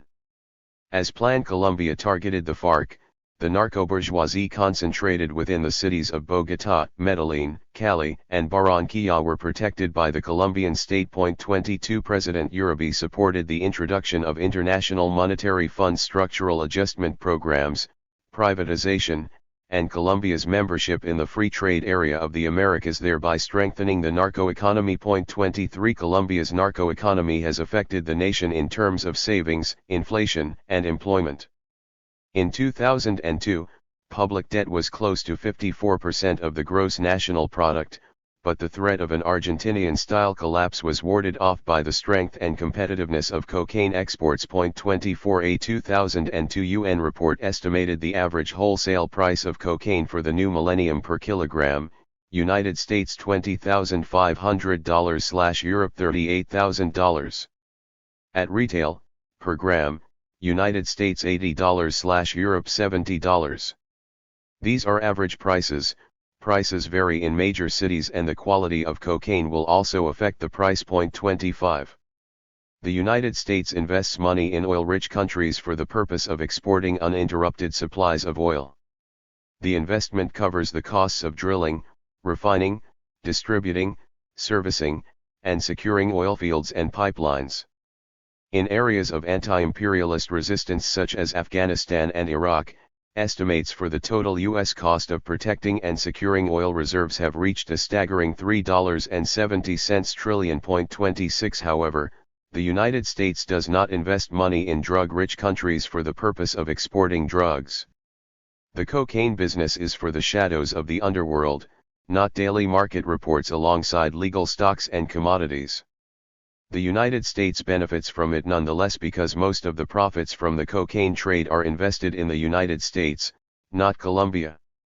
It is difficult to precisely calculate the value of Colombian cocaine revenues, which according to one study differing methodologies of older studies and a lack of more recent scholarship makes the task of estimating its real value to the Colombian economic system almost impossible. 27 Further, as an illegal business, the apparent secrecy of cocaine profits generated by Colombia's narco-economy remains its real strength. Conservatively, the total revenue for the commercial export of cocaine for Colombia in 2002 was $3.5 billion. Estimated the nation's total 1999 income from the illegal drug trade to be $3.50 billion. 29 The ANIF estimate was based on an assumption that somewhat less than 10% of total earnings from illicit drug sales are repatriated to Colombia each year, and on reported total world retail sales of Colombian cocaine, heroin, and marijuana of $46 billion. Although the figures are based on a 1999 study, on these estimates it is possible to assume that Colombian drug earnings would be considerably higher today if current productive forces and relations of production are considered. One source estimates that U.S. gross revenue from cocaine sales reached up to $52.8 billion in 2003.30. U.S. investment in Colombia and its economic growth depends on the narco-bourgeoisie's access to and involvement in the global market that ties them to international capital flows and principally U.S. capital. 31 It is the comprador who organizes cocaine production locally and is financially linked to U.S. capital. However, the comprador's relationship with the imperialists is not merely economic but also political. The historical events in Latin America that facilitated the growth of the cocaine trade involved the ascendancy of military and civilian regimes committed to free market policies, which made the institutionalization of the cocaine trade in Colombia all the more likely. Neoliberal policies had a profound impact on the Colombian economy and social structure, creating a powerful transnational class of businessmen and investors. 32 As Alfredo Rangel Suarez noted, the notorious frequency with which they situate themselves where drug dealers are active, or where there are megaprojects such as hydroelectric dams or new highways pushing up land values, indicates that behind paramilitarism there is something other than an altruistic interest in counterinsurgency. 33. To protect and secure its capital in Colombia, the United States must promote and protect its agents of economic operations inside Colombia, paramilitaries, and state security forces who are connected to the counterinsurgency campaign. Further, to secure cocaine for American markets, the narco-bourgeoisie must rely on large sums of U.S. capital for a counterinsurgency effort dedicated to a war on drugs, terrorism, or any other pretext to justify U.S. ruling class interests. Legitimizing spending on arms, equipment, and training to fight the insurgency thus becomes a necessary function of U.S. imperialism. Behind the official discourse of fighting drugs and terrorism there remains an agenda in Colombia that is no longer hidden, to secure military victory over the FARC and eliminate obstacles to U.S. and international investment in megaprojects for the efficient exploitation of Colombia's rich natural resources. 34 Automated factories with no need for unskilled labor, many of them multinational, have relocated to state-declared tax-free zones called industrial parks. These developments plunder natural and genetic resources, gold, platinum, silver, bauxite, manganese, radioactive cobalt, zinc, chrome, nickel, copper, exotic wood, and large fishing resources. 35 Oil resources in Colombia are as enormous as cocaine. Colombian compradors have pronounced, "We want to turn this region into a giant enterprise." 36. To secure Colombia's resources for American markets, the police, military, and paramilitary forces of the narco-military network have carried out U.S.-led counterinsurgency operations. As Figure 2 illustrates, a recolonization process to penetrate Colombia for cocaine exports was cemented through Clinton's Plan Colombia. It promoted the war on FARC while it militarily secured coca production for the narco-bourgeoisie. Before the lead-up to the global financial crisis in 2007, more coca had been grown in Colombia than at any other time in the nation's history. Since then, both the United Nations and the United States reported dramatic declines in coca cultivation of 18% in 2008 and 16% in 2009, halting in 2010 with increases in Bolivia and Peru. 37 The 2000s demonstrated the dynamics of cocaine production and success stories within the Crystal Triangle with Colombia at center stage. A strategy to take control of territory strategically valuable to economic interests of the Imperial Comprador Partnership has been imperative since the cocaine decade in the face of the FARC's resistance. 37 Rebel strongholds of the FARC and Colombia's second largest Marxist insurgency, the ELN, contest the counterinsurgency. 38 One displaced activist from the Department of Choco explained in 2001, "It's simply a war about land and resources, and the people living in these lands happen to be in the way." 39 Paramilitary militias target not only guerrillas but also social, labor, popular, or peasant movements that dare to question the development of megaprojects and the consolidation of economic interests. 40 Resistance from the FARC would spell further retaliatory action from the narco-state. 7 Narco-state terror. The AUC paramilitary death squads in Colombia are directly linked to the counterinsurgency strategy devised by Washington and Bogotá to combat the FARC rebels. However, the AUC is also an important component of Colombia's narco-military network. The FARC campaign has seen the Colombian state, backed by Washington, adopt a variety of measures to engage the guerrillas in direct and indirect warfare, and the civilian population is caught in the crossfire. In Colombia, the most significant decisions made by Bogotá in conjunction with Washington have been about what kind of war will be fought, a decision dictated by long-range goals, and about what kind of weapons will be used. This chapter examines the tactics and the weapons used by the Colombian state in its war against the FARC. State terror as a political instrument. Before Vietnam, counterinsurgency was a type of warfare devised under the Kennedy administration during the Cold War to neutralize insurgencies in the Third World. A principal aspect of counterinsurgency strategy involved the physical separation of the local population from the guerrilla forces through political, military, and economic means. Counterinsurgency doctrine recognized that political, economic, and social reforms could be the foundation of an effective military strategy. 1 Theodore Shackley, a CIA veteran of covert operations in Southeast Asia and Latin America, described counterinsurgency strategy the third option. It required not only cross-agency support and networking, but also recruiting anyone who might prove useful to a military campaign, such as corrupt military officers, right-wing groups, professional criminals, or drug traffickers. 2 According to Douglas Valentine, the tracking down of Che Guevara by the CIA in 1967 was a classic case of a covert intelligence operation utilizing drug trafficking, a Bolivian counter-narcotics unit, and the FBN, which later became the DIA. 3 In the 21st century, American counterinsurgency strategies have become more sophisticated due to advancements and innovations in military technology, particularly in relation to communications, surveillance, and other systems. 4. A secret narco-military network. In 2004, President Alvaro Uribe Vélez met with President George W. Bush in Washington to ask that the United States remove its limit on the number of U.S. service members and contractors in Colombia.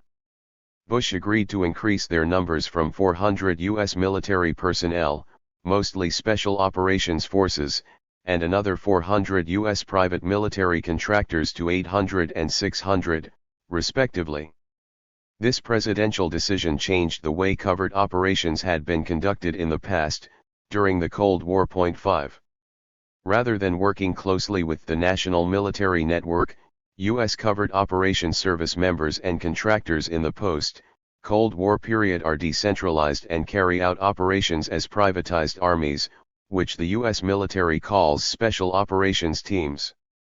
Special units of land, sea, or air maintain a presence in Colombia and engage in various covert activities. Their covert operations are categorized as 1. Direct action, 2. Strategic reconnaissance, 3. Unconventional warfare, 4. Foreign internal defense, 5. Civil affairs, 6. Psychological operations, 7. Counterterrorism, 8. Humanitarian assistance, 9. Theater search and rescue, and 10. Activities specified by the President or Secretary of Defense. 6.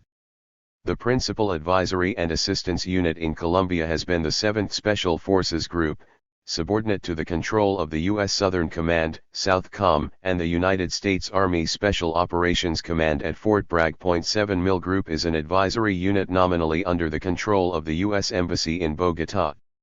SOUTHCOM coordinates the deployments and missions of U.S.-based units in Latin America. Mil Group supervises and supports, USASOC provides the forces, SOUTHCOM coordinates, and Mil Group links these operations, maintaining a constant liaison with the Colombian military. Former AAA members within Colombian military commands such as General Mario Montoya Uribe have worked closely with special operations personnel. 8 The CIA contingent in Colombia is based in the U.S. Embassy in Bogotá and is in close contact with the U.S. Ambassador, the U.S. Department of Defense, and the National Command Authority. 9 The latter consists of the U.S. President, Vice President, Secretary of Defense, and National Security Advisor. American Special Operations personnel assisting Colombian covert operations is top secret. However, the following incident carried the hallmarks of the narco-military network in action. On May 4, 2001, a bomb exploded outside the Cali Hotel El Torre. 20 people were wounded in the incident, but no group claimed responsibility. This was followed by a month of other bombings in Medellin, Barrancabermeja, and Bogotá, close to the Universidad Nacional de Colombia, all following the same method. First, a small bomb explodes and a crowd gathers. Local police, explosives experts, and dog squads arrive. Then, a much larger bomb explodes, killing them. 10 The Colombian media adopted the official version of these events from military sources, which blamed FARC guerrillas for the attacks. Some variations of the story of these bombings were circulated, but there were only limited investigations of these incidents. 11 FARC members were blamed and presumed to be the killers. Special operations teams have also targeted FARC sympathizers and supporters with bombings, kidnappings, and assassinations. These activities have created and maintained a climate of fear among the civilian population of Colombia. Those on the political left and trade union members are seen as rebels who are in opposition to the Colombian government.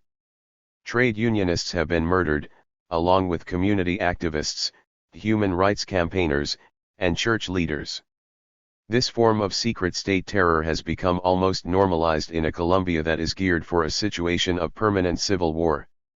The counterinsurgency methods deployed in Colombia have been taught since the 1960s at the notorious School of the Americas, now called the Western Hemisphere Institute for Security Cooperation in Fort Benning, Georgia. 12 Special operations agents, including former Green Berets, veterans from covert operations in Central America and the First Gulf War, mercenaries, private contractors, and active-duty Colombian military personnel, have all engaged Colombian guerrillas in direct combat. 13.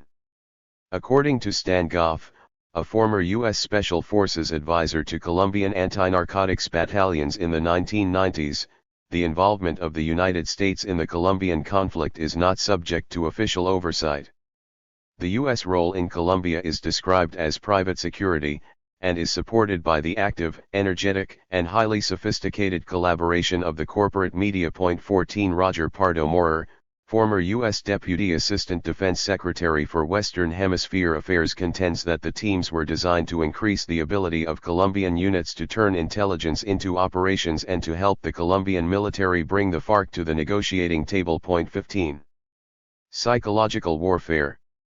As has been done by governments in other regions of conflict, or shatter zones, in the Third World, Afghanistan, Iraq, Pakistan, and more recently across the Middle East, the Colombian government has enforced a law of silence, aimed at neutralizing not only resistance or opposition to its repressive regime but to counter negative perceptions from the public with fear and compliance as a form of low-intensity conflict.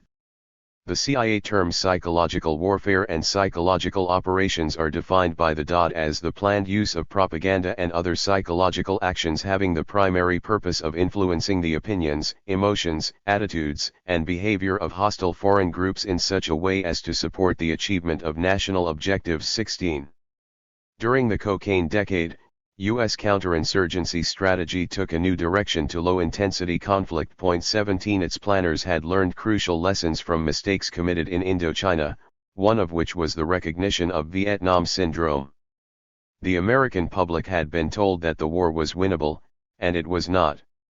The consequence was that heavy U.S. casualties would not be tolerated by the people in any future conflict.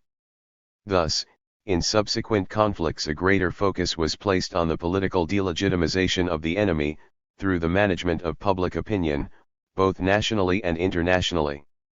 U.S. planners recognized that low-intensity conflict and psy-war could be crucial to the management of consent and central to overall victory. 18. Put simply, if popular support for the enemy was destroyed, victory could be achieved through constant perception management, combined with military operations and state repression.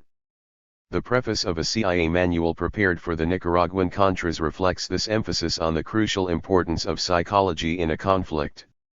Guerrilla warfare is essentially a political war. Therefore, its area of operations exceeds the territorial limits of conventional warfare, to penetrate the political entity itself, the political animal that Aristotle defined. In effect, the human should be considered the priority objective in a political war. And conceived as the military target of guerrilla war, the human being has his most critical point in his mind. Once his mind has been reached, the political animal has been defeated, without necessarily receiving bullets.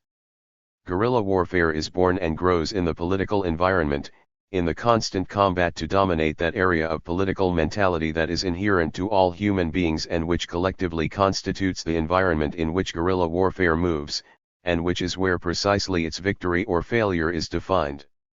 This conception of guerrilla warfare as political war turns psychological operations into the decisive factor of the results.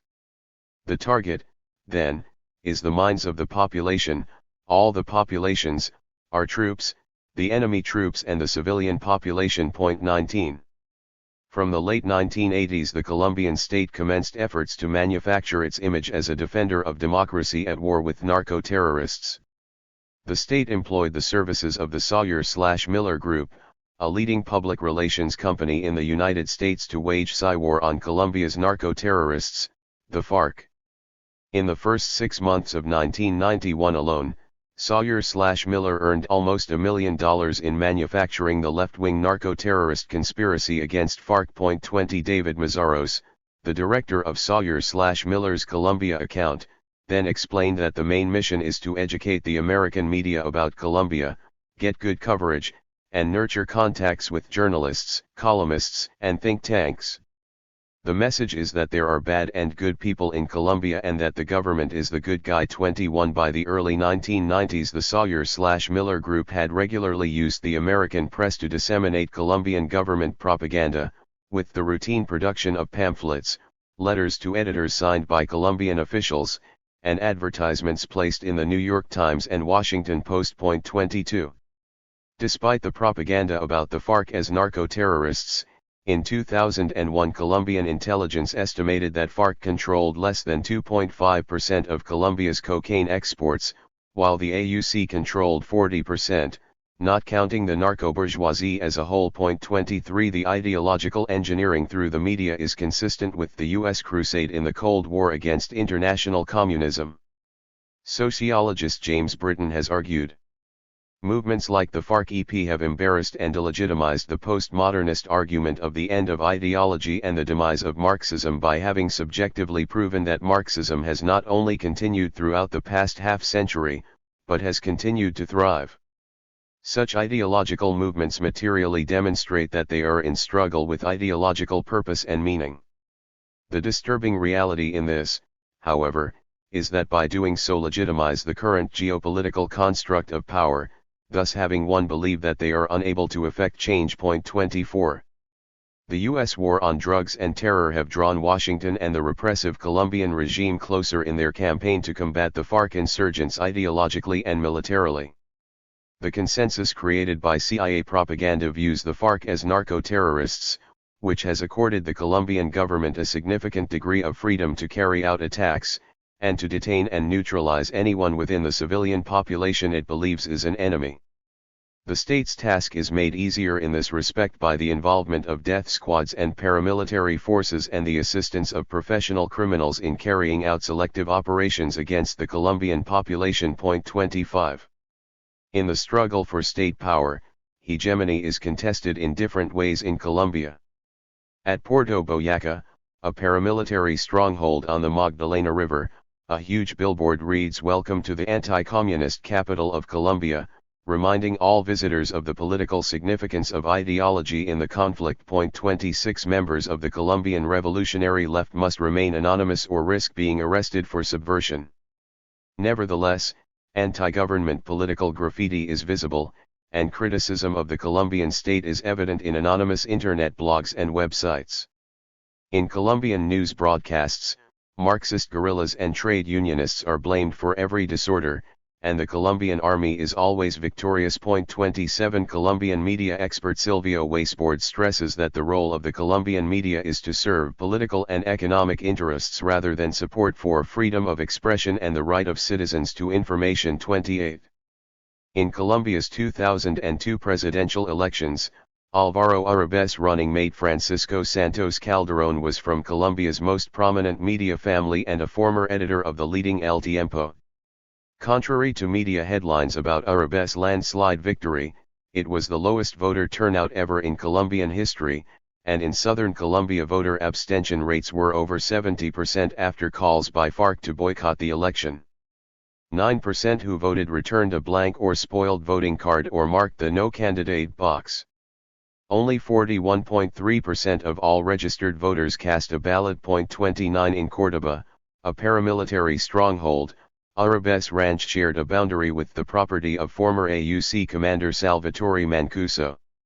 According to Rafael Garcia, a former high-level official in Colombia's intelligence agency currently serving 11 years in Colombia for money laundering, among other charges, Uribe's election win was massive electoral fraud as paramilitary groups personally selected the candidates for Congress. 30 With the compliant Colombian media, the Uribe administration and the narco-military network won approval in the urban areas, where a frightened urban middle class were subjected to an atmosphere of anxiety, fear, and repression. 31.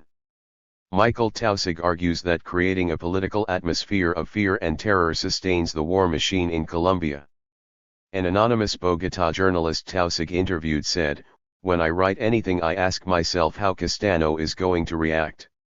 Most journalists in Colombia are killed for exposing corruption." 32 Human rights experts pay little attention to a prevailing culture of paramilitary terror. Some non-governmental organizations in Colombia have offered virtual endorsement of the interventions by the United States. 33 Human Rights Watch, for example, has effectively legitimized U.S. military aid to Colombia in the war on terror. 34 Billionaire George Soros's organization, Human Rights Watch, is relatively silent on the routine killings of labor leaders in Colombia. 35 In April 2002, HRW's spokesman, Jose Vivanco, testified before the U.S. Senate in favor of Plan Colombia. Colombians remain committed to human rights and democracy. They need help. Human Rights Watch has no fundamental problem with the United States providing that help.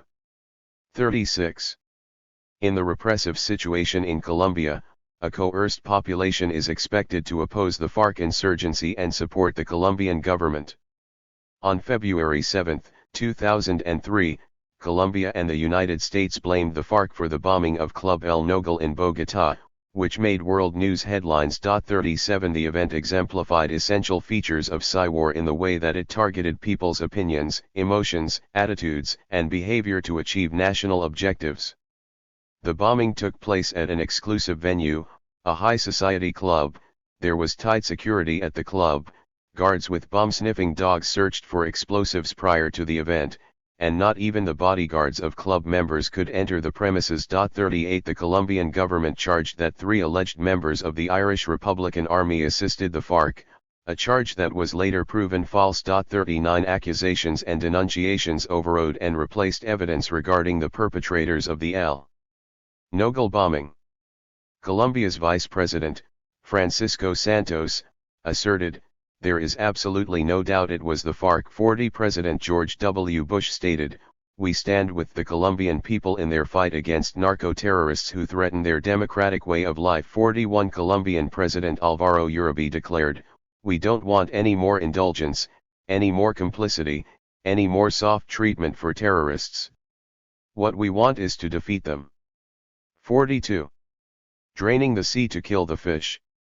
As part of its Psy-war against the FARC insurgency, the Colombian military adopted a method used in America's war in Vietnam, which became known as draining the sea to kill the fish. 43 The aim was to defeat the Vietnamese communists by killing the local population in which they operated.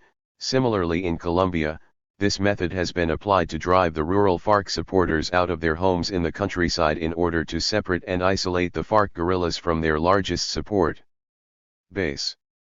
In 2002, Álvaro Uribe declared emergency powers that included the right to arrest and detain people without due cause, tapping phone lines and entering homes without warrants, establishing rehabilitation and consolidation zones retaken by the military, and limited or restricted foreign access to conflict areas. Uribe justified these measures as a means to fight terrorism and confront the growing guerrilla threat. What was unofficial policy became formalized.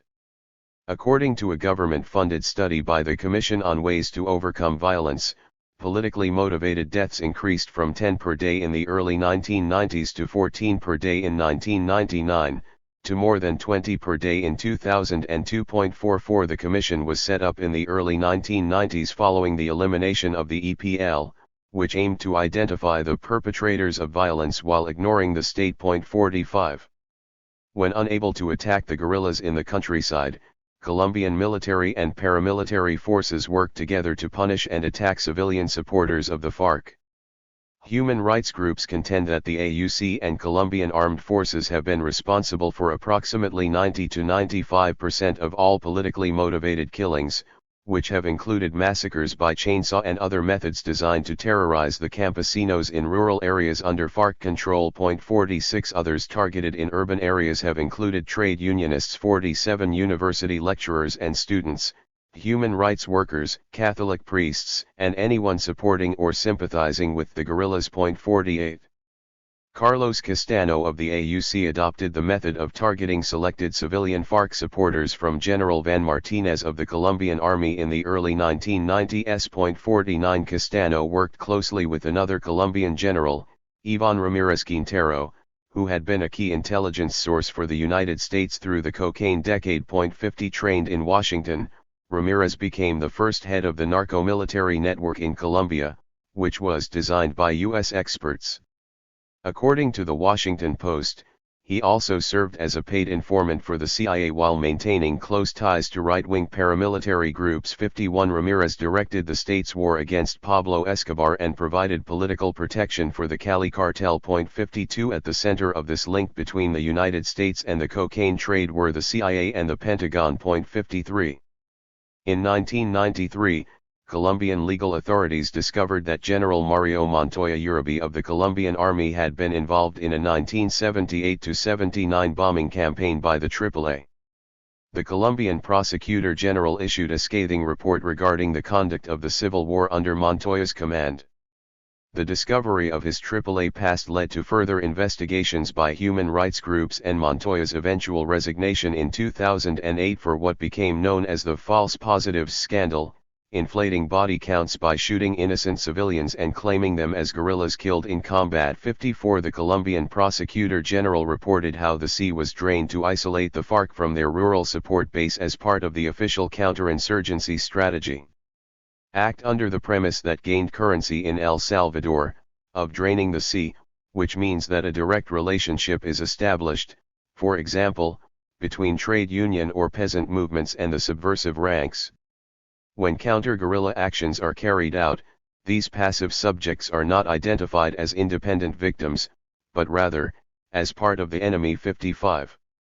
The AUC may not be a proxy army for the United States, but it functions as a vanguard force of the counterinsurgency strategy in the Colombian countryside. 56 Draining the sea to kill the fish has also been assisted by the Colombian army as well as large landowners who directly finance and run the paramilitary groups. In 2003, President Uribe initiated his policy of democratic security, which created a civil defense peasant militia and a spy network of 1 million civilian informers in a nation where 69% of the population live below the poverty line, with 87% in the countryside, 9.6 million are destitute, 1 in 5 children in rural Colombia is undernourished, and according to the UN High Commission for Refugees in 2005, 2 million Colombians were internally displaced by the war. Overtaking Iraq, Pakistan, Sudan, and Afghanistan. 57. President Uribe based the creation of civilian militias upon a RAND study called the Colombian Labyrinth, which detailed a plan for a civil defense counterinsurgency structure made up of ordinary people. 58 The new civil defense forces were under direct army command. 59.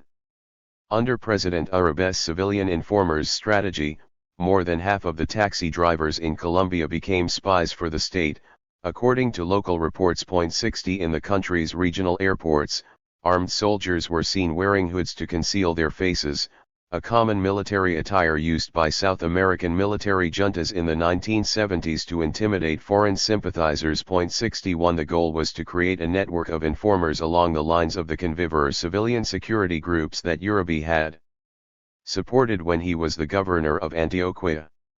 The Conviver experiment allowed armed civilians to patrol and gather intelligence under local military command. 62 Under President Uribe's democratic security war plans, spies were given political blacklists with photos and state identification numbers. 63 In the same year of his presidential inauguration, Uribe argued that civilians should be provided with radios, vehicles, and possibly weapons. Initially, will not have guns because people will kill them to take the weapons, but the defense minister and the high commanders will study under what circumstances the use of arms could be authorized. 64. The Uribe government pushed for a constitutional amendment that would re-establish some of the provisions of the security statute, which stripped citizens of their civil liberties in the 1970s and enabled the military to prosecute leftists with impunity. 65 Fernando Londino, Colombia's Justice and Interior Minister, stated that Colombians should be prepared to sacrifice all civil rights for greater security. 66 The AUC was allowed to infiltrate the administration, faculty, and student body at universities in Medellin and on the Atlantic coast and carry out assassinations. 67 The law of silence was applied in so many areas of Colombian life that a foreigner might think that ordinary Colombians were supportive of los paramilitares. According to the Australian organization Peace and Justice for Colombia, there were up to 10,000 political prisoners incarcerated in Colombian prisons living in inhumane conditions. Most were activists, but included academics, unionists, and ex-combatants. 68. When the Uribe administration stepped up its civil war preparations in 2002, the U.S. government demanded cooperation in shielding U.S. forces stationed in-country from prosecution for war crimes. 69 The U.S. Undersecretary of State for Political Affairs along with the Deputy Commander-in-Chief of Southcom requested that the Colombian government sign an agreement not to turn any U.S. nationals over to the International Criminal Court in The Hague, Netherlands. 70 In some ways, U.S. sponsored State terrorism in Colombia resembles the political repression in Latin America throughout the 1970s and 1980s 71, and the continuing democratic security measures initiated by President Uribe can be seen as a means to legitimize state terrorism by denying any knowledge of an existing narco-military network.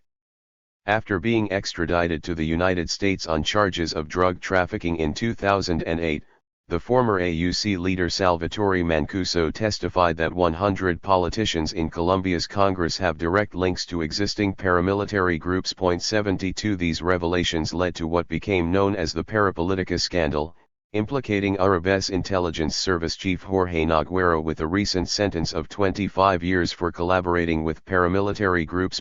73 One-third of Colombia's congressional representatives have come under investigation. 74 133 current and former members of Congress have been implicated. 75 Nearly all were members of President Uribe's governing coalition. 76 Uribe, however, has denied any involvement. Billions of dollars in U.S. capital have been pumped into Colombia to restore order through U.S. sponsored state terrorism. Throughout Uribe's term in office, the FARC's ability to build a base of mass support among the peasantry created a political and financial vacuum that rocked the narco-bourgeoisie with scandals, extraditions, and divisions among various paramilitary groups. 77 Drug traffickers competed with one another by establishing direct alliances with mid-level AUC leaders, who then challenged AUC commanders for control and demobilized the paramilitary organization in 2006. 78 With successor paramilitary groups such as the Black Eagles, increased internal warfare for territorial control between emerging factions plus the mysterious death of Mancuso's predecessor, Carlos Castano, exposed serious weaknesses within the narco-bourgeoisie. 79 The state had no interest in pursuing paramilitary groups or drug traffickers, while at the same time the AUC alongside the army were unsuccessful in disciplining dissident paramilitary groups. 80 Prior to the crisis surrounding the AUC leadership, the Colombian army deployed more than 1,000 soldiers in an offensive against one group in the eastern department of Casanare in August 2004, that resulted in the deaths of 21 paramilitaries. The Colombian army used aircraft and helicopters, killing another 13 and capturing 32. Following the selective extraditions of paramilitary leaders Mancuso, Diego Murillo Don Berna, Hernan Giraldo, and Rodrigo Tovar Jorge Forti, known for his annihilation of Canquamo Indians in the northern Sierra Nevada de Santa Marta Mountains, paramilitary groups have been in disarray and have weakened the state's central authority and military chain of command. By no small means, Colombia had become what Hernando Calvo Ospina described as a laboratory of the extreme right. 81. 8. The consequences of relocation and regionalization. In the midst of the Civil War, the U.S. Colombian counterinsurgency campaign to destroy Latin America's most powerful guerrilla army has become a nightmare for the campesinos, who live in an environment of state-controlled terror and political violence. One of the most devastating consequences has been the ecological destruction of peasant land with biochemical agents, which are sprayed over the rebel-held areas of coca cultivation. Washington and Bogotá justify the aerial fumigation strategy as a means to take away the source of cocaine, which they argue is the FARC. The spraying is part of a relocation strategy for the campesinos, designed to isolate the FARC guerrillas and separate them from their supporters.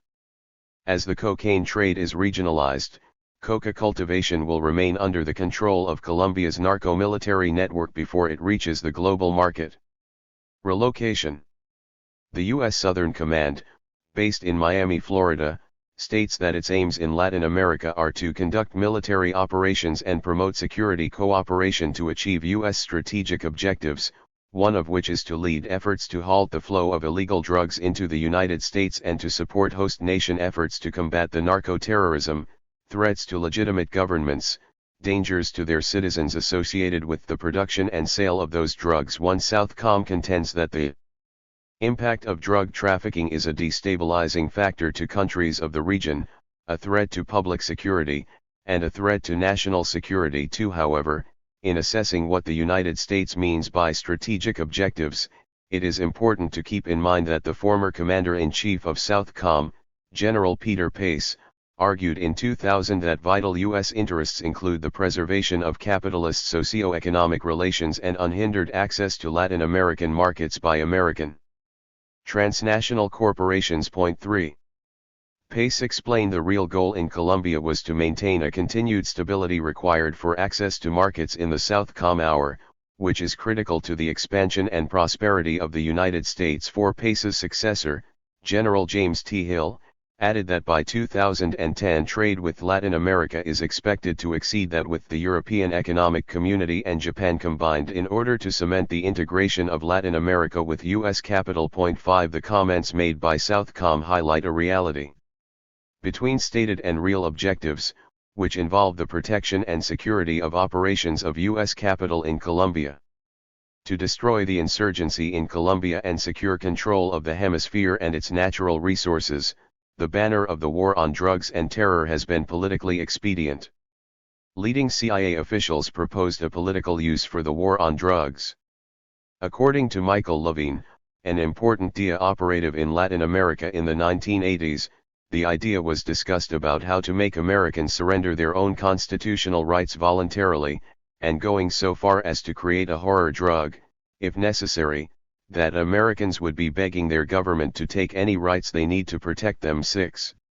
The U.S. counterinsurgency strategy in Colombia has consistently used the fear of cocaine to justify its controversial drug war in the Colombian countryside. The aerial spraying of biochemical agents over the rebel-held areas of coca cultivation forces the relocation of coca plantations to anywhere in Colombia under state control. American drug law enforcement defines this function as fumigation. According to a declassified CIA document, the aerial fumigation strategy was known to U.S. policymakers in 2000 when the first phase of Plan Colombia was put into effect. Such a strategy contradicted the stated aims of the plan, which were to promote the peace process with guerrillas, combat the narcotics industry, revive the Colombian economy, and strengthen democracy with mostly military assistance. 7. President George W. Bush's chief supporter of Plan Colombia was the Colombian president, Álvaro Uribe Vélez, who spearheaded the aerial fumigation strategy. A declassified report by the U.S. Defense Intelligence Agency from 1991 ranked Uribe number 82 on a list of 104 more important Colombian narco-traffickers contracted by the Colombian narcotics cartels for security, transportation, distribution, collection, and enforcement of narcotics operations in both the U.S. and Colombia. The report describes him. 82 Álvaro Uribe Vélez, a Colombian politician and senator dedicated to collaboration with the Medellin cartel at high government levels. Uribe was linked to a business involved in narcotics activities in the U.S. His father was murdered in Colombia for his connection with the narcotics traffickers. Uribe has worked for the Medellin cartel and is a close personal friend of Pablo Escobar Gaviria. He has participated in Escobar's political campaign to win the position of assistant parliamentarian to Jorge. Uribe has been one of the politicians, from the Senate, who has attacked all forms of the extradition treaty. 8. The report lists mostly unknown members of the Colombian narco-bourgeoisie linked to the Medellin cartel, as well as a number of hitmen used to assassinate leftists, including members of the Colombian Communist Party and the Union Patriotica linked to the FARC. 9. Since 1978, small-scale coca cultivation in guerrilla zones has been the subject of a forced eradication policy from the air.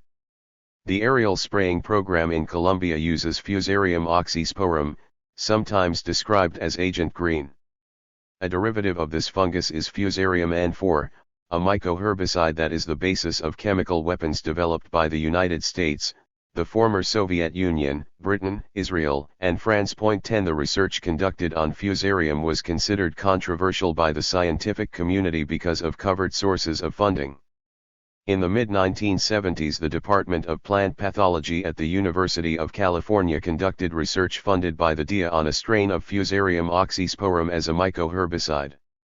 By 1983, the CIA was funding research on Fusarium in Hawaii and in Peru, where research on coca paste smoking and cocaine addiction had also been conducted. 11 Scientists under contract with the CIA experimented with Fusarium oxysporum and coca in Hawaii and worked with Hawaiian Fusarium in Peru. 12 The fungus occurs naturally, particularly in coca growing soil, and can have disastrous effects on coca crops in large doses.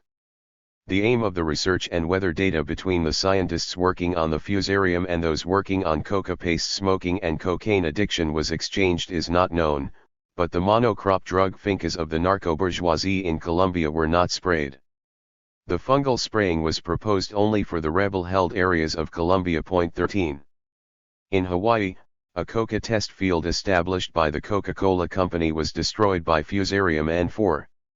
The Agricultural Research Service of the U.S. Department of Agriculture Laboratories further developed these experiments. 14 A scientist named David Sands repeated the CIA's clandestine work in trials conducted by the USDA/ARS, and by 1986 the ARS had developed biological agents. The program aimed to legitimize the research so that it would no longer be considered clandestine. In 1987 the USDA/ARS took over the Hawaiian site and the U.S. Department of Energy continued to conduct other clandestine work. 15 At David Sands's private company, Agricultural and Biological Control, and in the Department of Plant Science and Plant Pathology at Montana State University, Sands argued for spraying huge quantities of mycoherbicides using military cargo planes. 16. Links among A.G. Biocon, high-ranking U.S. military personnel, and Jeb Bush were reported in 1999. 17 James McDonough, Florida's director of the Office of Drug Control, engineered the proposal to use mycoherbicides. Bush brought him to Florida from his position as Director of Strategy for the White House Office of National Drug Control Policy. Florida Republican Bill McCollum helped secure the first $23 million for mycoherbicide financing in his Defense Contractors Bill, the $2.3 billion Western Hemisphere Drug Elimination Act. Virtually all the money went to weapons purchases for Southcom and anti-drug programs. 18 Title 8 of the Omnibus Consolidated Appropriations Act, PL 105-277, contains the Western Hemisphere Drug Elimination Act. This legislation authorized billions of dollars in funding during fiscal years 1999, 2000, and 2001 for the U.S. Customs Service, the U.S. Coast Guard, the U.S. Department of State, the U.S. Agency for International Development, the DOD, the DOA, and the DEA to enhance anti-drug programs. The George W. Bush administration ensured that mycoherbicide research would continue in government laboratories. The Office of National Drug Control Policy Reauthorization Act of 2006 was passed through Congress, which required that mycoherbicides be deployed in Colombia and in its Southwest Asian counterpart, Afghanistan. 19. In the spring of 1999, the U.S. government passed on responsibilities to the United Nations to manage the mycoherbicide program in Colombia. The first approach was through the UN Drug Control Program, which proposed a project to establish a research station to conduct field trials. Klaus Naholm, the UNP representative in Colombia, said the proposed arrangement of a U.S. presence in Colombia under the banner of the United Nations was not his idea. 20. Fusarium and its mycotoxins are biological warfare agents that were used in Southeast Asia and sold in Iran, causing human deaths and dermal diseases. 21 In experimental animal studies at the U.S. Army Biomedical Research and Development Laboratory at Fort Detrick, Maryland, this agent has penetrated through skin, causing symptoms ranging from erythema and skin lesions to death. 22 The American War on the processing and exporting of Colombian cocaine saw significant developments in U.S. biological and biochemical research, with a focus on striking the supply side of the drug trade. In March 2002, the U.S. State Department revealed estimates of Colombia's coca crops. The aerial defoliation program and provision of military aid had failed to eradicate or even diminish the size of the illegal coca fields, despite ongoing displacement in the countryside. Colombia's coca crop had actually increased from 122,000 hectares in 1999 to 170,000 in 2001.23. The US and Colombian governments have discouraged independent investigation of the effects of aerial spraying and its sources. The United States has used glyphosate as a herbicide for 2 decades for its imperialist counterinsurgency efforts. The biggest selling commercial formulation of glyphosate is Roundup and Roundup Ultra, products of Monsanto, a chemical and biotechnology transnational corporation based in St. Louis, Missouri. Monsanto, the supplier of Agent Orange in Vietnam, has been the major provider of glyphosate in Colombia.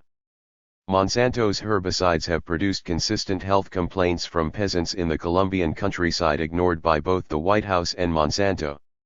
When interviewed by CorpWatch, a non-profit investigative research group, a U.S. State Department official described the relationship between the U.S. government and Monsanto as proprietarial information between us and our supplier. It's exempt from the FOIA requirements too, so I don't think you will be able to get it. 24. The spraying of herbicides is a grave risk to humans and their environment. The chemical's effects on Colombia's ecology remain unknown, yet the Fusarium oxysporum species contain over 250 enzymes that may be activated or deactivated, depending on environmental conditions. 25 The fumigation process is ineffective. The FARC informs campesinos when fumigations are coming, so that they can dig up their coca plants and hide them far from their plantations. When the fumigation is over, they let a little time pass and dig up the hidden plants again. 26 Coca is not eradicated. Even without the FARC, peasants can also cut down the coca shrubs to the roots before or shortly after the spraying so that they can grow back rapidly and yield more leaves than before.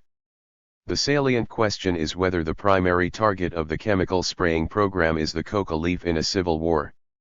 The targets are, in truth, the peasants, their families, and their livestock because chemical warfare does not discriminate among living species. 27.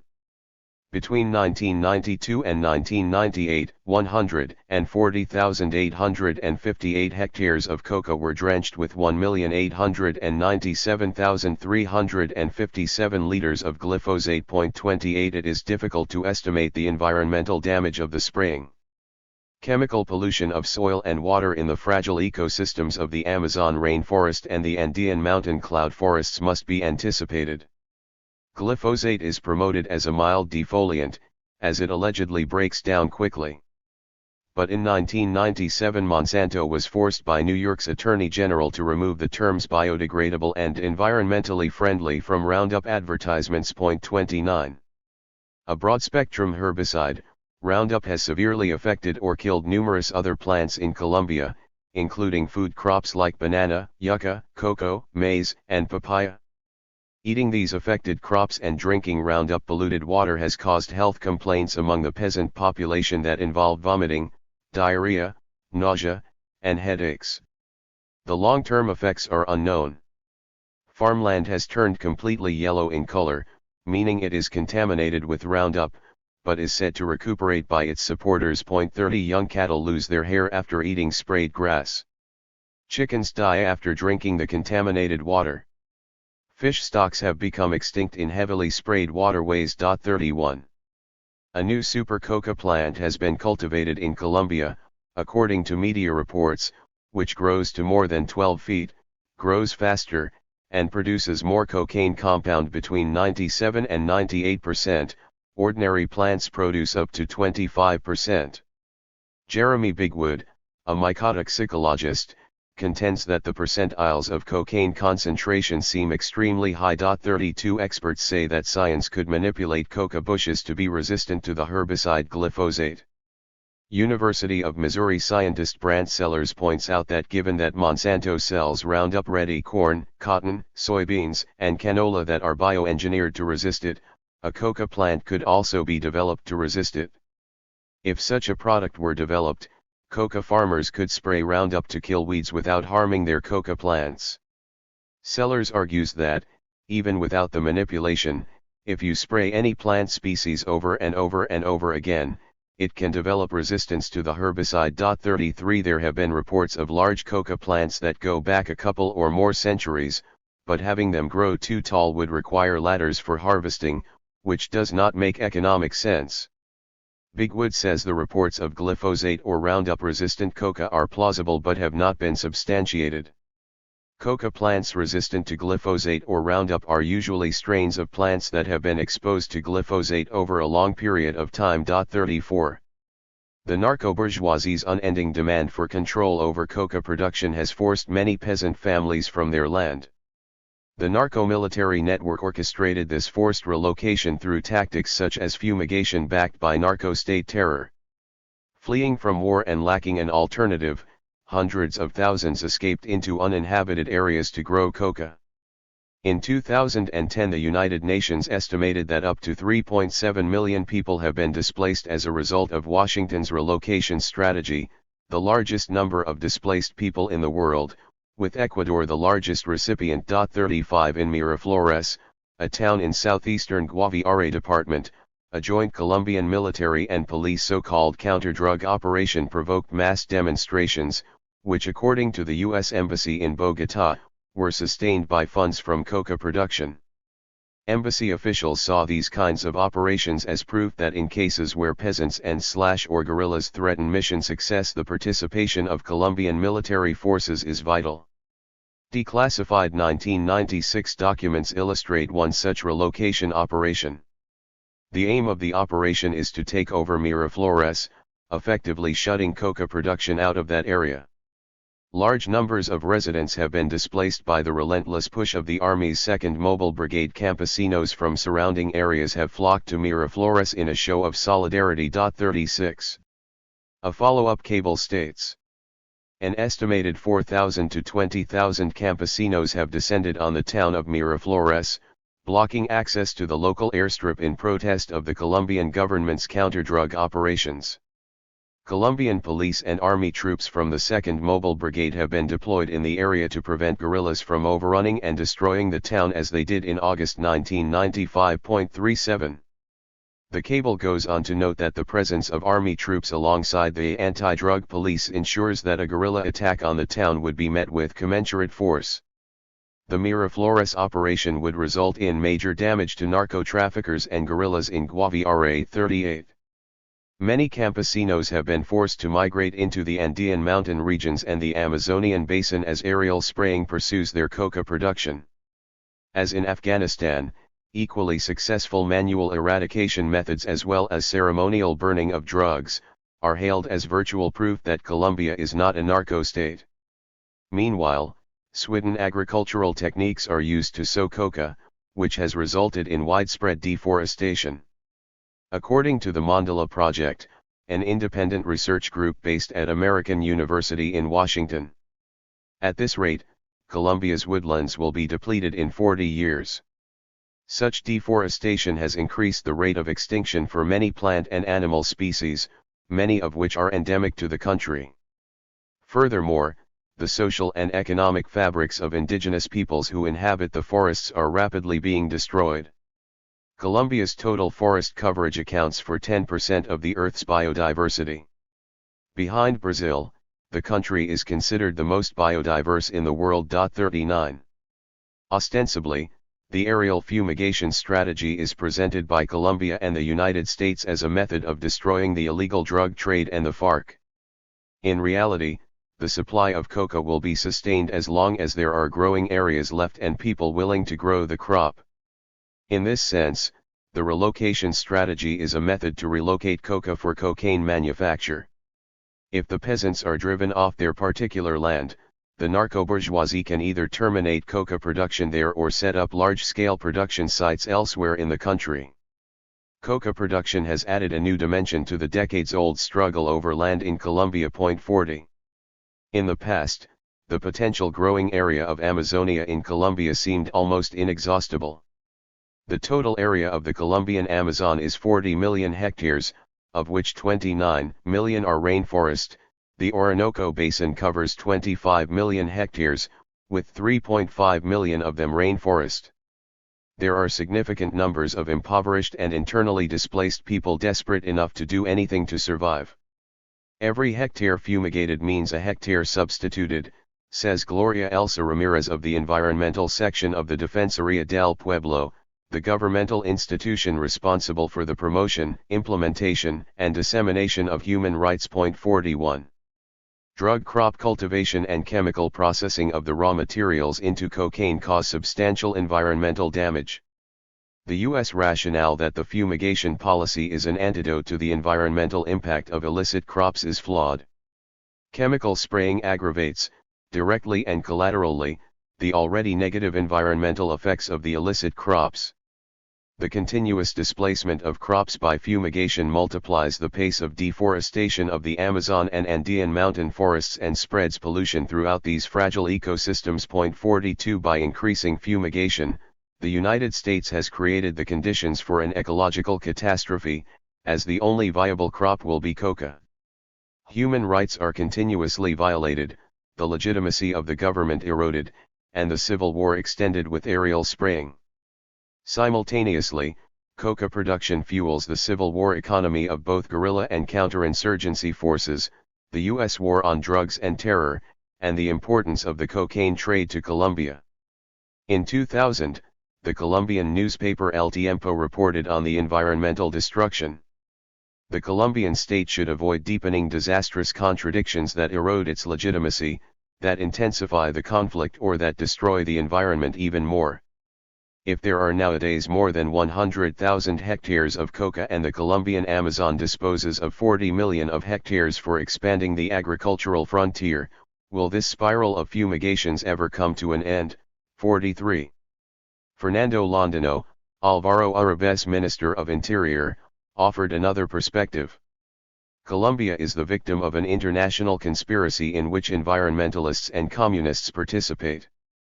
This diabolical conspiracy is also carried out when members of the armed forces are brought to court without any proof or evidence.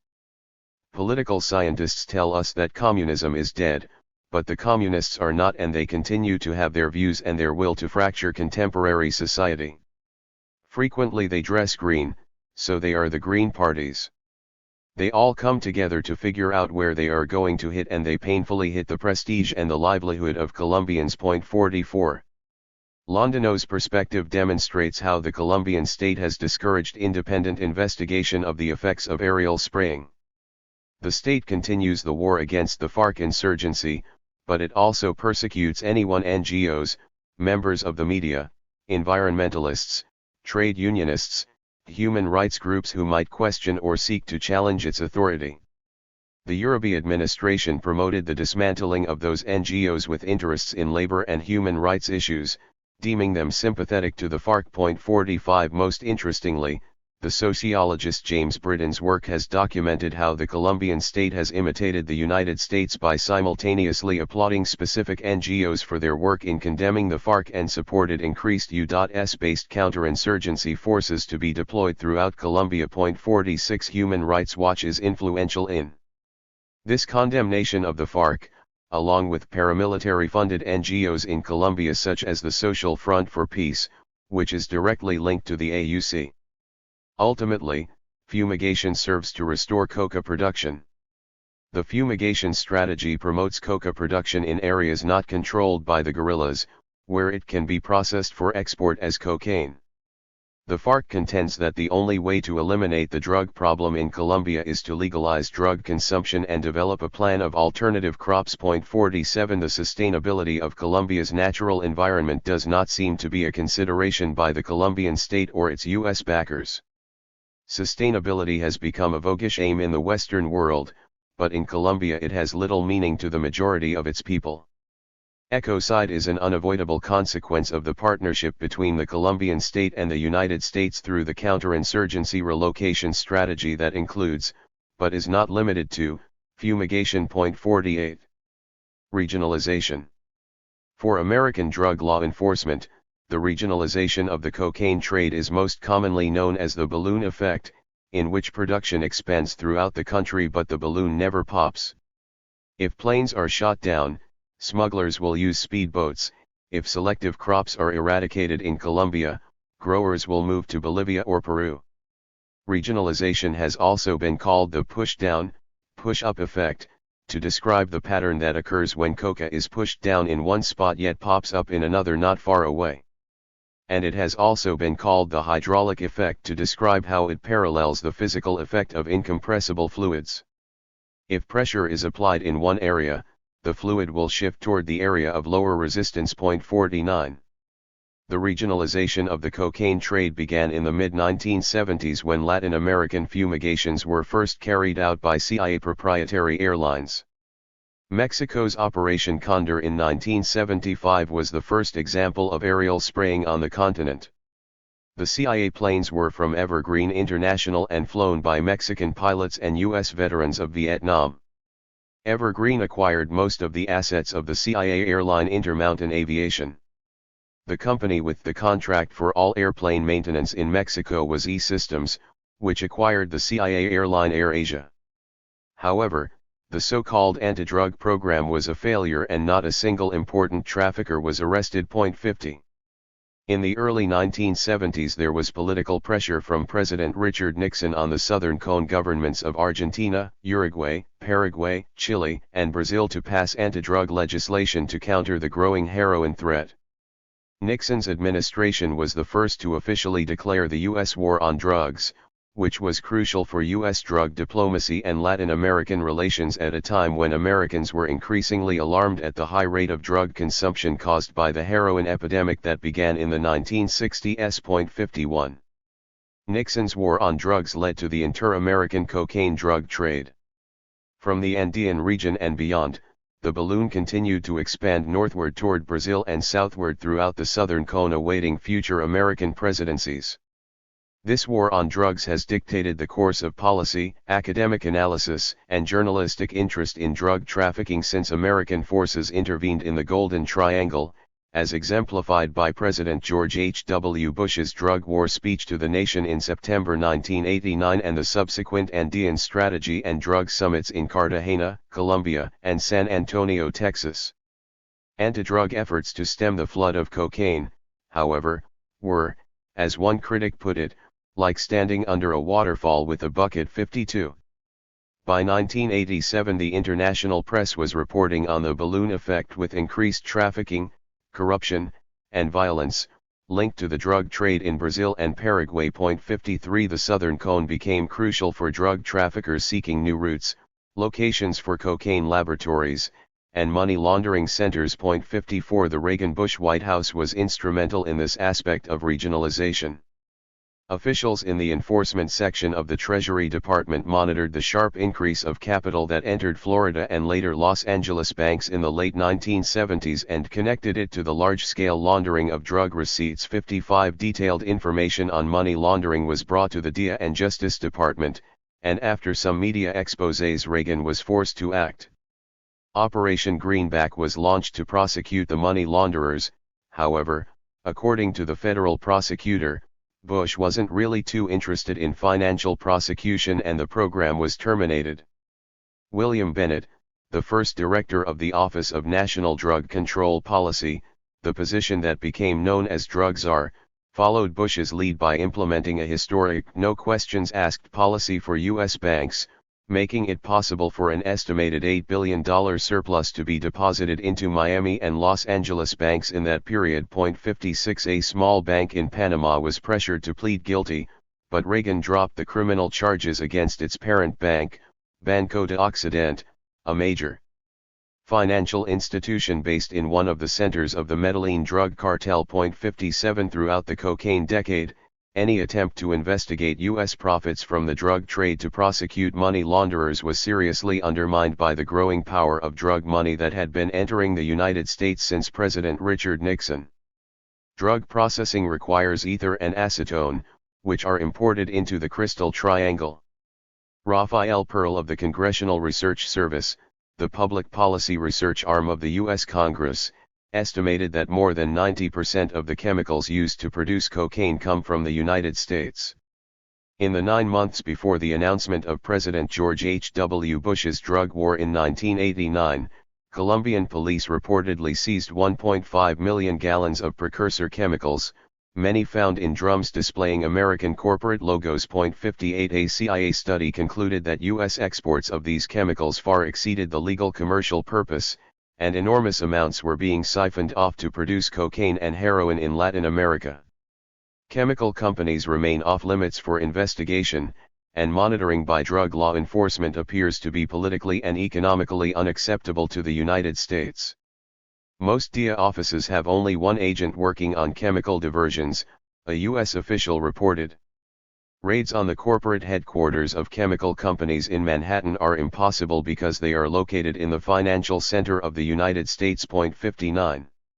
From available evidence, 5 plausible factors may have contributed to the regionalization of the cocaine trade. 1. A massive and continuous U.S. propaganda campaign that the drug problem had to be resolved at the source rather than at its financial destination in the United States. 2. Discrete and incremental penetration of cocaine into regional economies and their societies. 3. Consistent funding for supply-side strategies such as Plan Colombia rather than prevention, treatment, and education programs. 4.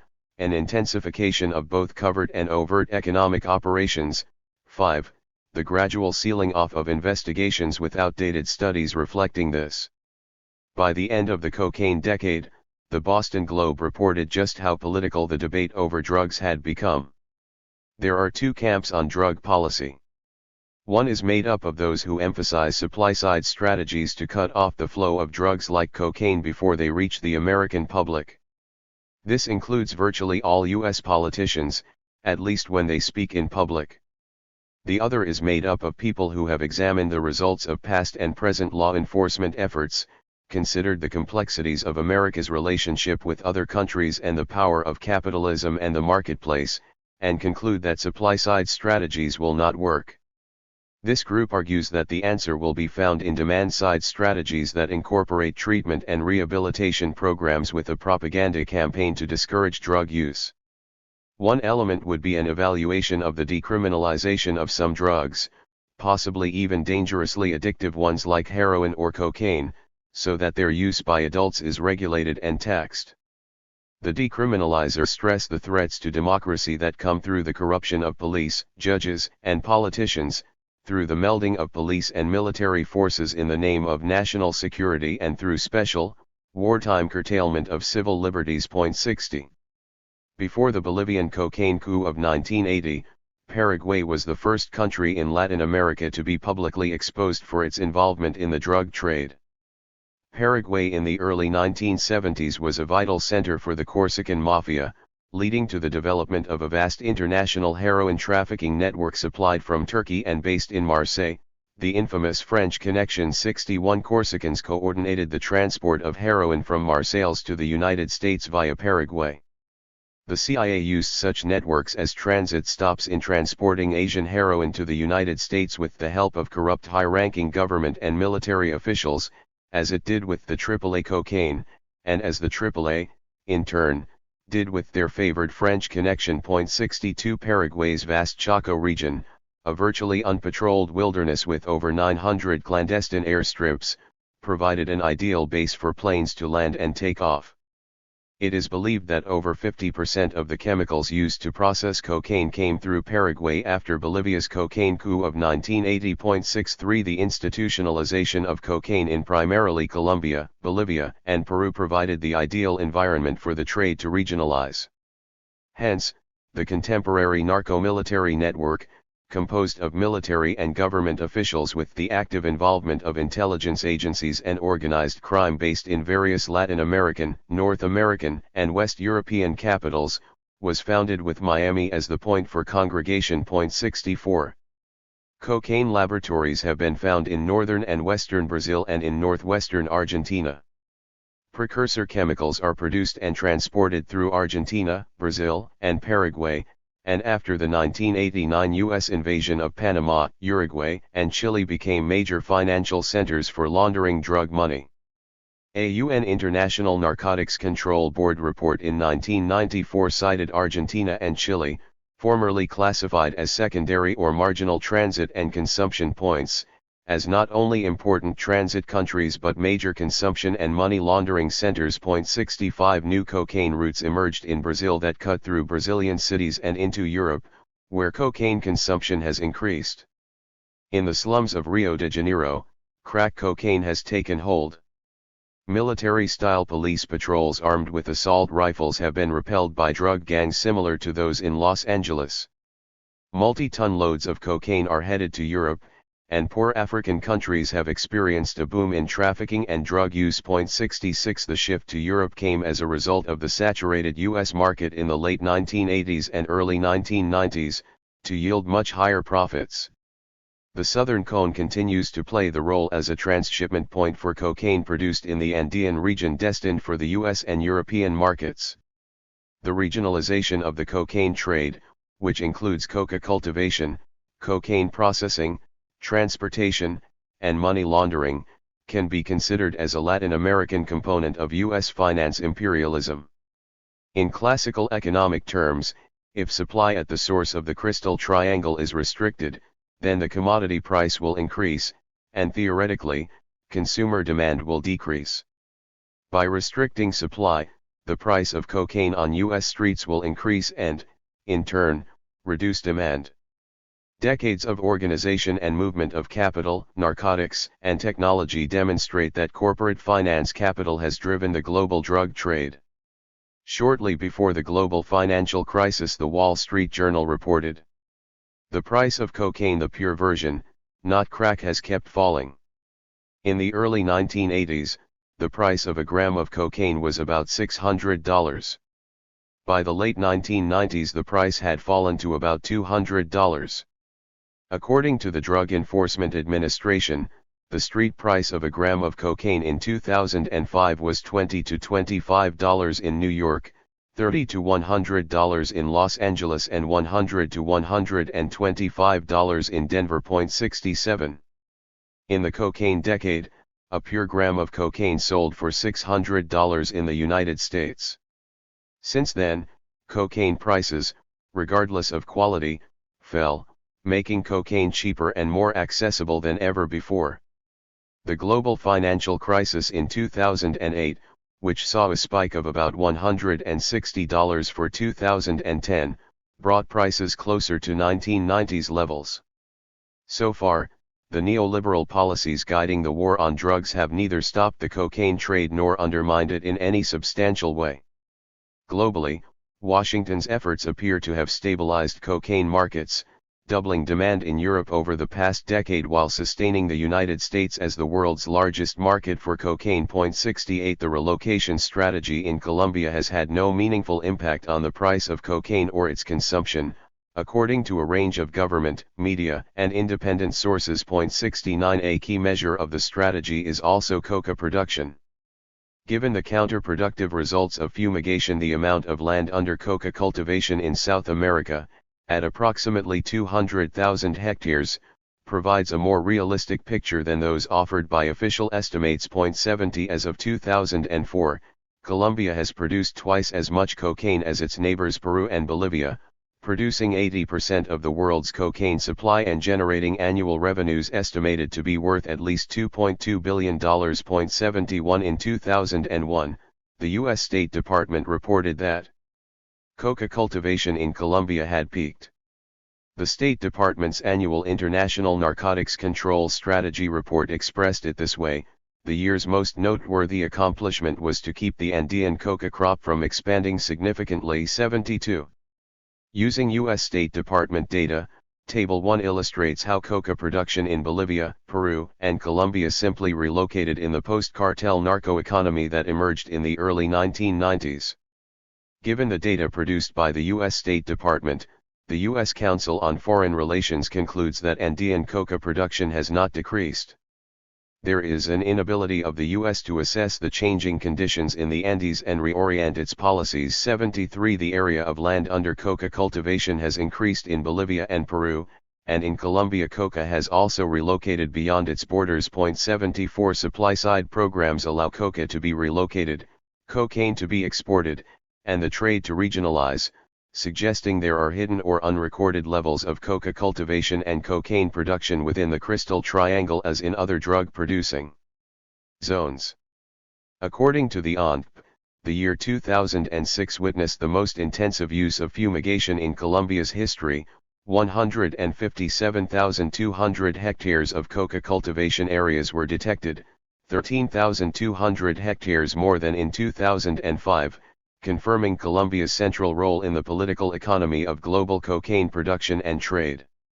In the dynamics of quantitative/speculative/political assessments of the size and market value of the cocaine trade, the Yoruba government insisted that fumigations had been effective and pointed to results from other surveys conducted by the UN Office on Drugs and Crime, which are the only studies that gave Yoruba's argument any credence.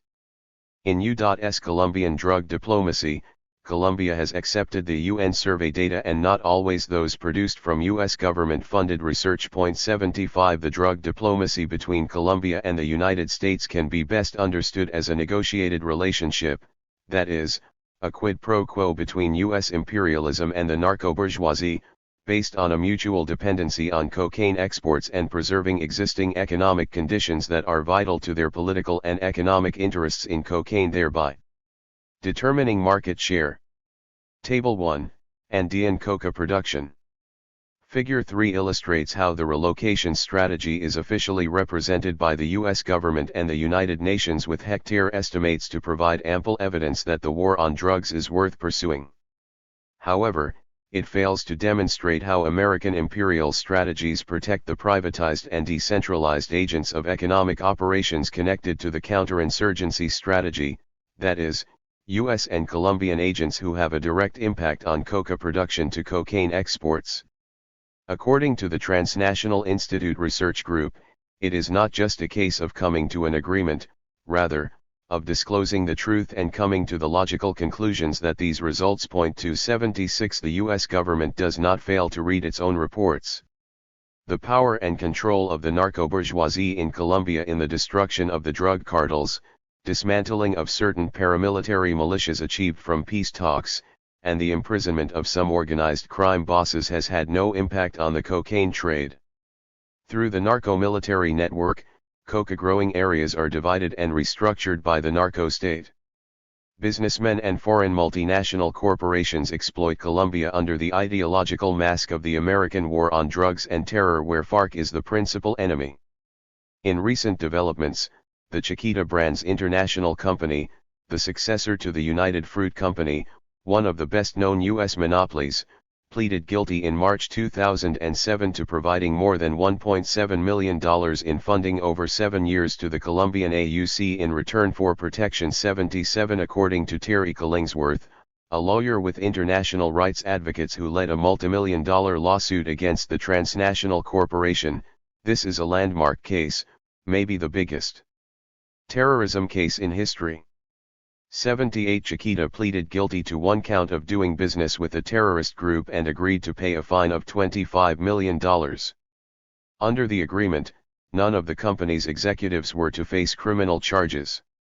Between 1997 and February 2004, Chiquita made more than 100 payments to the AUC, including over 50 payments totaling more than $850,000 after the State Department listed the AUC as a terrorist organization in September 2001.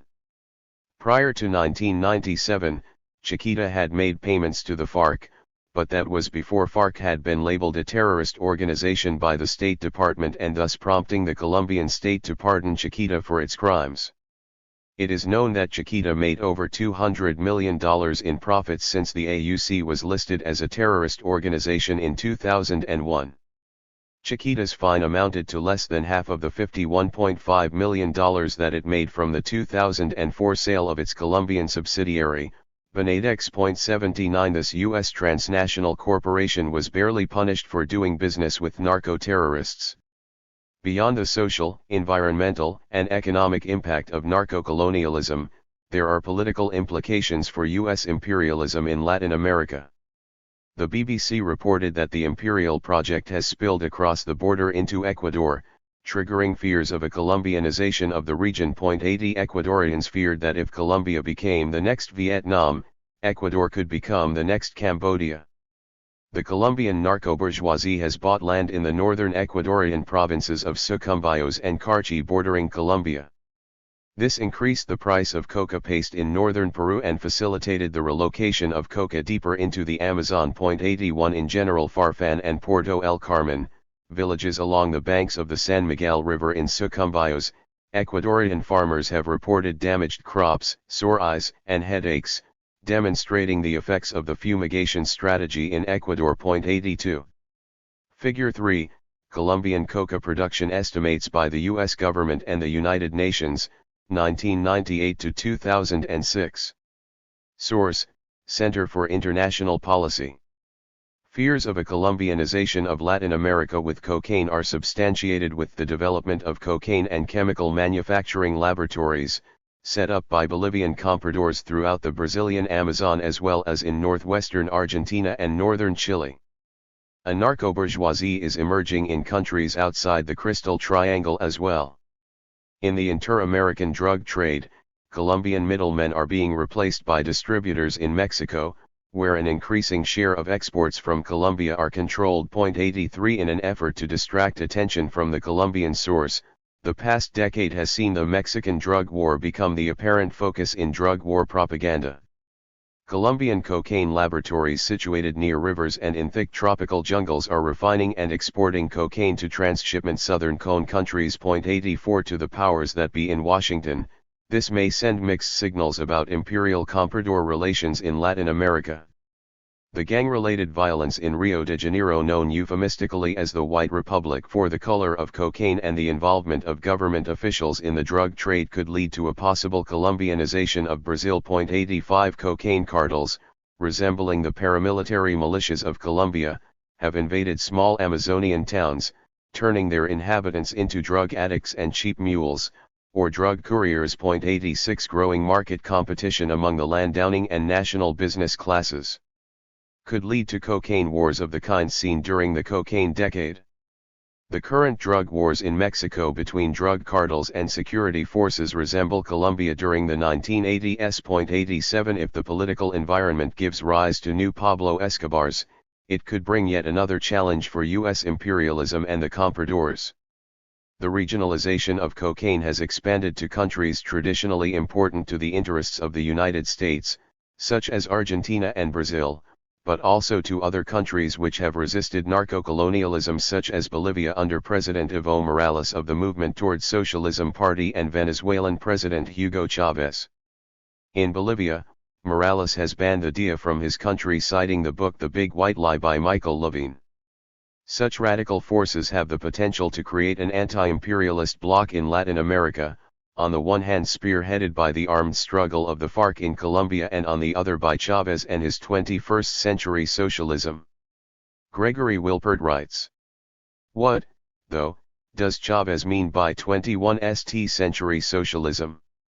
After his initial announcement, at the January 2005 World Social Forum in Porto Alegre, Chavez often repeated the call, but did not provide much more details, other than a list of values upon which this new socialism would be based. These values can be characterized as involving the ideals of the French Revolution, of utopian socialism, and of Christianity. We have assumed the commitment to direct the Bolivarian revolution towards socialism and to contribute to the socialist path, with a new socialism, a socialism of the 21st century, which is based in solidarity, in fraternity, in love, in justice, in liberty, and in equality, said Chavez in a speech in mid-2006. Also, this socialism is not predefined.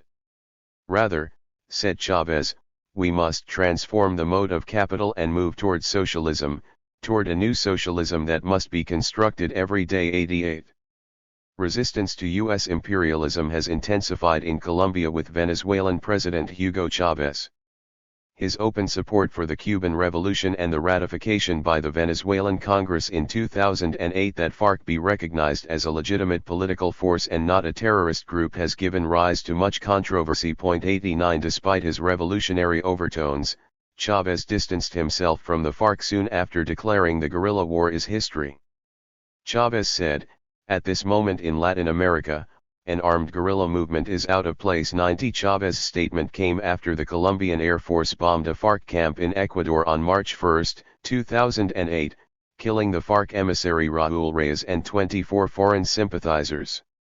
The bombing raid detonated the worst crisis of inter-American diplomacy of the last decade, prompting Venezuelan and Ecuadorian security forces to the Colombian border. 91 For Chavez, the FARC's armed struggle strained Venezuelan-Colombian relations. In May 2004, however, Venezuelan security forces captured 86 Colombian paramilitaries. They were arrested wearing Venezuelan army uniforms in a country house near the outskirts of Caracas belonging to a radical member of the opposition, an anti-Castro Cuban named Roberto Alonso, who is believed to be residing in Miami. Chavez said the aborted plan entailed an invasion that was thought up, planned and led by an international network, two of whose hubs are Miami, Florida, and Colombia, with the complicity of unpatriotic Venezuelans. 92. Alongside Cuba and the FARC guerrillas, Venezuela remains a target in Washington's axis of evil, which has serious political implications for U.S. imperialism in Latin America. 93 Further, the leftist government of President Rafael Correa in Ecuador could leave Colombia sandwiched between two leftist governments. Concerning the U.S. Manta Air Base on Ecuador's Pacific coast, Correa has argued that Washington must let him open a military base in Miami if the United States wants to keep using it. U.S. officials say the base is vital for counter-narcotics surveillance operations on Pacific drug-running routes. 94 Washington fears that if these two leftist governments move farther to the left, it will lead to either accommodation or economic and political strangulation for Colombia. Since it depends on Venezuela for much of its agricultural exports, Colombia also fears support for Chavez's 21st-century socialism among Latin American countries. 95. Under pressure from the George W. Bush administration, President Uribe neutralized Chavez's growing influence in the Colombian conflict by dismissing his mediating efforts that had commenced in 2007, preferring instead his close ally, the Catholic Church hierarchy, backed by the governments of France, Spain, and Switzerland, which have corporations with substantial investment interests in Colombia. 96 Since the Colombia-Ecuador border crisis, Venezuelan-Colombian relations have normalized with Colombian President Juan Manuel Santos, though scandals traced to his predecessor continue. They include the ongoing Parapolitica scandal, in which Santos has repeatedly said Uribe will not be investigated under his government, an international criminal court investigation, an alleged war crime involving the use of the Red Cross emblem during a supposed daring and perfect military rescue operation against the FARC, apparently choreographed by the Colombian government and media. 97 An alleged assassination plot against President Chavez, the violation of Ecuadorian sovereignty. Electoral fraud, doctoring police and judicial records to erase paramilitary cases, and the most serious of these traceable to Uribe, the disappearances of more than 250,000 Colombians in the last 2 decades, surpassing the recorded mass murders committed by the military juntas of Argentina, Chile, and Uruguay in the previous century combined. 98 According to Colombian investigative journalist Azalea Robles, the 250,000 figure has been systematically reduced with the use of crematory ovens and mass graves throughout the country, resembling those used by the Nazis during the Second World War. 99 A written statement signed by a diverse range of social movements, left-wing organizations, and unions condemned February 2008 anti-FARC demonstrations that the Colombian left maintains were orchestrated by the Uribe government. 100. When compared to the cartel-run narco-economy of the 1980s, which provided a degree of order and stability for the economic interests of the narco-bourgeoisie and U.S. imperialism, the regionalization of the cocaine trade has brought financial benefits but also increasing resistance to the privatization and decentralization of the Colombian economic system. The relocation and regionalization strategy prevails as U.S. imperialism works ferociously to isolate the FARC and undermine anti-imperialist politics in the region. Colombia was never a traditional coca-growing nation until U.S. imperialism and cocaine intersected. Regionalization is important to U.S. imperialist goals that were made possible through its supply-side programs and Plan Colombia.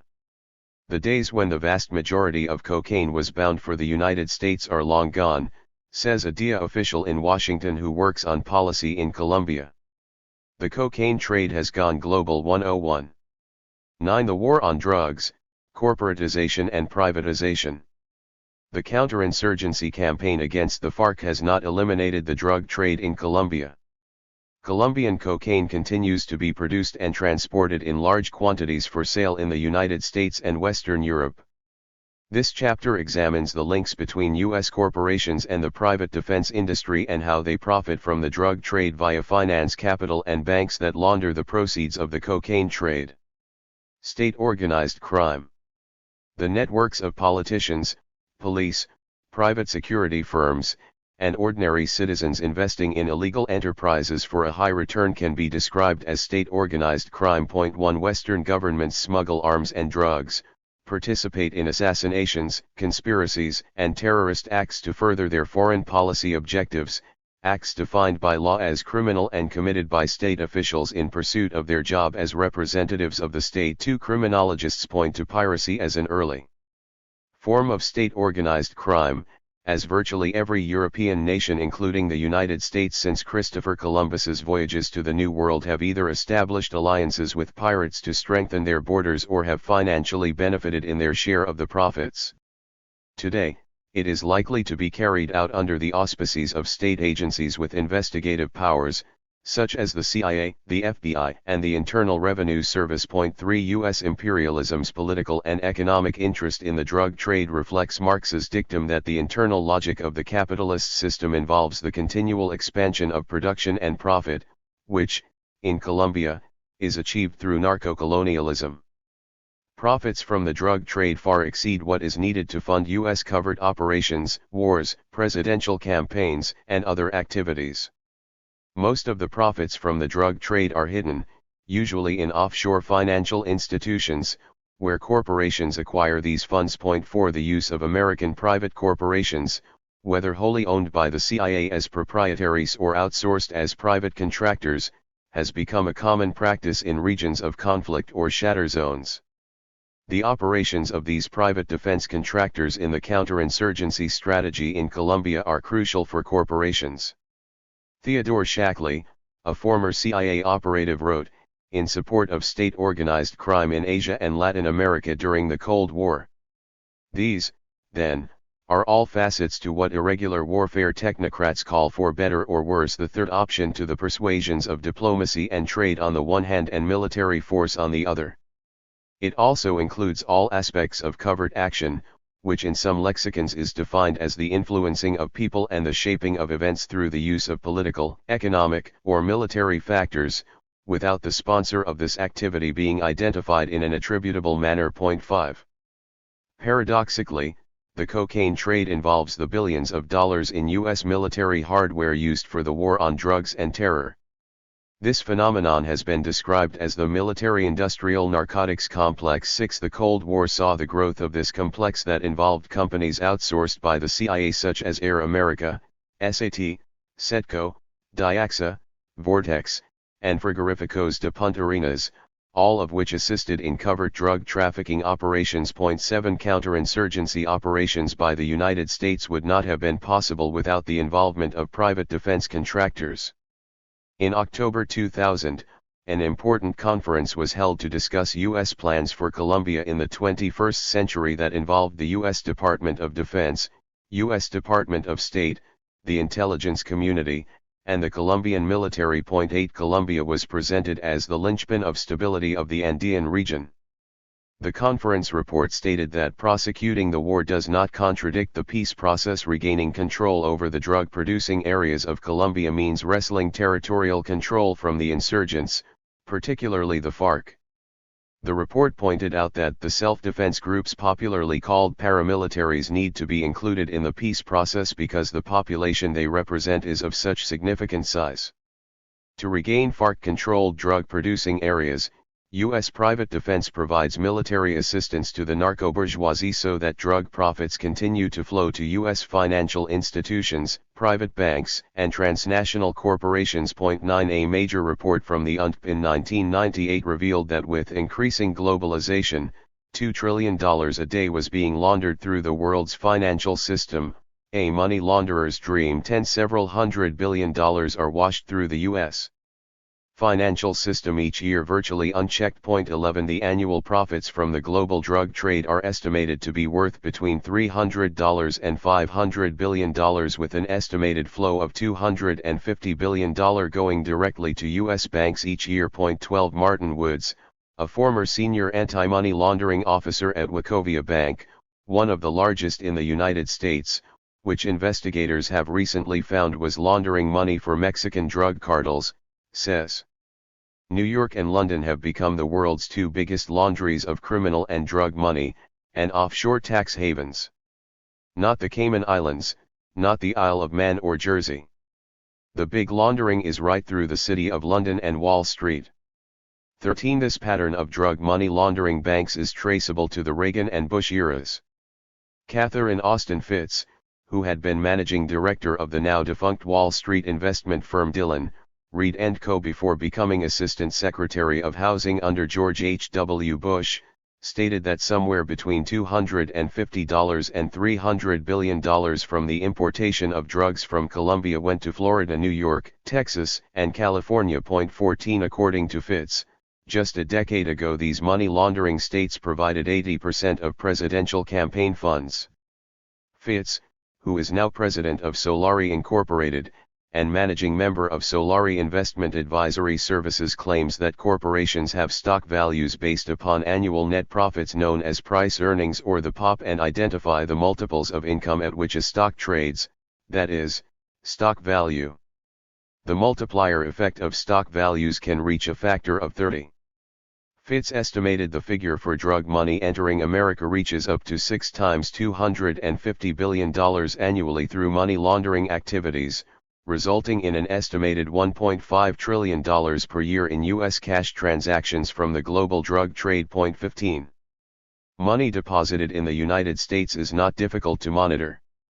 The U.S. Federal Reserve System registers any deposit over $10,000 as standard practice. 16 According to Salomon Kalmanovitz, an economist and member of Colombia's Central Bank Board of Directors, the estimated wealth of the Colombian narco-bourgeoisie in the early years of the post-cartel economy was $76 billion, which is about 30% of the country's total wealth, less than half of U.S. annual profits from the drug trade. 17 Robert Auerbach of the University of Texas was told by U.S.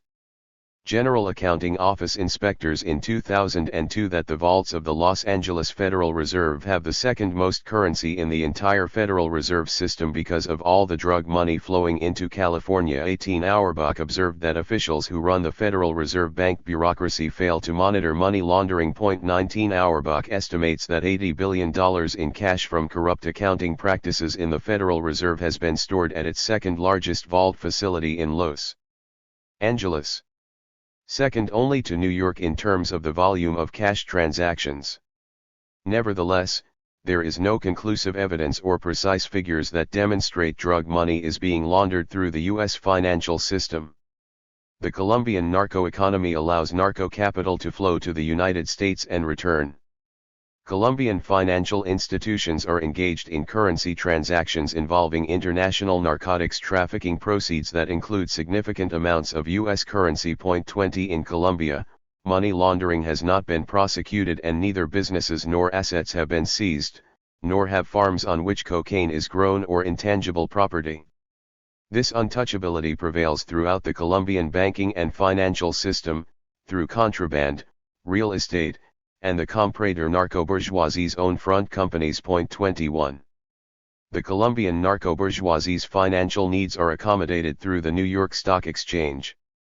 In June 1999, news services reported that Richard Grasso, chairman of the Board of Governors of the Federal Reserve, and members of his executive staff flew to Colombia.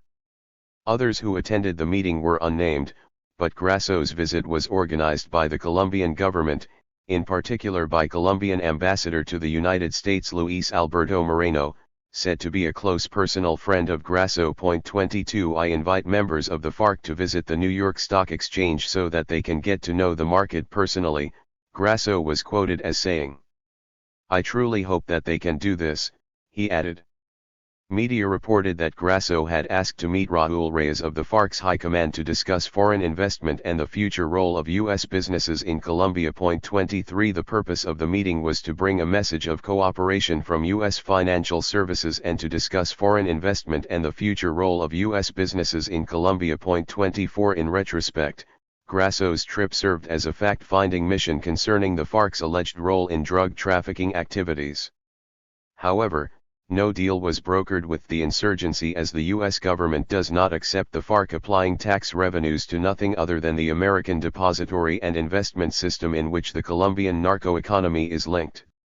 The FARC's long-held policy of legalization of drug consumption as a means to eliminate the drug trade was unacceptable to Grasso also. 25 According to Catherine Fitz, such Wall Street behavior is not uncommon.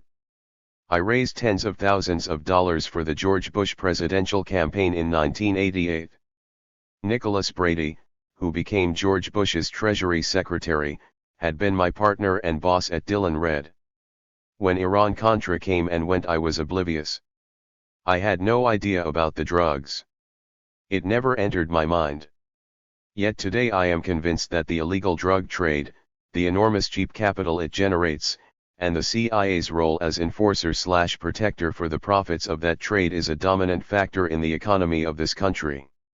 It is a factor which is destroying the entire American culture and is utterly out of control. As an investor and banker and as a former cabinet-level appointee, I tell you this is true. 26. Christian Debris, in Le Monde Diplomatique, contends that financial crime is a system closely linked to the expansion of modern capitalism, based on an association of three partners, governments, transnational corporations, and mafiosi. 27 This form of crime is part of a service industry in which the Americans have a considerable lead over their competitors, not only in know-how, but also in the vast financial and logistical resources they are able to make available to their multinationals. These include the secret services of the world's most powerful state apparatus, which, with the Cold War over, have moved into economic warfare. 28 Debris names U.S. corporations from the Fortune 500 that he considers experts in the matter: Lockheed Martin, Boeing, IBM, General Motors, Exxon, General Electric, and Texaco. He describes the relationships. Big business complicity and political laissez-faire is the only way that large-scale organized crime can launder and recycle the fabulous proceeds of its activities. Politicians are directly involved and their ability to intervene depends on the backing and the funding that keep them in power. This collusion of interests is an essential part of the world economy. All this would be impossible without the power of the state and international and regional organizations, especially their ability to keep restrictive regulations to a minimum, to abolish or override such rules as do exist, to paralyze inquiries and investigations or put them off indefinitely, and to reduce or grant amnesty from any penalties. 29. Privatizing the war on drugs for profit. At the end of the Cold War, the use of U.S. private defense contractors began to replace much of the covert work that had been formerly conducted by the CIA. A transition was underway where private defense corporations were formed and contractors were deployed in Colombia and throughout the cocaine decade and well into the implementation of Plan Colombia. 30 During the Clinton, Bush years and for most of the Pastrana, Uribe presidencies, the majority of the profits went to American firms under the sponsorship of Plan Colombia. Lobbyists from big oil, arms manufacturing, and military defense companies in the United States made $6 million in campaign contributions to Congress in support of Plan Colombia. Of the $1.3 billion initially approved for the program, just 13% went to the Colombian government to combat the FARC. The rest flowed to corporate America. 31 It is imperative to now investigate what those companies did in Colombia. The comprador, financially linked to international capital, organizes cocaine production locally, creating a powerful transnational class of businessmen and investors with a common interest in private military companies and their mega-projects. PMC owners and employees are current or former U.S. military or intelligence personnel, often with past combat experience, directly engaged in the counter-narcotics counterinsurgency strategy. The use of PMCs and their activities in Colombia as well as in Iraq, Afghanistan, and Libya most recently have been cloaked in secrecy. 32 Since the election of U.S. President Barack Obama in 2008, the secrecy has intensified, with any discussion, research, or media commentary relating to the war on drugs now centered on Mexico's Mérida Initiative, initiated by President George W. Bush. In 2010, Secretary of State Hillary Clinton stated that Mexico and Central America were facing an insurgency that required the equivalent of Plan Colombia. 33 The switch in public focus has been one major outcome of the regionalization strategy. However, it has not reduced U.S. involvement in the Colombian conflict. As in Mexico, the drug war in Colombia has increasingly become a privatized war that goes well beyond the context of Plan Colombia. 34 Just as George W. Bush had started in 2001, Obama has continued the fight against narco-terrorism by providing $600 million in military aid to protect a potentially failed state under terrorist siege. 35 Like Obama's renamed Overseas Contingency Operation, there is little reference to Plan Colombia unless government spokespeople are referring to Mexico in a controversial sense. The privatization of the war on drugs is primarily due to the changing character of the war on terror, which stretched American military capabilities in Iraq and Afghanistan since 2003 and demanded a much greater role for PMCs in shatter zones. 36. The expansionist role of American military forces has posed a new security dilemma for U.S. imperialism that can only be achieved through the methods of narco-colonialism applied throughout the Cold War, from the Golden Triangle to the Crystal Triangle in the 1980s and 1990s. According to a survey conducted by international humanitarian organizations, the use of PMCs is spreading rapidly across Latin America despite the lack of studies on the changing security situation on the continent and internationally. 37 It is not clear whether the increase in the number of PMCs in South America have been a direct result of Plan Colombia. 38 In a recent press conference held in Bogotá, General Douglas Fraser, the head of Southcom, reiterated U.S. support for the ongoing war on drugs and terrorism. 39 Fraser said, "I reiterate the commitment of the U.S. government and the Southern Command in support of Colombia's commitment to defend its democratic institutions, protect its citizens and improve the security, stability, and rule of law throughout the country." 40 Although there was no mention of PMCs or military personnel, as in the cocaine decade, Fraser's comments were not mere empty words to Colombian officials. The Colombian state is facing a deteriorating security situation in its war on the FARC while struggling to discipline internal divisions amongst the narco-bourgeoisie. 41 President Juan Manuel Santos has replaced the entire military command except the National Police Director. These developments follow ongoing criticisms of increasing FARC attacks on the Colombian army, which Santos argues are signs of their weakness. 42 According to Leon Valencia, director of Fundación Arco Iris, an NGO which specializes on the Colombian conflict, the FARC have been extensively reorganizing and adjusting their politico-military strategy in the past few years. They have a new structure and a new strategy that has given them good results. 43 Valencia explains there have been political debates over the level of morale within Colombian security forces as the FARC has become more resourceful with heavy recruiting and engagement with social movements. They're putting more focus on conquering the population. 44 According to NACLA Report on the Americas, an influential nonprofit magazine which specializes in Latin America, it is very difficult to calculate U.S. presence in Colombia. 45 The counterinsurgency effort has employed approximately 600 U.S. military personnel in Colombia, plus thousands of paramilitary troops, with hundreds more hired from the United States and Latin America who do not count toward the official cap. Hundreds more work as contract employees, sprayplane and helicopter pilots, search and rescue personnel, mechanics, logistics personnel, radar site operators, and instructors. 46 Information relating to their covert activities within Colombia's narco-military network is minimal, outdated, and difficult to obtain, as the Center for International Policy notes. Public information about the contractors and their operations is limited. Neither the government nor the companies release much information about their outsourcing. Basic information, such as the names of all companies hired for State Department and intelligence agency contract work, is unavailable. Due to a lack of primary sources, our research on contractors depends heavily on journalistic reports. 47. The role of PMCs is obscured by another layer of secrecy. The U.S. government is not required to release information about their covert activities and can use national security as grounds to withhold data. PMCs, in turn, can plead corporate confidentiality.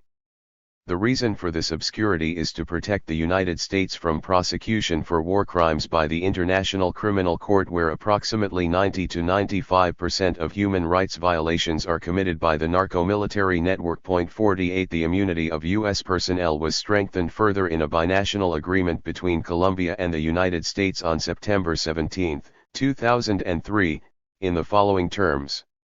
For the aims in the present agreement, the expression "person of the United States of America" means any government employee, or member of the Army, present or past, member of the government that enjoyed immunity against the penal jurisdiction by virtue of the international law, anyway is subject to the jurisdiction of the state that it sends. 49.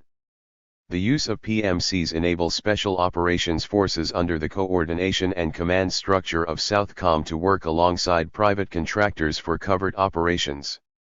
Most importantly, PMCs decentralize covert operations by decreasing the U.S. government's official level of involvement as privatized armies or special operations teams. 50 These teams are the same ones that assist the Colombian narco-military network in their war on the FARC but extend beyond counterinsurgency purposes.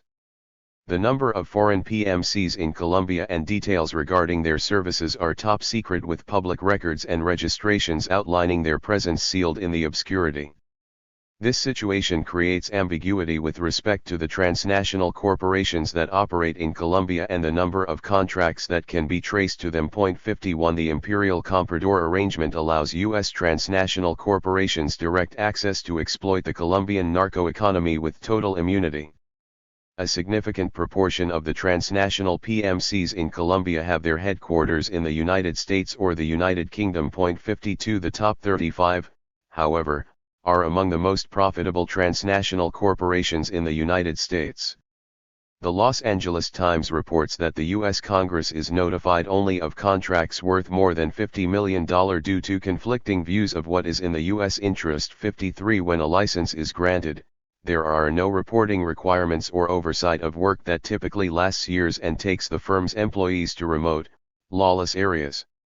Huge PMCs that operate in Colombia are L3 Military Professional Resources Incorporated, best known by its acronym MPRI, located in Alexandria, Virginia, and owned by L3 Communications, Kellogg Brown & Root, the Texas company that funded both Lyndon Johnson's political career and Dick Cheney's corporate career and is a subsidiary of the Halliburton 54 Corporation, DynCorp Aerospace Technology of Reston, Virginia, and Science Applications International Corporation of San Diego. 55.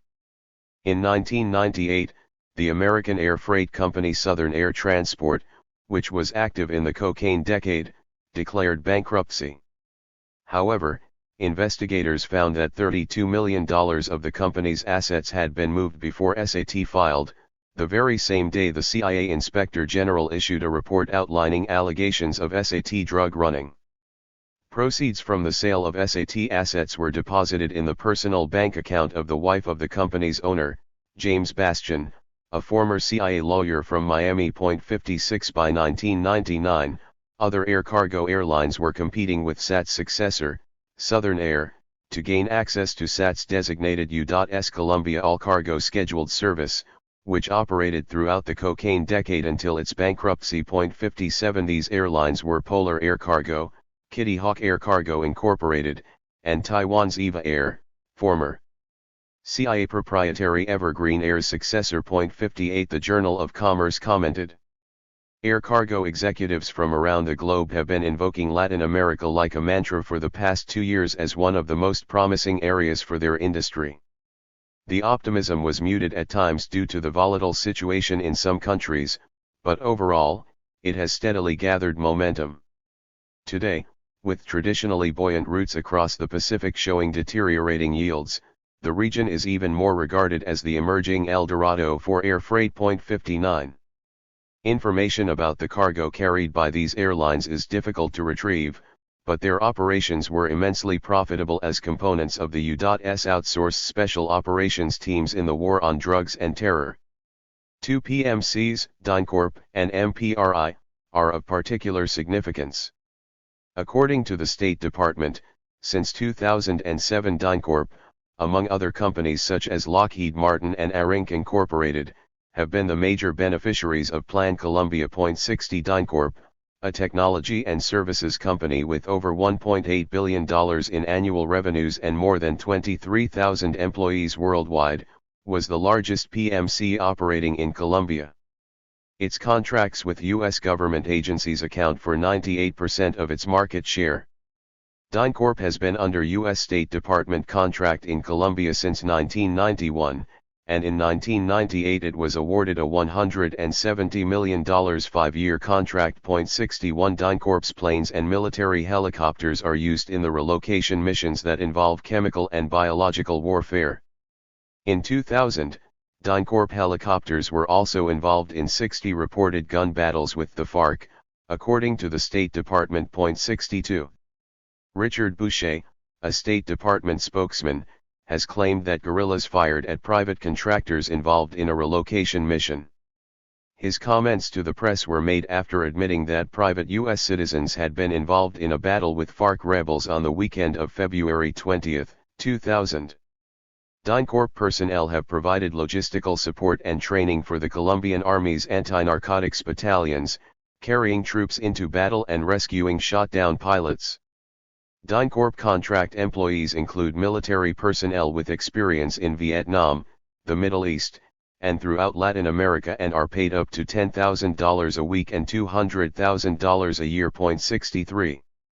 CorpWatch reported that the DynCorp mission deployments may be made to any worldwide location, including, potentially, outside of Central and South America. 64 DynCorp has participated in eradication missions, training and drug interdiction and air transport, reconnaissance, search and rescue, airborne medical evacuation, ferrying equipment and personnel from one country to another, as well as aircraft maintenance. DynCorp is the same private company that the Reagan-Bush administration used to run arms and drugs during the cocaine decade. 65 In 1998, a U.S. reporter who attempted to talk to DynCorp pilots at San Jose del Guaviare said he was threatened with exclusion from the U.S. Embassy if he ever attempted to approach DynCorp personnel again. Another reporter said he was banned from embassy-sponsored briefings after the reporter quoted a guerrilla leader as saying that U.S. military advisors would now be targeted for attack. 66. Eagle Aviation Services and Technology, a subcontractor of DynCorp, has flown U.S. State Department planes such as armed A-1H Iroquois, Bell 212 Huey-type helicopters, and T-65 Thrush crop dusters in top-secret missions in Colombia for at least 15 years. 67 Current and former State Department officials have argued that East's interest in Colombia has nothing to do with its controversial past. Jonathan Weiner, Senator John Kerry's aide during Iran-Contra, said in 2001, "That was 15 years ago. The issue is what they're doing, not what they did." 68 In 2011, strenuous efforts to block any attempt by the public to investigate secret operations remain as proactive as they were during the cocaine decade. Employees of DynCorp have been involved in drug trafficking as well as consuming heroin, cocaine, and amphetamines.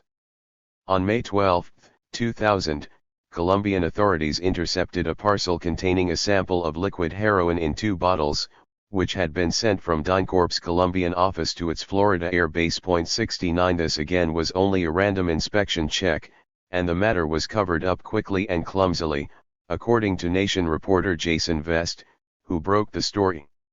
Vest said that DynCorp, the Colombian National Police, the DIA, and the U.S. State Department could not stick to a single account of what occurred.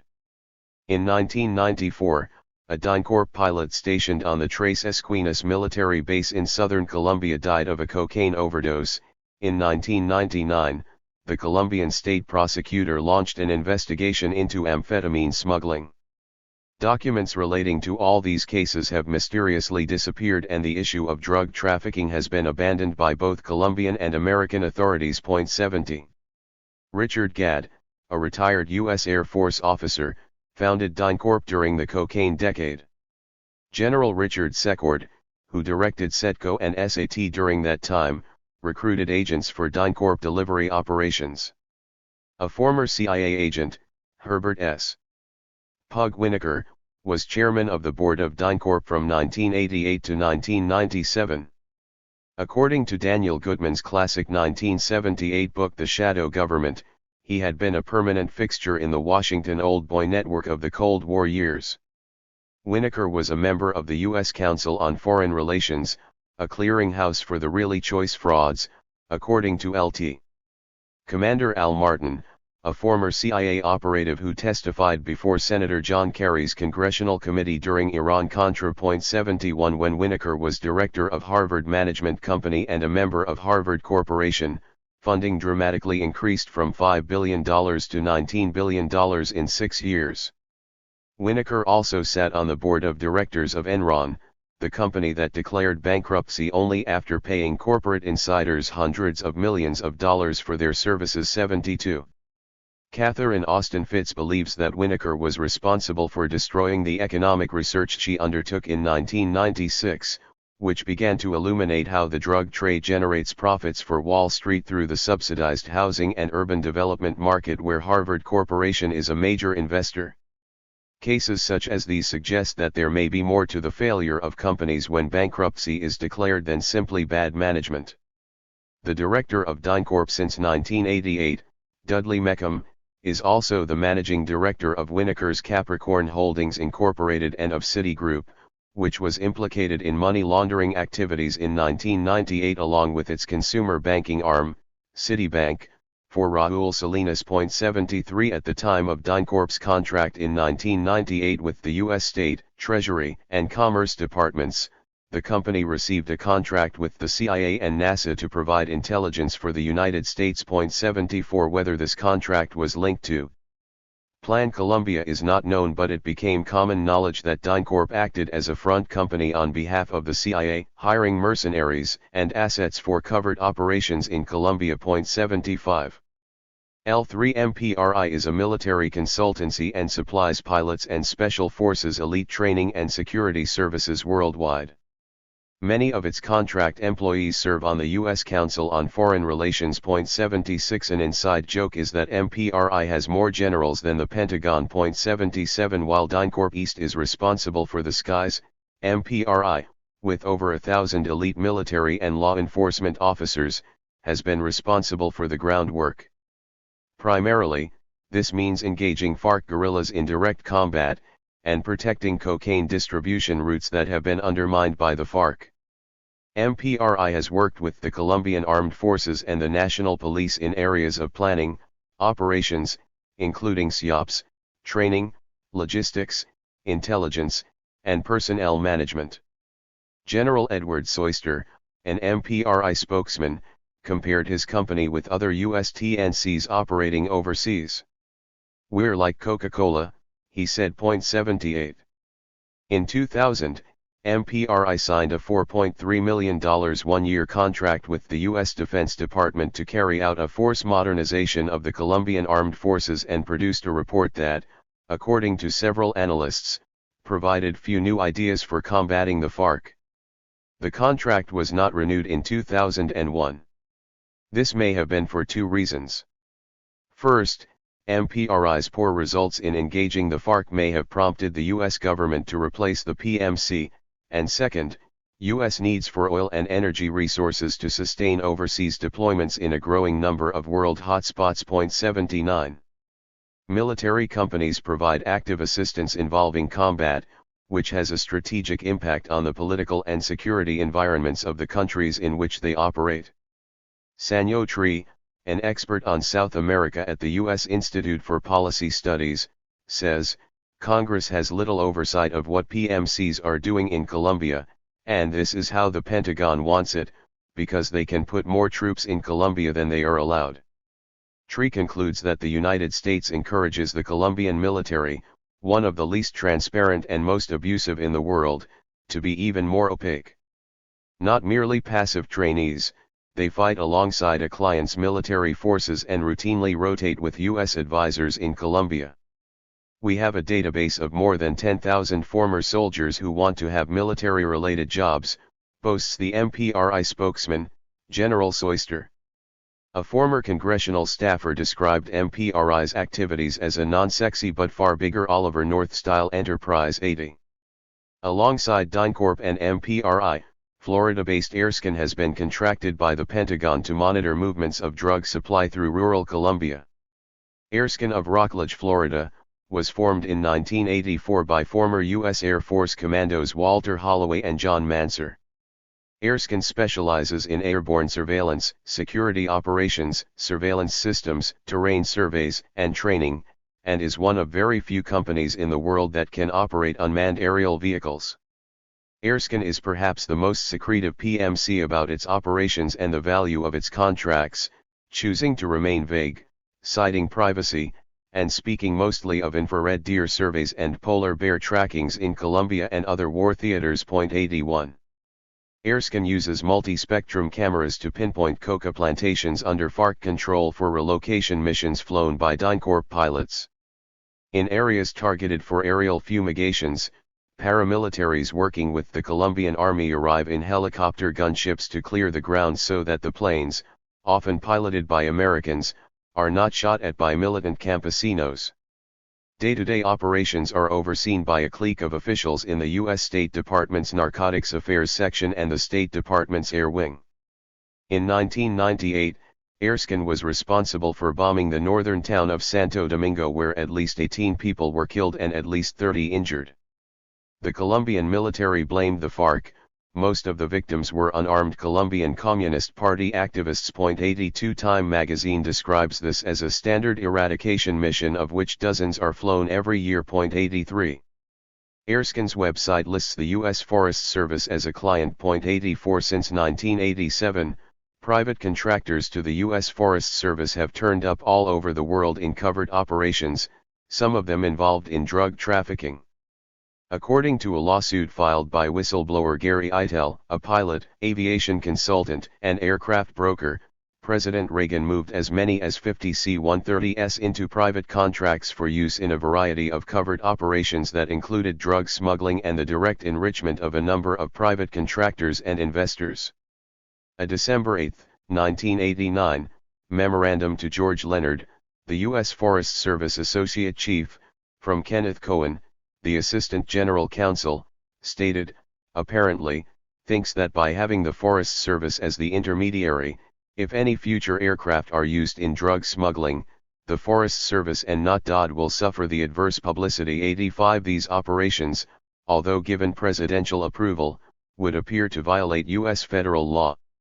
According to Lawrence Houston, the CIA's former general counsel, the primary company responsible for all CIA covert air operations was the holding company Pacific Corp., also known as Pacific Power and Light, Pacific Corp., and Pacific Harbor Capital. Pacific Corp owned CIA companies such as Air America, SAT, and Intermountain Air. By the end of the cocaine decade, the CIA had made all of its aircraft available for use by private contractors working for the U.S. government. We just didn't need them anymore, and it was fairly hard to keep them going as legitimate businesses, Houston said. So we decided to sell them off. 86. Northrop Grumman is another PMC that has been under contract to the U.S. government. Described as an aerospace and defense services company, it has 75,000 employees and projected revenues of $34.8 billion for 2010.87. In a similar vein with Airscan, it provides an unknown number of contract employees in Colombia. In 1998, the U.S. Air Force Combat Command awarded Northrop Grumman's Technical Services a contract to operate and maintain its counter-narcotics surveillance and control system. The 5-year contract was extended and included performance maintenance, system operations, and logistic support of 7 radar sites and 10 associated ground satellite stations in Colombia, Peru, Venezuela, and Panama. 88. 5 of Northrop Grumman's radar stations are located in eastern and southern Colombia to monitor the country's cocaine distribution routes and traffic patterns. This has allowed American and Colombian airplanes, both private and military, as identified by U.S. intelligence, to fly safely in and out of Colombia and within the country, enabling them to carry narcotics, narcotics manufacturing chemicals and equipment, weapons, and proceeds from the illegal sale of narcotics. The radar can employ a multiple beam to illuminate aircraft many times during a single antenna scan. The system has a range of 275 miles and can cover targets at up to 100,000 feet. 89 Airplanes not identified by U.S. intelligence are simply shot down by the Colombian Air Force and participating interdiction program countries. A law passed by Congress in 1994 exempts U.S. government officials and employees from liability for any mistakes committed while cooperating with another country's shoot-down policy. President Bill Clinton named it the Air Bridge Strategy 90. On February 2003, Northrop made world headlines when a U.S. spy plane carrying 4 CIA agents and 1 Colombian intelligence officer was shot down by the FARC in rebel-held territory. The CIA agents became prisoners of war. The remaining 2 were shot for resisting arrest. The crew members were contract employees of California Microwave Systems, a subsidiary of Northrop Grumman. The plane was essential to U.S. intelligence gathering in Colombia, according to Southcom. The data it collected was popular among covert agencies that needed up-to-the-minute data on coca production, drug laboratories, and the movements of the product, including the CIA, the DIA, the military, and Customs Service. According to official sources, between 1998 and 2003 the FARC shot down 21 U.S. government-titled aircraft connected to Lockheed Martin, DynCorp, Northrop Grumman, California Microwave Systems, MOTCOM, and ARINC. According to a U.S. State Department official, 4 were under contracts with the Aerial Division of the State Department that owns Broncos and other important aircraft. Lesser-known firms such as the Rendon Group provide public relations support for the Colombian Army. Science Application International Corp assists in imagery analysis. 91.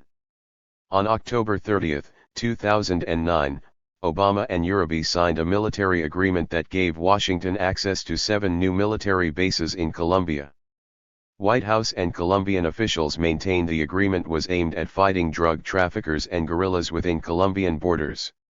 A U.S. Air Force document states the agreement offered a unique opportunity for conducting full-spectrum operations in the region against various threats, including anti-U.S. governments. 92 The Pentagon sought access to the bases in Colombia after Ecuadorian President Rafael Correa canceled the lease for the U.S. military base in Manta, Ecuador. 93 However, with the United States already engaged in 2 major theaters of war, the immediate priorities for U.S. militarism lay elsewhere. Plan Colombia in practice is alive and well and has no interest in eradicating cocaine. PMCs assist the Colombian narco-bourgeoisie in gaining a monopoly over cocaine production, and for this to occur they must defeat the FARC. Narco-colonialism is big business for corporate America, as in other places and time frames where drug-producing zones provided a profit-making opportunity for U.S. finance capital and money laundering banks. The contemporary situation is reminiscent of how the CIA and the Argentine anti-communist alliance during the Cold War overthrew left-wing governments, fought communist insurgencies, and installed narco-militarists friendly to U.S. interests. The growing U.S. intervention in the Colombian conflict is a 21st-century version that aims to foster a deeper Latin American dependency on Imperial America via its most important client state on the continent. In a nutshell, the war on drugs and terror is part of a counter-revolutionary strategy designed to maintain rather than eliminate the economic conditions that allow the drug trade to thrive. From Reagan to Obama, U.S. covert intervention has, paradoxically, only accentuated the social violence and systematized the production and distribution of cocaine. Colombia has been transformed into a narco-state increasingly dependent upon a privatized and corporatized U.S. war on drugs and terror. Conclusion: U.S. narco-colonialism and Colombia. In contemporary Colombia, the cocaine trade is seemingly no longer a state security problem. The evil hour has passed. Opponents claim to see many signs that the FARC is a diminished force unable to bring fundamental change to Colombia. The FARC's legendary leader, Manuel Marulanda, is dead. Like every government since 1964, the governments of Álvaro Uribe and his successor and former defense minister, Juan Manuel Santos, are said to have waged sustained and successful military campaigns against the FARC, accelerating its demise. Venezuelan President Hugo Chavez has urged the FARC to free its political hostages and end the armed struggle. Venezuela has proven it is not to be the storm center of revolution in Latin America. In 2007 and 2008, Chavez offered to mediate a ceasefire between the Colombian military and the FARC, which was rebuffed by Uribe following pressure from Washington as well as Colombia's military leaders and ruling class. Plan Colombia was seen to be working, with Uribe winning the war against the revolutionary forces. In 2008, costs for U.S. military aid and training of the Colombian Army and police had reached nearly $4.9 billion. Since 2008, Israel has been a large supplier of military aid and technology to Colombia. Washington, a close ally of Tel Aviv and Bogotá, sees both Israel and Colombia as shatter zones. Through militarized power, Imperial America believes it can maintain its dominance within both the Middle East and Latin America. However, the reality of the FARC situation is more complex. For one thing, the real number of the FARC's fighting forces is unknown, as the Psy War reaches Orwellian proportions, and in 2011 those celebrations that followed the famous moment of Colombian politician Ingrid Betancourt's rescue or Operación Jacques in 2008 appear to have been premature. Second, Chavez believes that the Colombian situation could lead to the Vietnamization of the whole region, implying that the FARC is far from defeated. Camilo Gómez, the top government negotiator under President Andrés Pastrana, says, "The FARC has an institutional structure that is stronger than any of its leaders won. In fact, in 2009 and 2010 more Colombian soldiers and police were killed by the FARC than in 2002 by using smaller and more effective hit-and-run guerrilla tactics." Point 2 The Uribe-Santos regime is in essence an American proxy government to prevent Venezuela, Ecuador, and Bolivia breaking free of U.S. imperialism. Within Colombia, the newly elected Bogotá mayor Gustavo Petro, a former M19 guerrilla, may be a reflection of the worsening security situation which has incited calls amongst the urban middle class for peace and reconciliation with the FARC.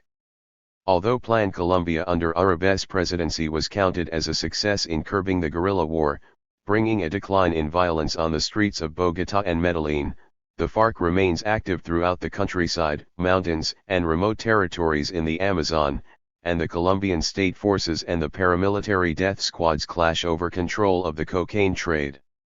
In 2008, America's first African-American president promised change for Colombia. In his presidential debate with Republican rival John McCain, Barack Obama argued, "The history in Colombia right now is that labor leaders have been targeted for assassination on a fairly consistent basis and there have not been prosecutions. 3 So far, the United States has not yet constructed its 7 new military bases, 3 Air Force, 2 Naval, and 2 Army, stretching from the Pacific to the Caribbean and reactivating its 4th Fleet. Washington may believe it has contained the insurgency in Colombia. The construction of new bases may simply be postponed rather than abandoned completely." Meanwhile, 4.9 million Colombians have been made refugees in their own country, and by conservative estimates nearly 69% of the population survives below the poverty line. Colombia is the only major country in Latin America where the gap between the rich and poor has markedly widened in recent years, according to the UN Commission on Latin America. At the height of the global financial crisis in 2008 to 2009, drug money worth billions of dollars permeated the financial system. Antonio Maria Costa, the head of the UN Office on Drugs and Crime, has acknowledged that the majority of the $352 billion of drug profits that were generated was absorbed into the global economic system. It is understood that evidence that drug money has flowed into banks came from officials in Britain, Switzerland, Italy, and the U.S. for U.S. narco-colonialism with the support of the international bourgeoisie has kept the financial system afloat. The American war on drugs and terror in Colombia has neither reduced the amount of coca grown nor the cocaine exported. Though Washington claims its military aid and assistance to Bogotá has destroyed the Colombian drug cartels, cocaine remains a vital export commodity in Colombia's political economy. Colombia's cocaine is now largely controlled by competing factions within the narco-bourgeoisie, the military, the police, and paramilitary forces. It is transported to Mexico where competing drug cartels wage war for its control. According to a Jesuit priest, Father Javier Giraldo, Plan Colombia's war on drugs and terror has left Colombia a compliant country, torn apart by a war for cocaine, and open to exploitation by American corporations of its raw materials, including oil and coal, which leaves a desperate workforce willing to accept barely subsistence wages and conditions. 5. This study has delved into the Crystal Triangle and the political economy of Colombia, cocaine, and U.S. imperialism. It has revealed the dynamics, structure, and context of the Colombian cocaine trade and its dependency upon the United States. The U.S. war on drugs and terror has left Colombia saturated by drugs, misery, and violence, as well as open to the possibility of revolutionary change. This war, as decreed by successive Washington administrations, was, is, and remains its opposites, a war for drugs and a war of terror. The fever of the escalating U.S.-sponsored counterinsurgency engulfs Colombia, immiserating its people, as cocaine flows to the U.S. and other global markets. Even though the drug war has apparently moved to Mexico, deep inside Colombia the forgotten popular struggle is busy being born as the old order is dying.